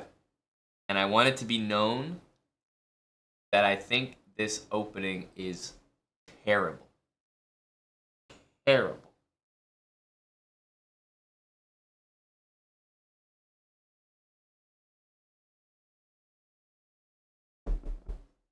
What opening is this? This is the Traxler. This is the Traxler. Okay. Bishop takes f7 check. Now, this is my favorite. This is my favorite thing. Okay. So, for all those that were excited about the Traxler, okay, would you say, and let's go out of 10 here. Let's go out of 10. In this position, when you play bishop c5 here, I think, and correct me if I'm wrong, would you guys agree that your excitement is 10 out of 10? Because you get to, you're about to play bishop c5. You get to do the Traxler. 10 out of 10. You're at an all-time high. Very excited for what might happen. You play bishop c5. 10 out of 10. You're peaking. Okay? Now, after bishop c5, you might even be now, currently, as the time ticks down on your opponent's clock, reaching like 11 out of 10, 12 out of 10 levels. because you're just salivating. You're frothing at the mouth like the rabid dog you are for knight takes f7. Knight takes f7. You can barely speak because you want knight f7 more than anything in the world. Now, after bishop takes f7 is played, where does your excitement level rank? Because I think it probably drops from 12 out of 10 to possibly 3 out of 10 or lower. 3 at most. That's being generous. Those are the guys that really love this opening. So why do you play the opening? Why do you play it? If one move can have that much effect, why do you play it? It's terrible. All right. Bishop takes f7 was played. We're in check. Okay, we're going to take our king. We're going to move out of check. King e7. This looks like a fun opening. Okay. Bishop's gone back to c4. All right. Let's have a look and see here. Okay.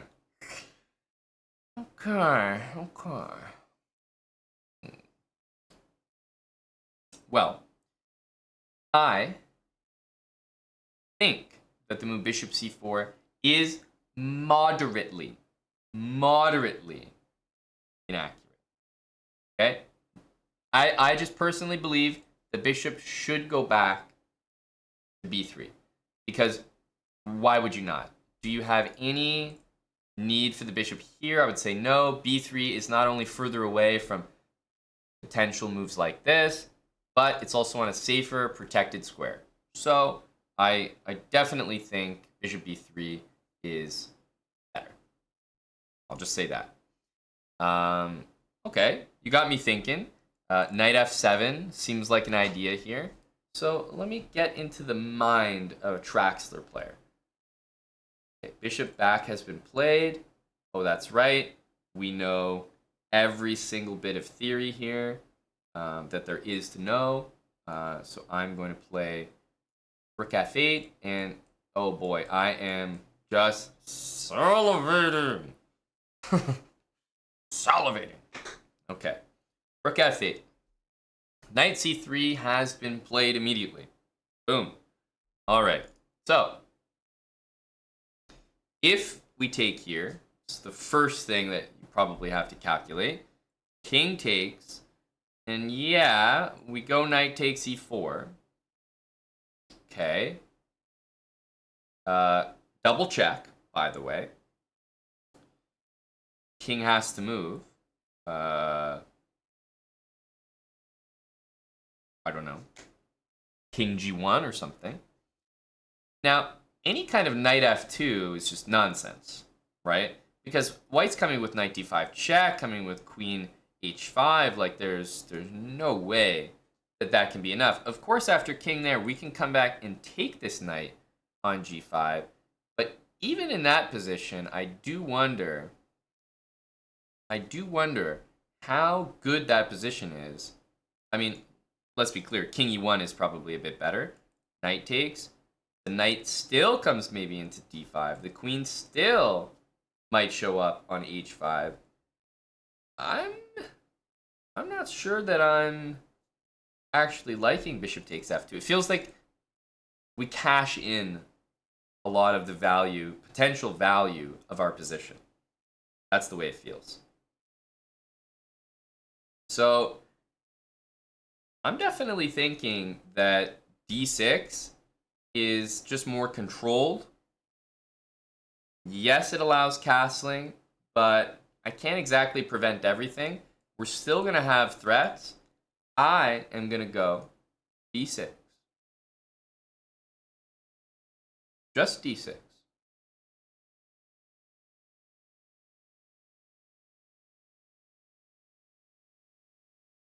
And we'll see what he wants to do. So d6 has been played. e6 is covered. f7's covered. Knight d5. of course, always seems a bit strange because why would you play knight d5 and open up the f file? So I don't think that move is happening. Okay, d6. Now, I believe that the Traxler guys, you know, that group of people, I think what they like to do is they like to they like to snake their queen over to the king side. They like to go queen e8, queen g6, and then start to roll forward. So that's what we're going to do. Queen e8, queen g6. Just kind of creep forward here. You know, there's a bishop coming out here. We got some ideas. Okay. Queen g6. We also got a $50 donation. As you might imagine, it's entirely unrelated to the fact we're playing the Traxler. The Real Carbon donates $50 and says the English speedrun content helped me get to 1,500. Wanted to drop a thanks. The Real Carbon, you're more than welcome. Thank you for consuming that content. And congratulations on the 1,500. Okay, knight here, I mean, I think I have to take it, right?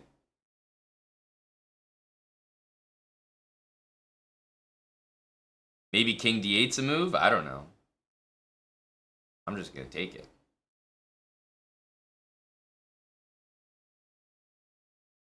I'm just going to take it. Bishop takes or pawn takes is an interesting dilemma here.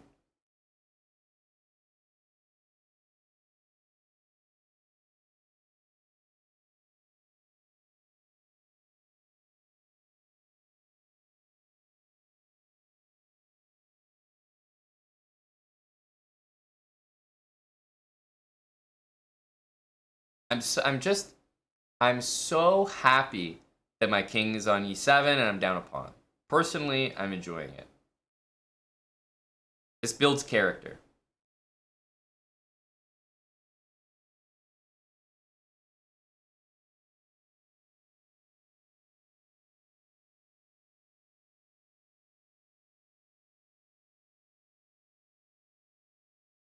What do we think of my position? Guys, where are all the Traxler fans? As soon as the possibility to play bishop c5 was available, everyone was like, Traxler! Traxler! Oh my god, play the Traxler! Now I've got the position, I'm in the Traxler, and all the Traxler homies have left. Where the hell is my Traxler gang of support? No one's here. You left me hanging. Okay, takes. What would a Traxler player do? What would a Traxler player do?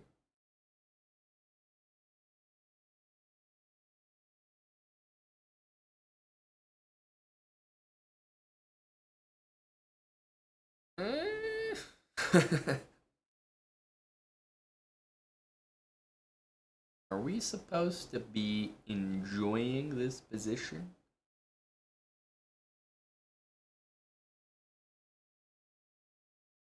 Huh. So, after we move our knight, if we go to d4, c3 will hit the knight.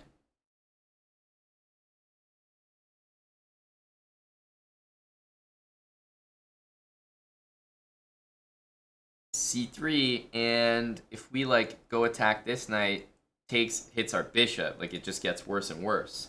If we go here now, we can't really take this knight because d4 hits both of our pieces. That doesn't feel good, to be honest.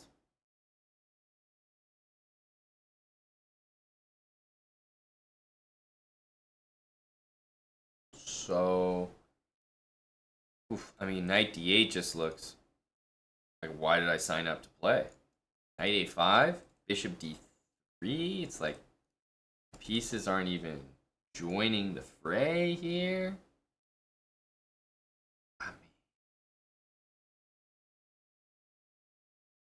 I guess there's no d4 there after bishop d3. That's one good thing.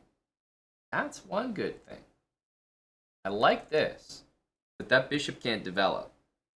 I don't like pretty much anything else about it other than that. To be quite honest. That's about it. And the thing is, white is about to threaten c3 and b4. So I better have an answer. Better have something real good coming soon. And I'm not sure that I do.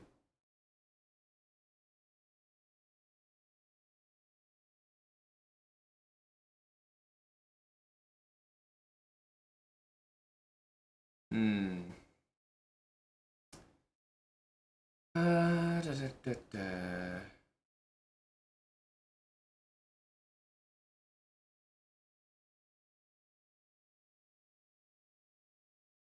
So I don't like knight h5. I've determined. I don't like it. Pieces just coming here. No. Knight d4, I love the move, but c3, the more you look at it, the more you dislike knight d4 because knight f5, like d4, you cannot open the e file under zero circumstances. So that looks unplayable. Looks totally unplayable. I tell you, knight d8, knight e4, bishop back. Good gracious, this is awful. h6, knight e4. Okay.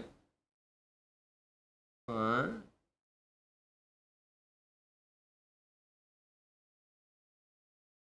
Queen g6, knight takes c5. I mean, what are we really doing here?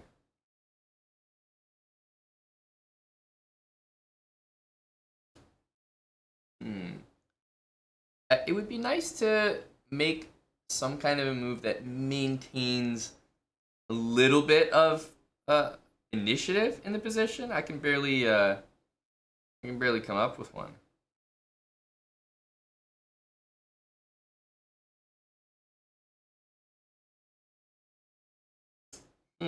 Knight d8 is just uncomfortable. No other way to put it. Just uncomfortable.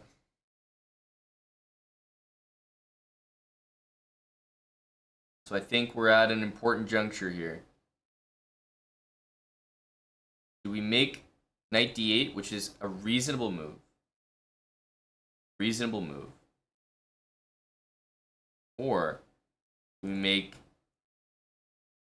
some definitely suspicious and possibly bad moves. I like the definitely suspicious and possibly bad moves angle. We're going to go with that.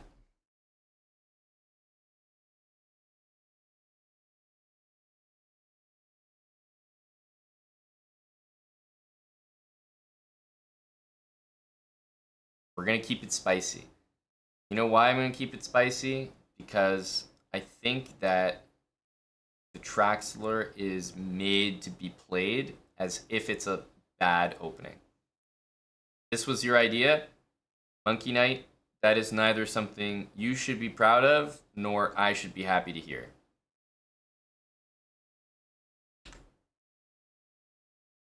D4 here is... D4 is a cry for help. But he's played C3. He could actually be still playing a very good move. This could actually be even more destructive because now I can't even just like sack an exchange and be fine. So I'm absolutely not out of the woods yet.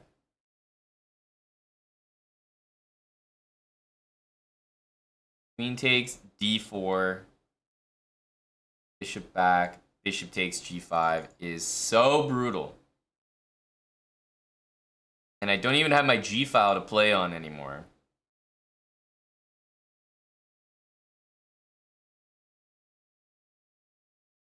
Rook f4, d4.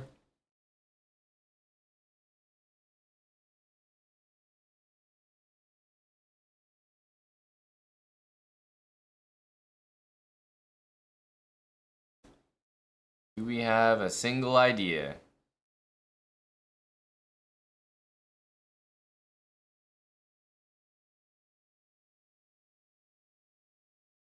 Do we have a single idea?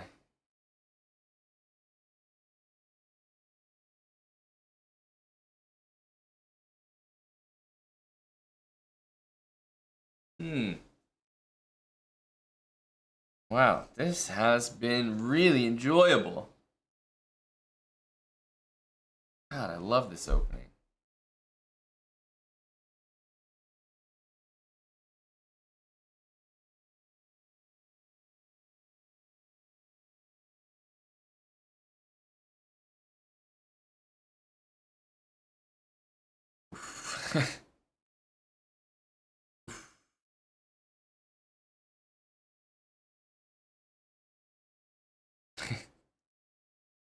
This is just so brutal.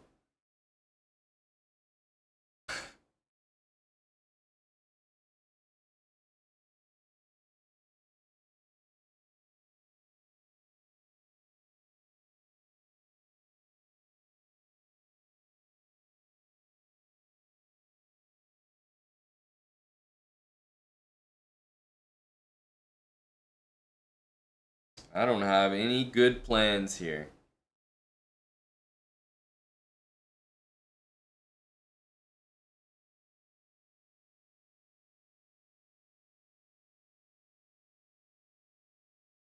This is just massively uncomfortable.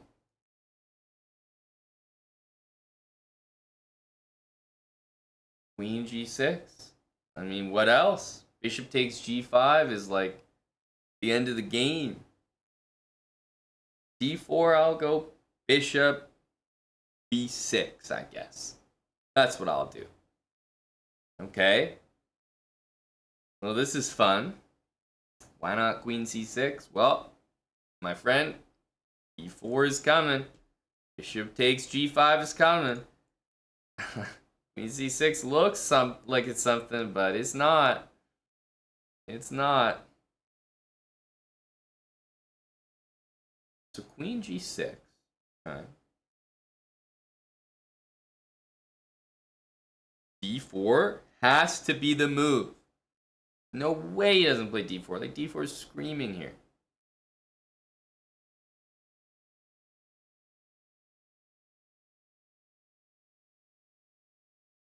Yeah, I think I have to go here. What else? Oh my god. Like, I can barely move here. I think I have to take.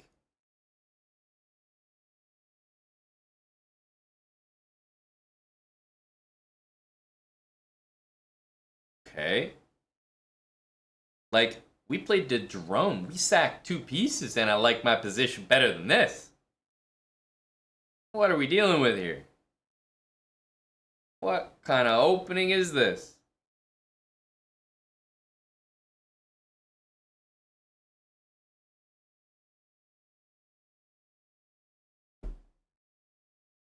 How did I get in such a position? Funny you ask. Everyone has been hyped about this Traxler thing.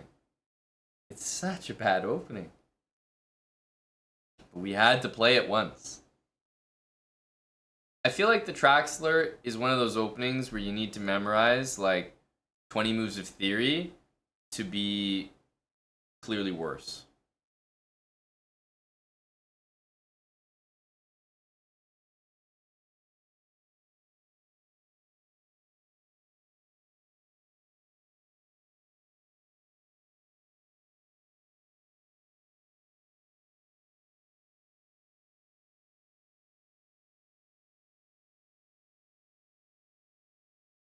Whoa, he had that move ready.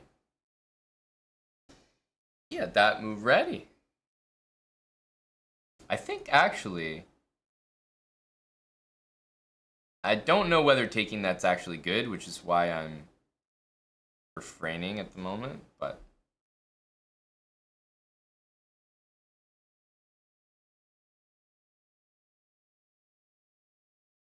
how bad can it be? How bad can it be?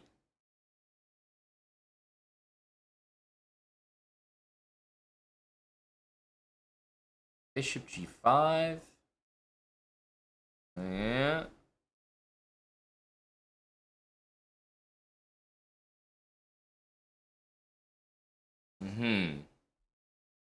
Okay, so this has been enjoyable.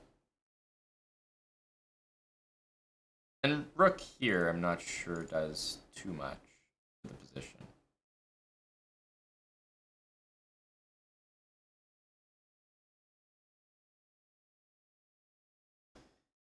So let's go there. Okay.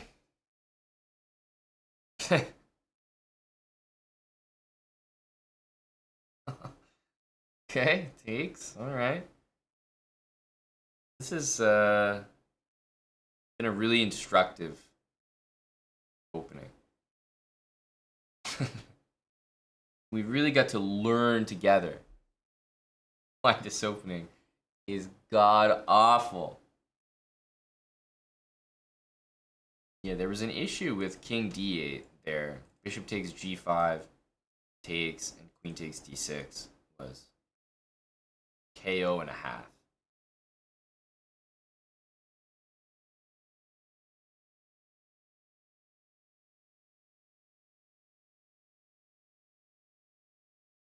Well, I've only got one move to play here. I do have a few moves I could play here. G4 looks fantastic because now it's hard for him to make an escape square. So I have that to be excited about, but that's about it. That's about it.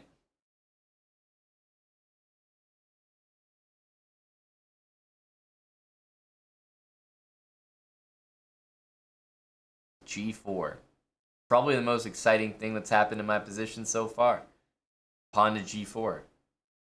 Yeah, I mean, it's an escape square, but I think you can appreciate how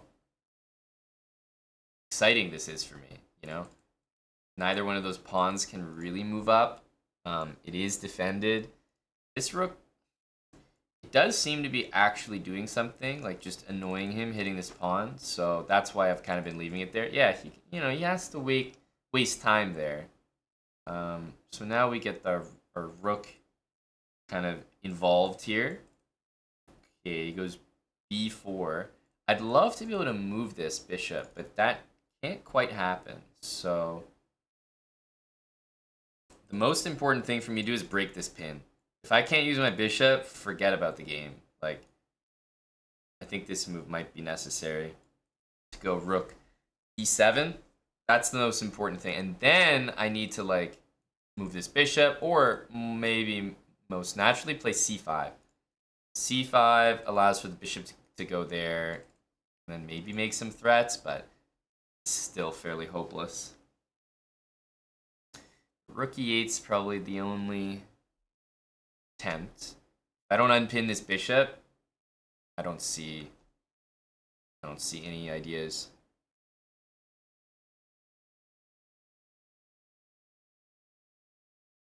A4 is a pretty good looking move. Pretty good looking move.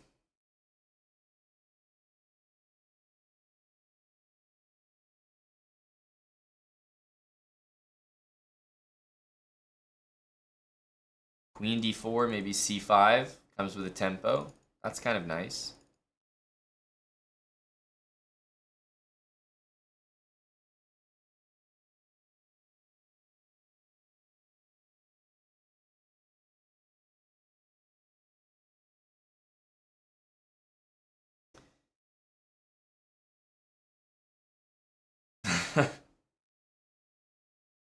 making us earn it here.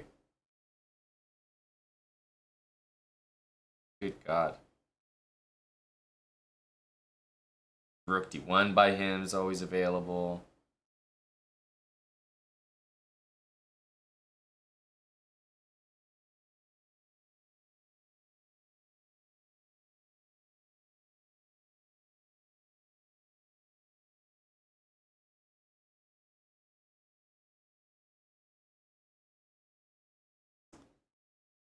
Okay.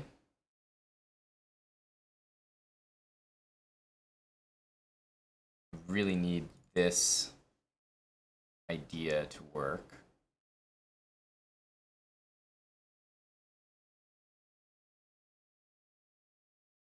Even though it looks good to have my rook down there, I'm actually not sure that we want it down there. I'm going to bring this rook back.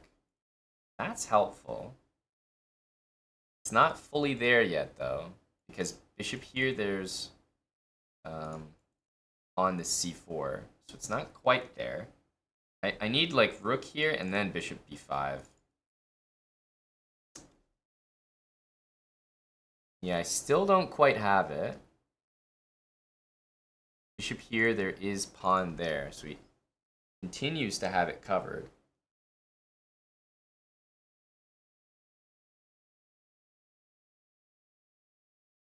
He continues to have it covered.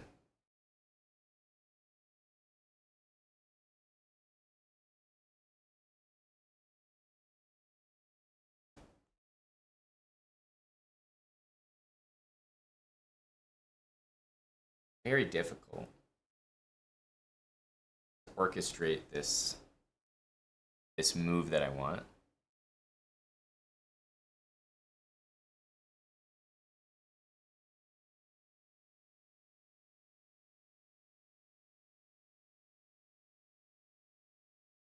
Mm-hmm.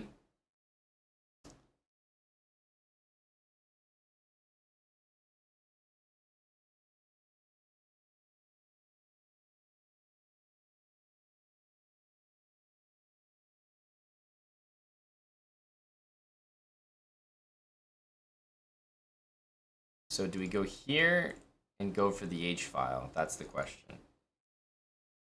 I think I'm going to go for yes, but man, that's risky. That's risky.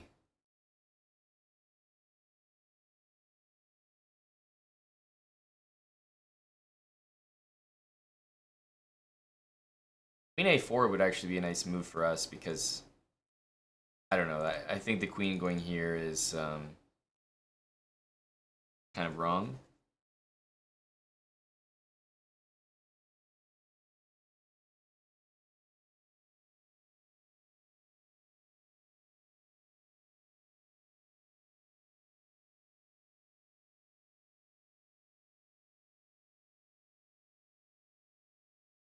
But with the king on f1, there's no rook e1 ever. It never exists. You know, so frustrating.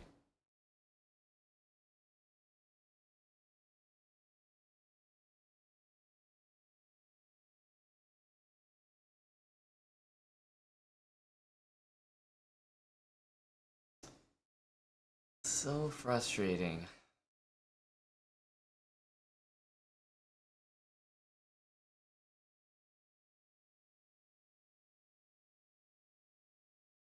It's like we're close to something working, but still, there's no. I'm gonna go here.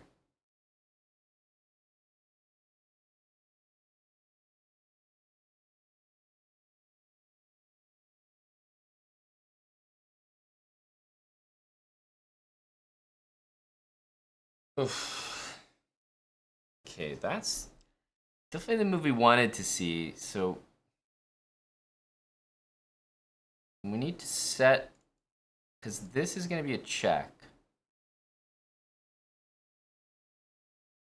So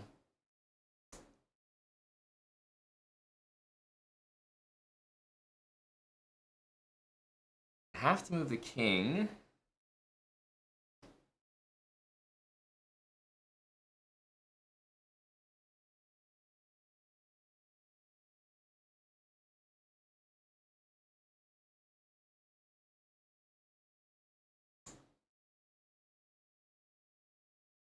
And even still, it's kind of like a open a prayer type of move.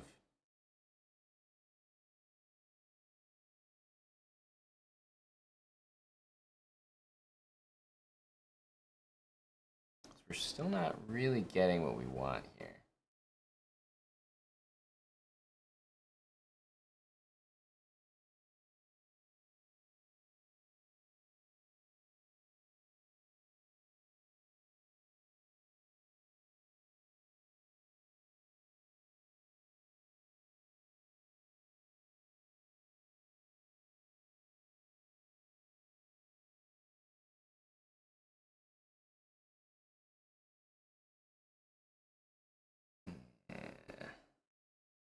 Hmm.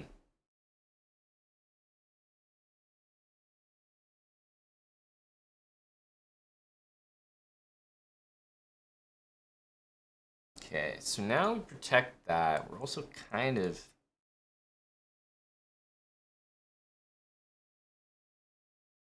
in the way, but the thing is, bishop here, he had queen takes there, which is why I wasn't super interested in it.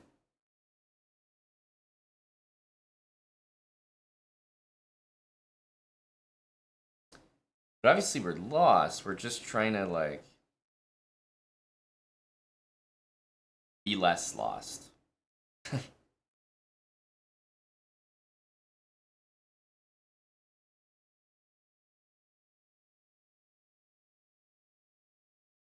Also, bishop f3 was 50 times better. He still has this move, so it never truly works, but bishop f3 feels like a nicer move in general, although, yeah. He always has queen c4, so it's whether or not like I just want to take a gamble that he doesn't play queen takes c4. My move is like, I think you were going to do it, so I stopped it. But nothing ever truly 100% works in these situations. You always have to kind of make up. At some point, you have to do something that you know doesn't work, and just kind of sit there and hope it does.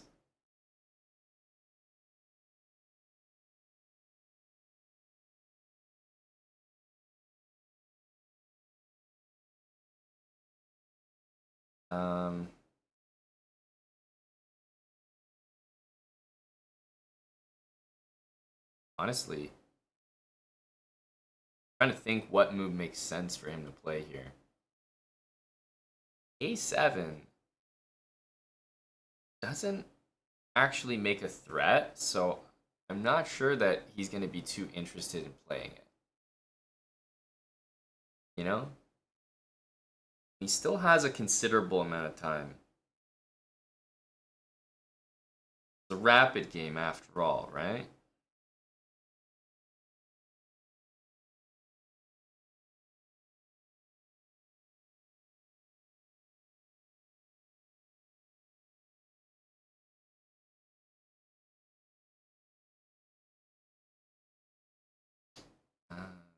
Hmm.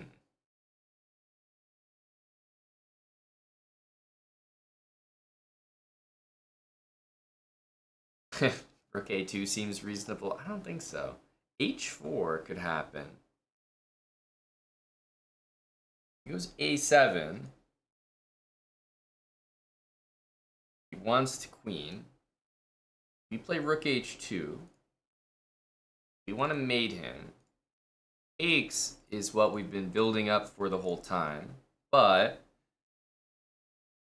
realizing this, he certainly might move this f pawn, which I think would be the most resilient defense.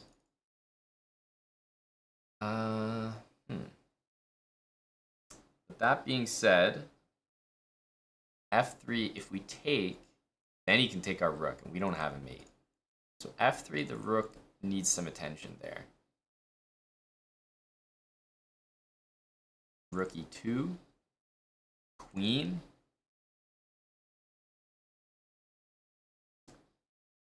We have a draw with this rook. That's definitely true.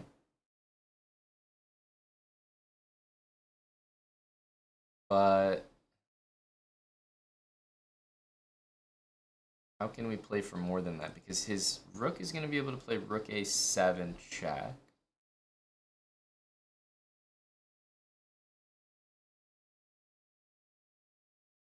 The most I'm really seeing here, to be quite honest with you, is a draw.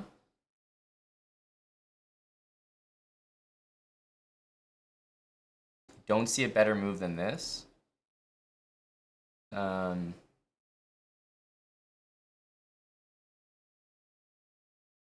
just don't. I don't think a better move exists.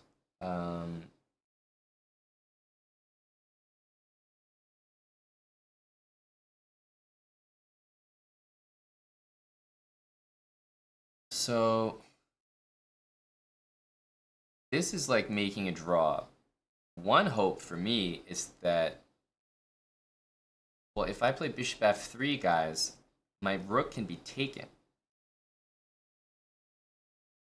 That doesn't win anymore. Yeah, so he's gonna make a draw here, I think.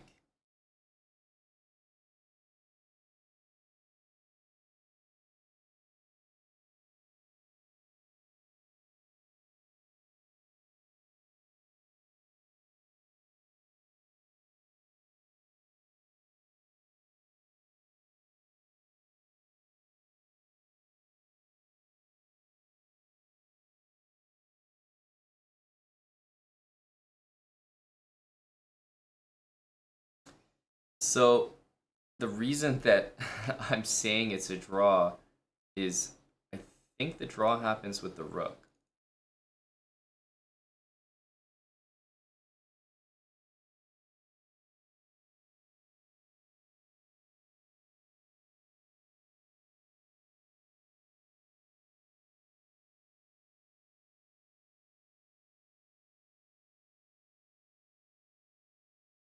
So it is possible after f3, maybe I could have done bishop takes, king takes, rook h5, rook h1, rook takes here, and then taken that pawn.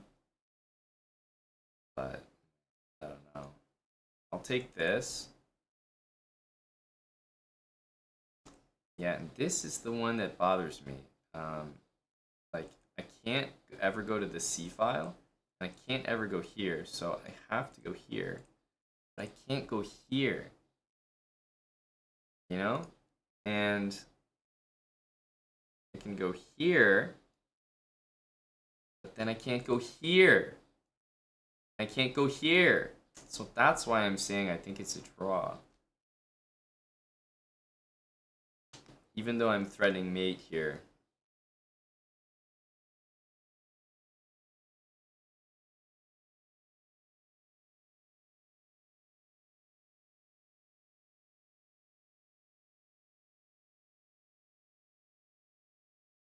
He has a queen, so he might get like a weird sensation where like he plays for the win or something, you know? I'll probably also get the same weird sensation. But I don't have much choice. Yeah. Yeah.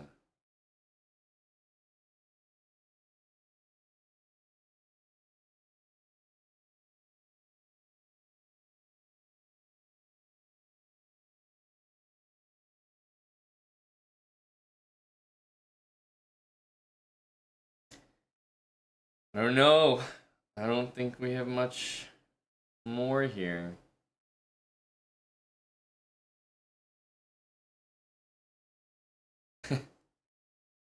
All my pawns that he takes are with check.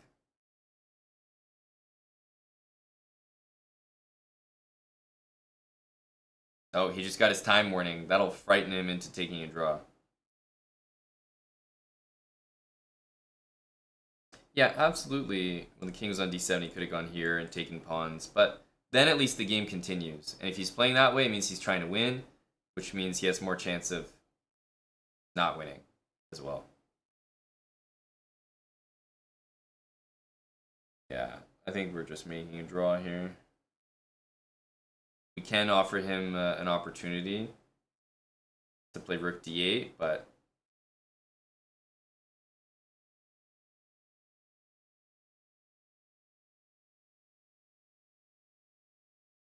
yeah, his time is not quite low enough that if he had like 10 seconds, maybe we make a run for it, but there's there's nothing doing there.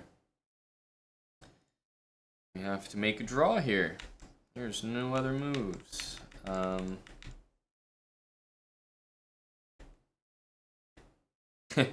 But there's no like, analyzing this game will be like, it's completely.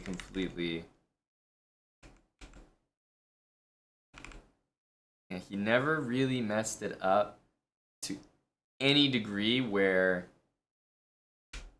yeah, rook e4 was, if I had realized my plan of rook h8 here and got him to do that, like, we might have won the game immediately. So the thing for me was I never noticed that plan until later because I was playing on increment, so it took me some time, like while he was thinking, it took me some time to actually come up with a plan of mine, and once I noticed rook h8, my pieces were already on different squares, not as good as they used to be placed.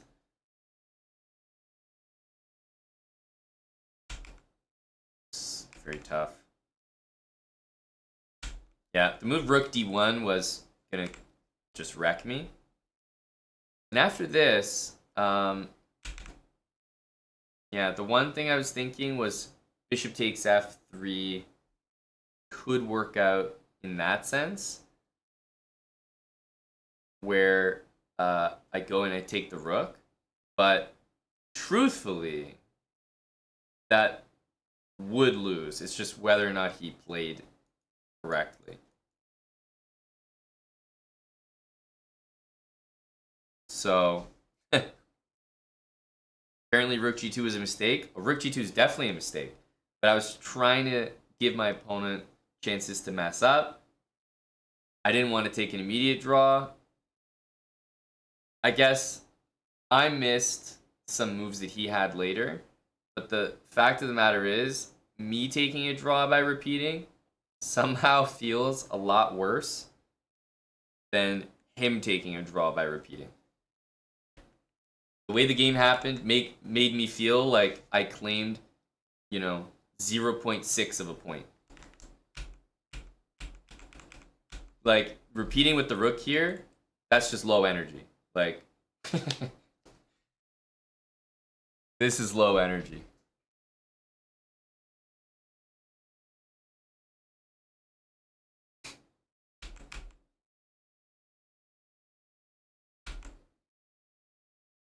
Rook a7 would have hurt. Actually, maybe even queen here would have hurt. A lot of moves would have hurt here.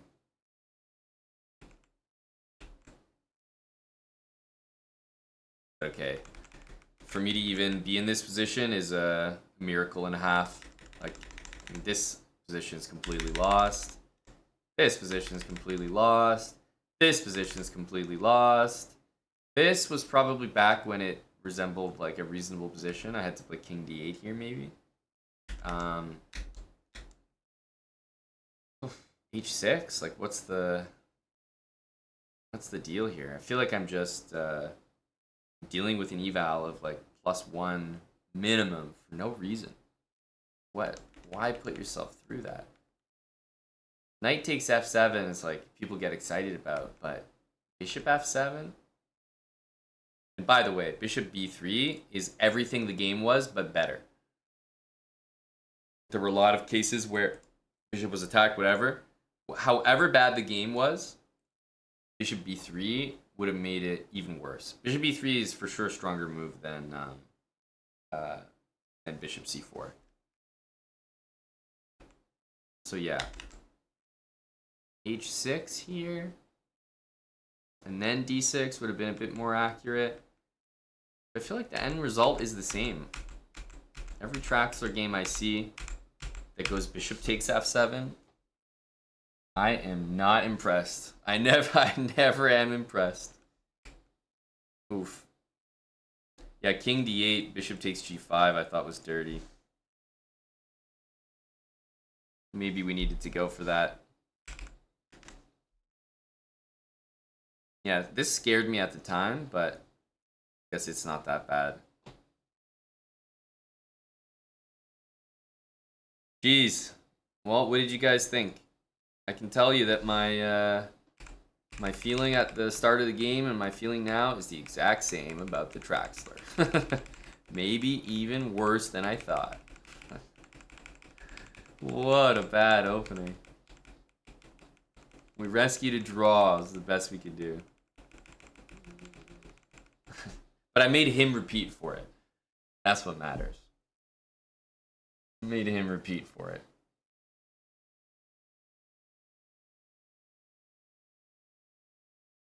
I'd like to say that's enjoyable, but I don't think it was. Not for me. But maybe it was for you guys. That was just pain and suffering for me. Slomka, thanks for the gifted sub. Forward, thanks for the 7-month resub. XCS me, thanks for the... Maybe excuse me. Thanks for the 3 months with Prime. Travi, thanks for the brand new Prime sub. Basil, 35 months. Big Chesticles, 29 months. Sheik and Carson, thanks for the Prime sub. Relic, so thanks for the 100 bits. Mr. Chicha, thanks for the Prime. Iron Sonobi, thanks for the 8 months. Senk, thanks for the 10 months. Appreciate it, buddy. Draw from a position of strength. Yeah, position of strength. He only has one move, otherwise I win. That's a position of strength.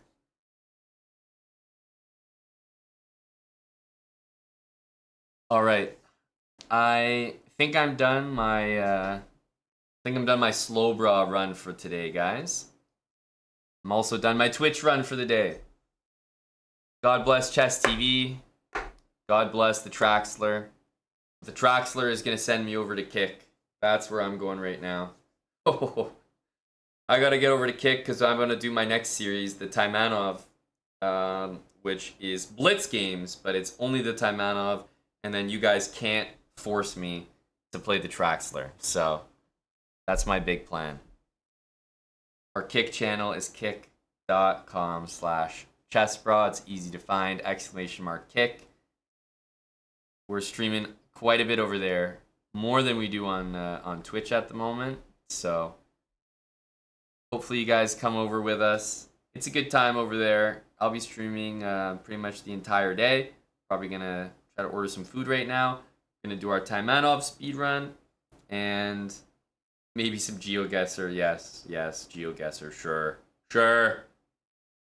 And I still have a Blitz challenge, so I'll be playing some Blitz, trying to get that rating up. God damn, it's too low right now. It's not my day for Bullet, so try my luck in Blitz. But I'm gonna continue the show over on Kick, starting with the Taimanov. I will see you guys there. Thanks for watching so far today, guys. Appreciate it. Like I said, I'll be going till very late tonight.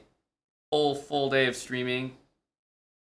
We had a good time so far, but we're going to continue the show. Heading for the after party on Kick. Kick.com/chessbra. I'm going to turn the stream off, and then it's going to turn right back on immediately over on our Kick channel. So if you haven't got an account there, go ahead and make one right now. I'll race you there. Follow us over on Kick. As I said, we stream more there than we do on Twitch, many more hours. So if you like the stream, you like the content,